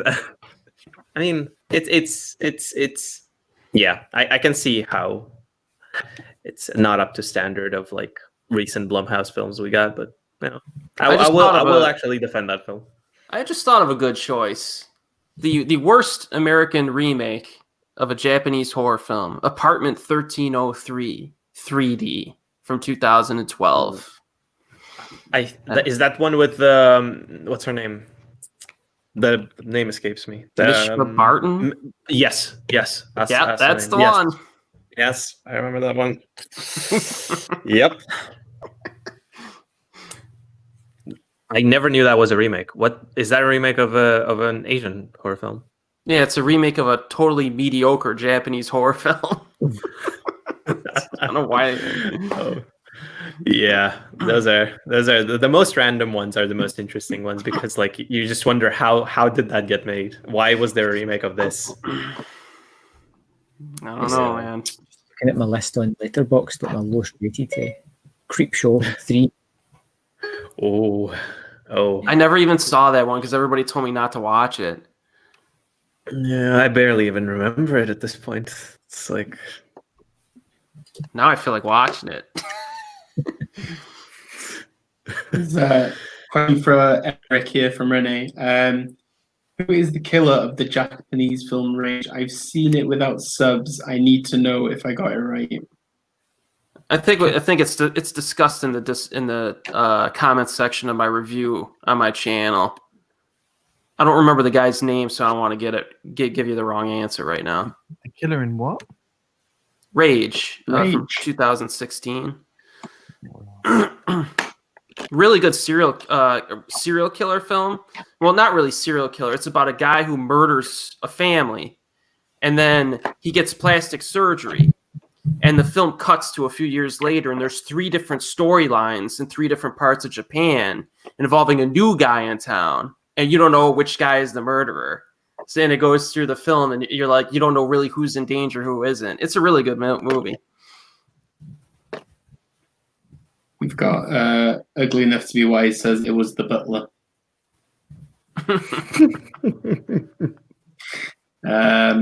Peter says Jaws 4: The Revenge is the worst horror movie ever made. Jaws 4 is garbage. But it built a house for Mr. Michael Caine, so some good came Michael out of Caine. He didn't go to the Oscars that year when he won because he was filming that movie, right? I don't remember that. If I'm correct, maybe yeah, you're correct. I'm sure it's that. Floyd says When a Stranger Calls remake is way better than the original. Going through the original is chilling, man. That's a good movie. I haven't seen. Which one is this? When a Stranger Calls. Yeah, that and One Missed Call are always I always confuse them. I think When a Stranger Calls has 3 films, right? It's a trilogy, if I remember correctly. I remember 2 of them: When a Stranger Calls and When a Stranger Calls Back. But I wouldn't, maybe there is a third one that I wasn't sure. It's on Netflix free right now in the UK. Which one, the remake or the? I think it's the remake. It looks like the remake. DIon, I got a haircut today. I had a haircut last Saturday from my girlfriend. She shaved the side of my head, but I wouldn't let her do the top. I didn't trust her. But she's doing a good job. My wife did mine, and the batteries on the clippers ran out halfway through. Oh. So I ended up with a mullet. Nice. I look like Russell had a mullet, baby. Yeah. When lockdown happened, there was in Lidl, they had hair clippers on sale. So I picked them up because my hair is just atrocious when it goes too long. So I just said to my girlfriend, "You're gonna have to start cutting my hair once a month," and she has been doing it. Fair play, but just not at the top. So I'm surviving. Kuckerberg Dark Water remake was utter dumpster. I didn't even know Dark Water had a remake. Yeah, it had a 2005, I think. Really trashy one. Yeah. I think it's with Jennifer Connelly, or I may be mistaken. That's true. Yeah, it's with someone. Is it Jennifer Connelly? Yeah, I think. Yeah. It's just pretty bland. Yeah, it is Jennifer Connelly. Yeah. I didn't even know that there was a remake. 2000s were a wild time for horror remakes, man. What was it with Americans remaking Japanese horror films? It's crazy. I don't even think they knew they were doing half that. Well, the producer, Roy Lee, was he basically just went to his whole mentality was, hey, listen, let me convince the producers, and maybe it's true. Let me convince the producers of all these movies that their movies will never sell in America. So just give me the remake rights, and I'll take whatever money I could give you, and then I'll remake them. You know what I mean?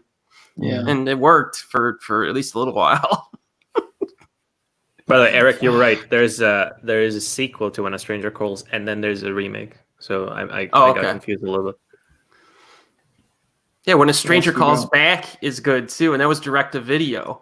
Really? I never checked it out. That was pretty good. I liked it. Is it like American Psycho 2? Is it just shit? Good. God. Oh yeah. American Psycho 2. I'm surprised it. Well, yeah. Sleepaway Camp 3 is horrible. Yeah, Sleepaway Camp 3 is not very good. I love the first 2, but the third one is. Isn't there a fourth Sleepaway Camp? I don't know. Man. I think. Yeah, there is, isn't there? Mm-hmm. What else? Peter mentioned. Peter mentioned something I forgot. Exorcist: The Beginning, which is there's 2 versions: the Rennie Harlin version and the Paul Schrader version. I think one is called Exorcist the Beginning, and another one is called Dominion the Exorcist. Very much varying quality films. Yeah. Alex Trinder, Wicker Man remake. If you're looking for When a Stranger Calls, it was put out by Second Sight, and they've got the second movie as an extra on the disc. Really? I might actually pick that up. Oh, really? That's fantastic. That's like a Arrow's situation with the Endless, with the Resolution. Good double feature. Did you get The Woman? No, actually, I did not. Unfortunately, I've been meaning to, but I have the standard Blu-ray of that. Still need to watch it. It's a 4K remaster, and it's got The Offspring in a 4K remaster as well. Okay, it's going way high up in my to-buy list because I missed out on quite a few special editions from Arrow recently. Damn. That's quite a good £13 for that, though, for When the Stranger Calls. We got Chud 2, garbage. What the Chud? I mean, Troll 2, obviously. That's like a very... Troll 2 is just... Do you know what? I don't even remember the last time I watched Troll 2. Been a while. The Fantastic Town of Nullbog. What's that? It's Goblin backwards. It's the name of the town in Troll 2. Yeah. Oh, God. Please go back to this one. Man, like I'm just looking at like my lowest rated horror films, and it's just Uvable on Uvable on Uvable, like House of the Dead, Alone in the Dark, Blood Rain. You're just getting all of them. Yeah, those are. Oh wow. Going Fu's asking for a personal picture of your haircut, Hus. It's never gonna be. Never. I'll wait for the head. What do you do if you have like a Zoom chat with your bosses or anything like that? Do you just keep the hat on? Yeah, pretty much. But like we do Microsoft Teams meetings, but no one switches on their cameras. I see. Most of the meetings I have, you have to put the camera on. It's really annoying.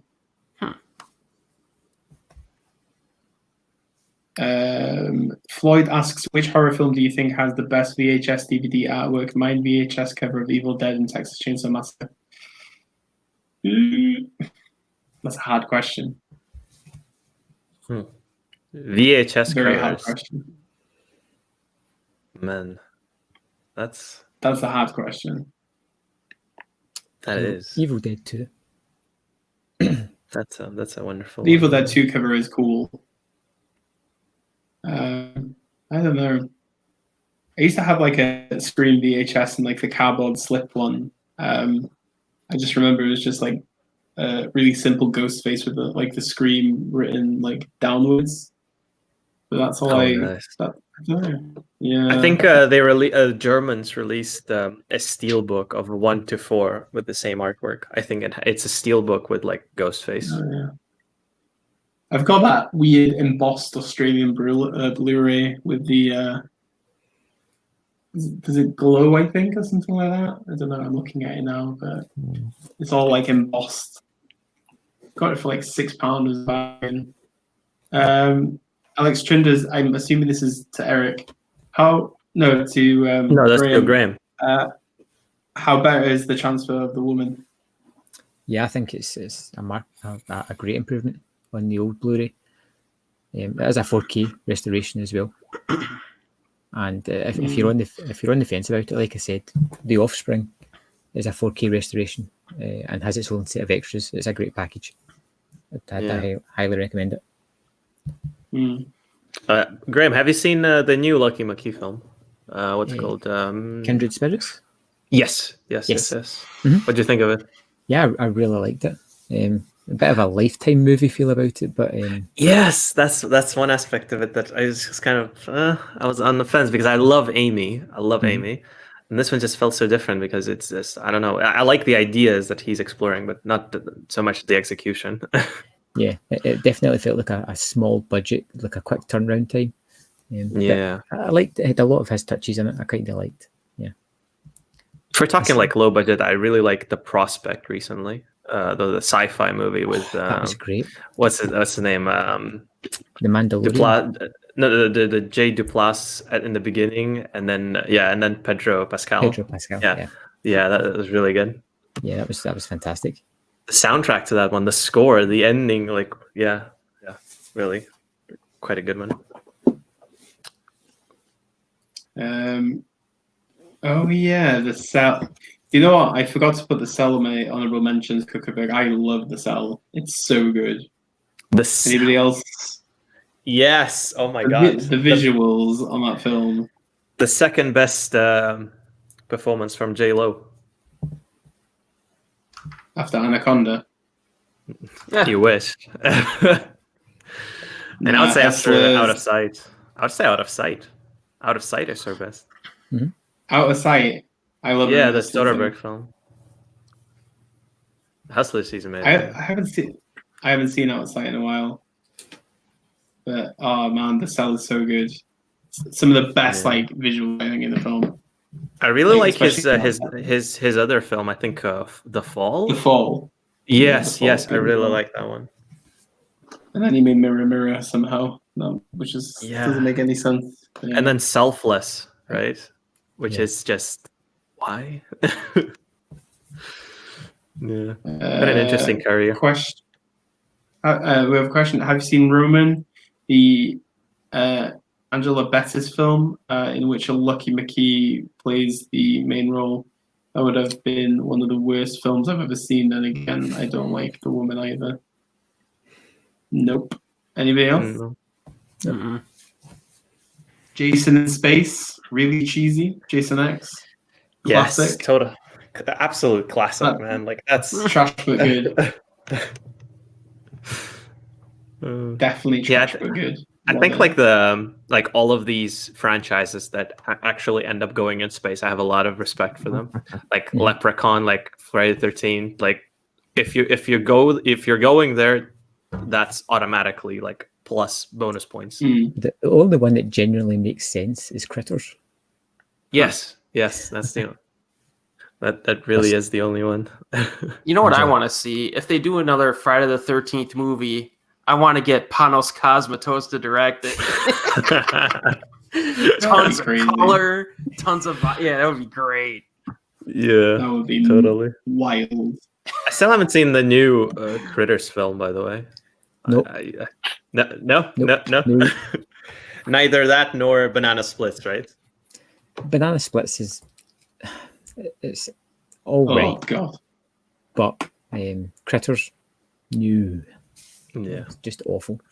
From the looks of it, it strikes me as such. What about the new Tremors film? What? Sorry, you cut out. New Tremors. Oh, the new Tremors. I haven't seen the new one. The 5, I think, right? I think it's Tremors 5. No, there's more than that. Yeah, I think it's 5. More? Yeah. No, there's more. Yeah, there's more now. Yeah. There's 6. Yeah. Are you kidding me? There's Master better watch out, baby. Tremors is coming for the title. Is it A Cold Day in Hell? Yes, A Cold Day in Hell. You're right. Yeah, it's all right. Oh, that's. I've always had a soft spot for the Tremors franchise because it was always on TV. Like it was like clockwork. You would put on TV like midnight. You would have Tremors. It's always the first one. They'd never put the rest of them on. Yeah. Local TV channels, for some reason, they did Wrong Turn, like all of the Wrong Turn movies in like one sitting. I envy the people who managed to do that. I love doing marathons of movies, 2 or 3 in a row. Yeah, like especially if it's the same franchise, it's a lot of fun. Like when it's a franchise that has weird sequels, like Texas Chainsaw Massacre. When you go from like Texas Chainsaw Massacre to Texas Chainsaw Massacre 2, like what the fuck? And then Texas Chainsaw Massacre 3, kind of let's breathe a little bit, and then Texas Chainsaw Massacre: The Next Generation. You're absolutely out of the zone. Yeah, it's good choices. Dion, when are you doing your Saw marathon? before Spiral comes out, probably. Nice. I'm gonna hold for a year and do it then.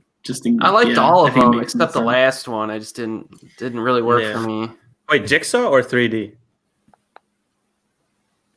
Oh, I'm sorry. You're right. The one before Jigsaw. Yes, I agree with you totally. Saw 3D is the only one that I don't like. Like really don't like. The other ones are watchable, like perfectly watchable. Oh, yeah. All of the Saw sequels are watchable. Like even 5, which people say it's like the trashiest of them all, and it admittedly is, production value wise, it is, but it's still fun to watch. You know, there's a new Children of the Corn film coming out. That's like every year, man. You get a Children of the Corn remake, sci-fi remake. I think there was a sci-fi remake a couple of years back. I think, yeah, there's like 14 of them. I think right now, 12 or 14, definitely. They're like that, and Puppet Master are. I don't understand. Crazy. Have we got any more questions for each other? Any more comments? What else have we got? I have seen all the Crow sequels. That's not bragging, it's a trauma. I have never seen any of the Crow sequels. How many of them are there? Like I've only ever seen the original one too. 4. Like I don't really. Wow. I think. We've got. How can you replace Brandon Lee? Like it's impossible. Do you know who did replace him? That kid from Terminator 2. David Furlong. Yeah. Oh. I think Iggy Pop was the bad guy in the second one. I don't know. I thought it was the Crow. I don't know. But I've not seen it. I've not seen anything after 2. The second one has Iggy Pop. Yeah. That's. I saw that in the cinema alone. And when I say alone, I mean I was the only person in the cinema. That's amazing. Yeah. It's amazing. I think Floyd's kind of categorized Saw quite well. Saw 1 to 3 brilliant, 4 to 5 meh, 6 was really good. 7 was pants. Absolutely, that's perfect. That's perfect description. I 7 like 4 was a lot for some reason. 4 is fun. Sorry? It's like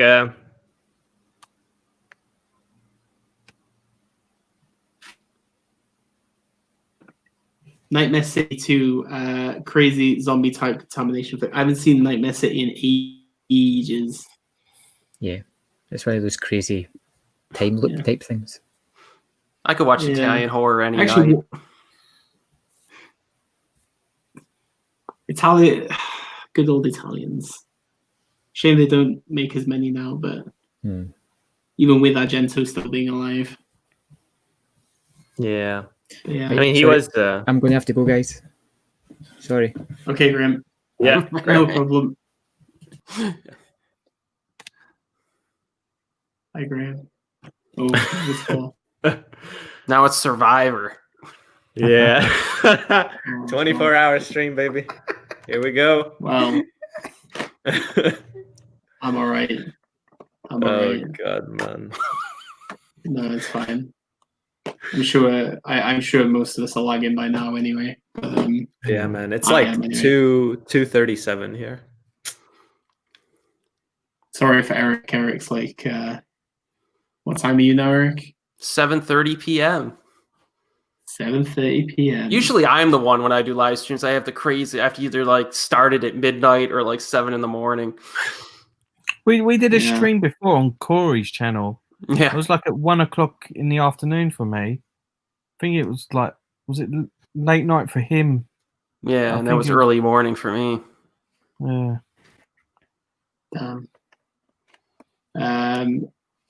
What we got here now? Renee says, I have the Puppet Master Blu-ray Too Long Trunk.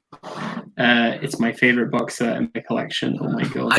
I wanted to get that. I'm guilty of wanting to get that because it looked so good. It had like a little puppet in there too. Like the lead puppet, I don't remember the name of.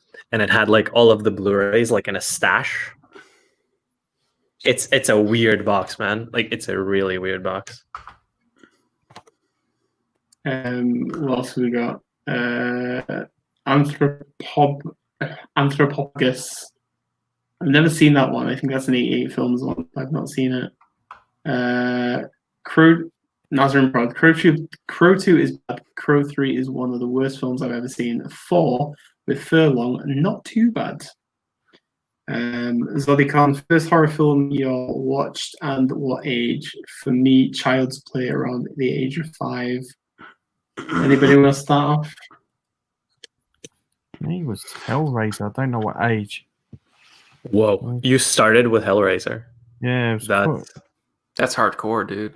Yeah, that's it terrified the life out of me. I mean, even today, it's still so terrifying for me. Yeah, I mean the chains in it, like by itself, like the whole method of killing is just. Ugh. If Return to Oz counts, that was my first. Probably like 6. Yeah, I think my first one, like if we're discounting like all of the Gremlins and Critters and all of those, I think the first like true horror film I ever saw was, I think it was one of the trashy sci-fi like animal flicks. I don't remember which one. Probably about a crocodile. I remember we had like I had those, but like if we're remembering like pure horror films, it was definitely Child's Play. Definitely. Yes, Child's Play was the one that I was scared as a kid. Like I was terrified of Chucky as a kid. Like my friend was a big fan of Child's Play, and he had like an actual doll, and no, I wasn't going near that thing. Yeah, I could have said like my first horror film that I ever saw was Charlie and the Chocolate Factory by Tim Burton, but I'm not gonna. Yeah. Oh, with Tim Burton. Yeah, I'm not gonna go there. I think probably mine's either The Exorcist or probably Scream, really. So I was about 9, 8, maybe when I came out. So yeah, I think that one of them. Obviously, I think I saw Psycho and the Birds quite young as well. I don't really remember. Yeah, those are quite often on TV too. Yeah, I think that was the thing. Like I saw a lot of Hitchcock when I was like quite young. So yeah, I saw 1408. I think when I was quite young too. The Stephen King adaptation. Oh God. Did anybody mention Sleepy Hollow? I don't think anybody mentioned Sleepy Hollow, but I do like Sleepy Hollow. It's a good Tim Burton movie. Yeah. Crow 3, Kristen Dunst in it, I believe, or not. What the fuck? That's crazy. That's interesting developments there. Was she a crow? Yeah. Cutting Moments was a great horror, although it's still cut by the BBFC over here. No, she was a girl in it. I think she hated every second of it based on the performance. Yeah, that's like Rooney Mara situation, right? Rooney fucking Mara. What else we got? Demons 1 and 2 produced by Argento. Solid double feature. My first horror film was Dracula Says Rene with Bela Lugosi. First horror film, Nazarene Prod, Pinocchio. To be fair, the whole donkey thing is just. Have you seen anything from the Garona Pinocchio, the one that just got released? No, I know there's links available to watch it. But it looks horrifying. Like I just saw the trailer because it's on VOD, and I cannot believe it was marketed as a children movie. Like if Tale of Tales taught us anything, is that Matteo Garoni cannot do fairy tales in the most normal manner. Alex Schrinder is asking Eric, what do you think of the Sado Giallo film Francesca? I really did enjoy it. Haven't seen it. Not seen it. No response. No comments. No comments. Well, nobody else wants to talk. Okay, then. Just in case anybody does ask. Favorite TV horror show? Does X-File count? Or X-Files is like more of a sci-fi? Yeah. Yeah, I think it's more of a sci-fi, really. Horror show. Shit. Tales from the Tales from the Crypt's good choice. Buffy the Vampire Slayer for me, obviously. Yeah, I probably would do Tales from the Crypt then. I can't really think of any. Outer Limits. I'm gonna go with like a really, really popular choice, but I'm gonna go with the recent one, Haunting of Hill House. I really, really, really like that one. I loved it. It's probably Mike Flanagan's most impressive work to date. It's the most accomplished one too. I mean, on Netflix they've got the Ju-On TV yeah, show. next month. Is it on now? Is it next month? Yeah, Looking forward to that. Channel Zero, yeah. Channel Zero is the first one is good. Yeah, the first season. The rest are varying quality. Does Scare Tactics count? Do you guys remember Scare Tactics? Scare Tactics. Oh no. Oh man, it was so irresponsible. You basically had it went for like I don't know how many seasons. It was like a reality show where if you want like if me and Hus were getting together in the UK and I call the TV producer, I'm like, hey, I want to scare the crap out of Hus. And then we set up something without Hus's knowledge to scare the crap out of him. And we videotape it. Oh my God. So, I'd get out of a car and Dimitri would come up and like start stabbing me. And then, Jesus. I think there was a show that got quite a lot of backlash recently on Netflix with Gaten Matarazzo, the guy who plays in Stranger Things. It was kind of a remake of that show that you're talking about, which is also like pranking unsuspecting people for no apparent reason. Well, it could be dangerous. What if the dude is got a gun or something or a weapon and he's just defending himself? He doesn't know it's a prank. Man, I'm still surprised like Jackass went for as long as it did. Like Jackass and all of the Sacha Baron Cohen movies. That's very impressive. The fact that no one I think on the set of Bruno he almost died for when they were filming the last scene. I think some dude threw a chair, and like in the final cut of Bruno you can see like chair flying right above Sacha Baron Cohen's head because they glued the chairs because they knew that all of the homophobes there are gonna start throwing chairs, and one like big dude, he literally took out that chair, which was glued to the ground, and he threw it in there. Crazy, I know. I liked his last show where he was just like imitating different people. Yeah. What was This it? Is America. I remember what it was called. Who is America? This is America, yeah. Who is America, yeah. That was a good one. Floyd says, Tobe Hooper's Salem's Lot, Nazarene Pro, best horror show, Twin Peaks. I don't know if it's horror, but always Twin Peaks as well. Hannibal was really good, fantastic cinematography. Every episode felt like a movie. Chopping Mall, great movie. Haunting of Hill House was great, but more drama than horror. I did give me the biggest jump scare ever. Easy way to jump to scare Hus is at the moment is to take his hat off. God. That's hilarious. There was a show I used to watch when I was a kid. It was called Bone Chillers. It was like this high school set in it's like a horror high school. I'll leave a link in the comments if you want to check it out, but it's fucking weird. Was it animated or like live action? No, live action American TV show. It's really freaking trippy. Yeah, it's called Bone. It's really weird. Obviously, like another one I loved as a kid, like Are You Afraid of the Dark? I used to love watching. Totally. Yeah, great. Have you seen the new stories on that? No. The new Nickelodeon one. Yeah, it's a new version.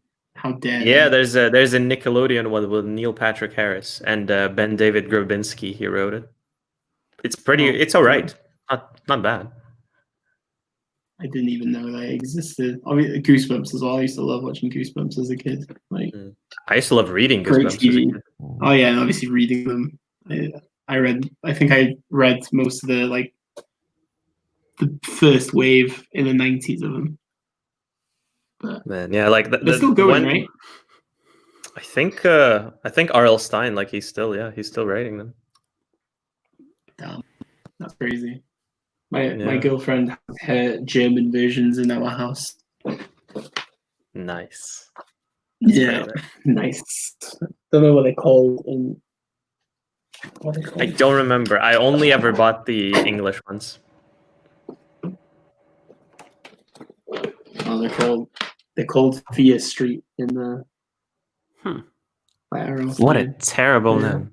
What a terrible name. Wait, are you sure that's the title of the? I don't know. They're written by R.L. Stine. Wow. It's called Fear Street. I'm assuming it's Goosebumps. I thought it had a different name, man. I thought it had it like I remember it having like a different name. Maybe I'm wrong because I only ever read them in Gänsehaut. Yeah, those are yeah. I remember seeing those at shops. And those are Goosebumps in Germany. Man, that's bringing me back to the time when like, dude, like Mummy. That's another one. I don't think we mentioned on. I think Graham mentioned Deep Rising from the same director, but The Mummy was a good like horror blockbuster, like PG-13 horror blockbuster that we never really like. We don't really get those anymore. With the one with Brendan Fraser. Yeah. I like that one. I like that one. That was really like I really like that one. Even I mean to a degree, I even kind of like the sequel, The Mummy Returns. The third one is garbage. It's horrible. We're not touching that, but the sequel is all right. I like Arnold Vosloo. He's a good villain. Yeah. I think he was even in the Scorpion King movie, if I remember correctly. Oh my god, we got kids shows now. The best TV show as a kid was Banana Man. Nice. I really like Courage the Cowardly Dog, man. Oh, that was a trippy show, man. Yeah, that was really creepy. And Cow and Chicken as well. That used to freak me out. Yeah. What a show! Rocko's Modern Life I used to love a lot as well. Yeah, Samurai Jack, another one. You never liked Samurai Jack? Hey Arnold is amazing. Yeah, Hey Arnold was like I think the first memory from my childhood I remember was Hey Arnold, like the first TV show. Hey, there's some good horror episodes in Hey Arnold. When they go like when they have Halloween. Yeah, there was like a Ghost Train episode. There was a guy in a cave. Damn, I don't remember that. There was a pigeon guy. There was like a few horror episodes. So yeah. Renee, a guilty pleasure horror movie for me is Bloody Beach from South Korea. Okay, what's Bloody Beach? It's a lower grade slasher film. I personally didn't like it, but it's not terrible or anything. The ratings are quite low, but it looks alright. Slasher. So it's a slasher. Okay, that's immediate. Yeah. Oh, did you see? Oh my god. Sorry. I was.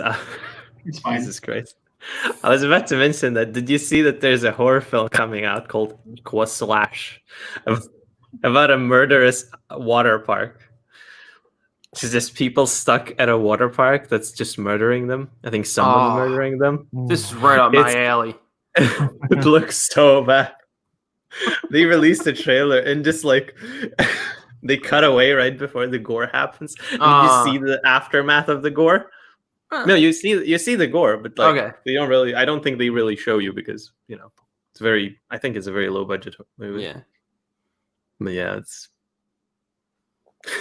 splasher. Yeah, that's the best way to put it. Alex is asking about another media post about Wong Kar-wai. Yes, there's the breaking news at the beginning of the chat today. Still wild. I really don't know how to. I don't know. I feel like I think Criterion is going to have to make their announcements sooner rather than later now. But their next announcement's coming up soon, so I don't know, because I guess it's like for some people they're not going to give a crap about doing a double dip, are they? But well, we recently had dueling Tsukamoto sets, didn't we? Like a 3-disc set from Third Window or something, and then the big one. Yeah, it's because we had them already from Third Window over the past 4 years. Oh, okay. And Third Window is somehow like part of Arrow, I think. Oh, okay. Yeah. Is that only in the UK? Was that a Third Window will only release Tsukamoto movies in the UK, but Arrow released them all in the US. But they included Vital, which I think someone else has the rights to till 2023. Wow. I need to get on my Tsukamoto watch. Yes, Been meaning to. I have a video on my channel talking about the box set too. Yeah, I watched that. That's why I've been kind of like the more you mention it on the streams, the more I'm inclined to start watching it. Yeah. On the WoW HD, they've actually got the set. It's on back order at the moment from America because you buy it on Amazon, it's £80. But I think if you buy it on WoW HD, it's about 50. I think. Wait a minute. Solid Metal Nightmares is £49.30 on WoW HD, but it's on back order, so you may or may not get it. So the other big set coming out is Gamera, the giant turtle. It turns into a UFO. Oh, have you got that pre-ordered? Yeah, I did. Yeah, same here. You still might have pre-ordered it, but again. Yeah. Oh, did you? Yeah, like £50 worth of Arrow points. Wow. Yeah. I was saving it for a big box set. No, I'm tempted to pick up that one, but we'll see how it goes. Criterion is also working on a Fellini set, right? I think there is a Fellini set also, but I think it's recently because most of Fellini's movies came up for re-license. So, best zombie movie? Oof, that's difficult. I mean, Night of the Living Dead for me, and actually Miss Zombie is up there for me too. I really need to see that. I would say Night of the Living Dead. I mean, Night of the Living Dead, Dawn of the Dead are kind of obvious ones, but I quite like the what's it called? I quite like 28 Days. Really, really basic choice, sure, but I think it's quite interesting, though, especially like given the time frame it was made in. Yeah, Night of the Creeps. That's not much of a. I mean, that is a zombie movie technically. Versus, remember Versus? That was technically a zombie movie. I don't. That's the thing. I don't. What's that? It's one from 2000. It's a Japanese flick about dudes in the forest and they fight a bunch of zombies. Wow, that's a good one. It was made very low budget, but they did a good job. Yeah, I need to check that out. Have you seen it? Also, you got I Am Hero. Okay. I'm Japanese movie.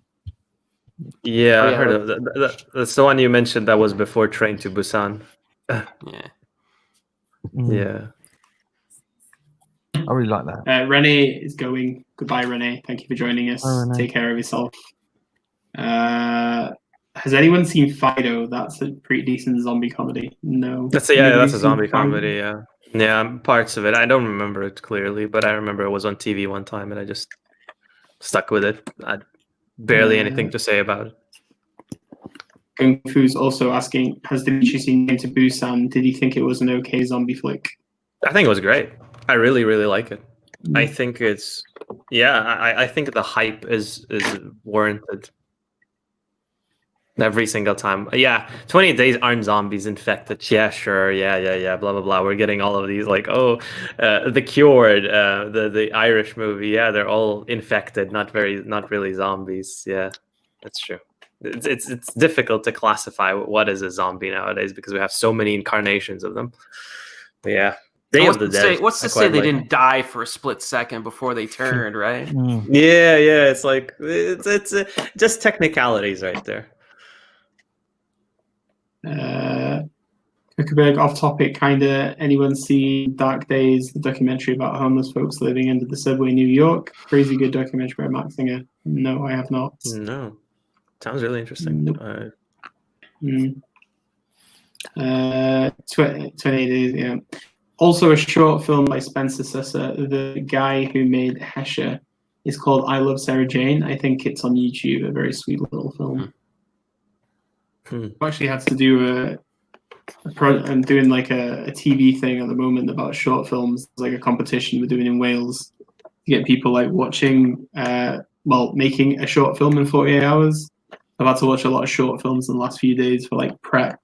And then there's like a secret task, which I'm assuming nobody from Wales is here, but basically there's a secret genre that they have to pick, and it's horror.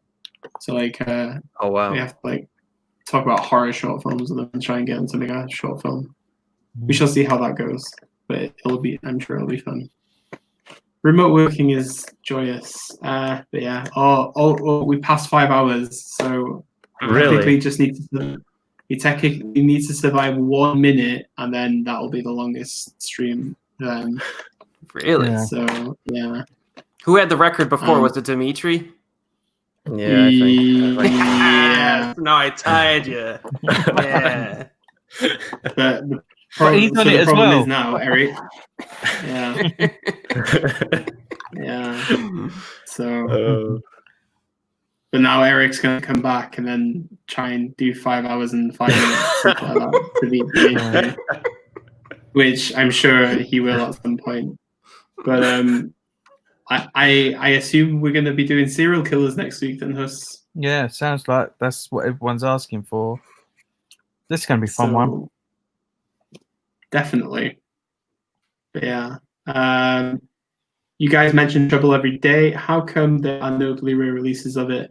I think it's more to do because Tartan had the rights, and I don't think anybody's picked up the rights, or they still have them. I don't know.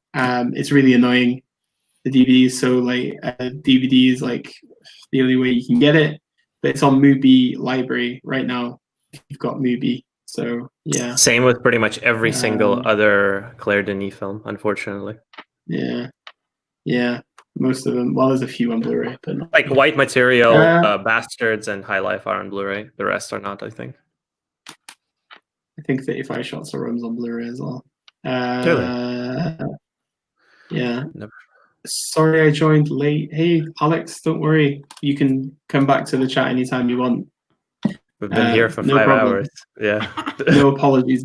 Whoa! And Dimitri's dead. I win.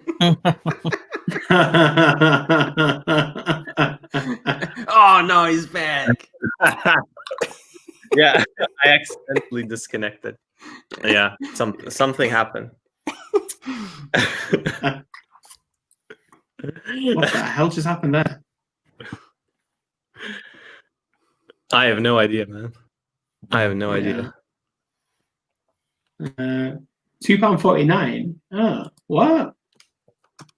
Wait a minute. Maybe. It should be a movie library for free now. Well, it was anyway, and I checked recently. I think they've been removing films from the library recently. Have they? Yeah, it's weird. Like they have actually been removing. Oh, that's shit. Yeah, it was on Movie for free recently, but clearly it's not anymore. But yeah, right then. So, shall we call this a day then? Yeah, I'm knackered. Same there. Yeah, 5 hours, man. So, Do you want to sign us out then, Hus? Okay, guys. Thank you so much to Erik, Dimitri for joining us, as well as Graham, who had to leave. I think his child was calling his name. Yeah, thank you so much, guys. Everyone's channels are linked down below, so please, if you're not, please subscribe to all the guys' channels. I mean, all my favorite YouTubers are joining me on these streams, which is amazing. So yeah, subscribe to them. Thank you so much for joining us, and we hope to see you next week, guys. So thank you very much, guys. Take it easy. Yes. Goodbye for now.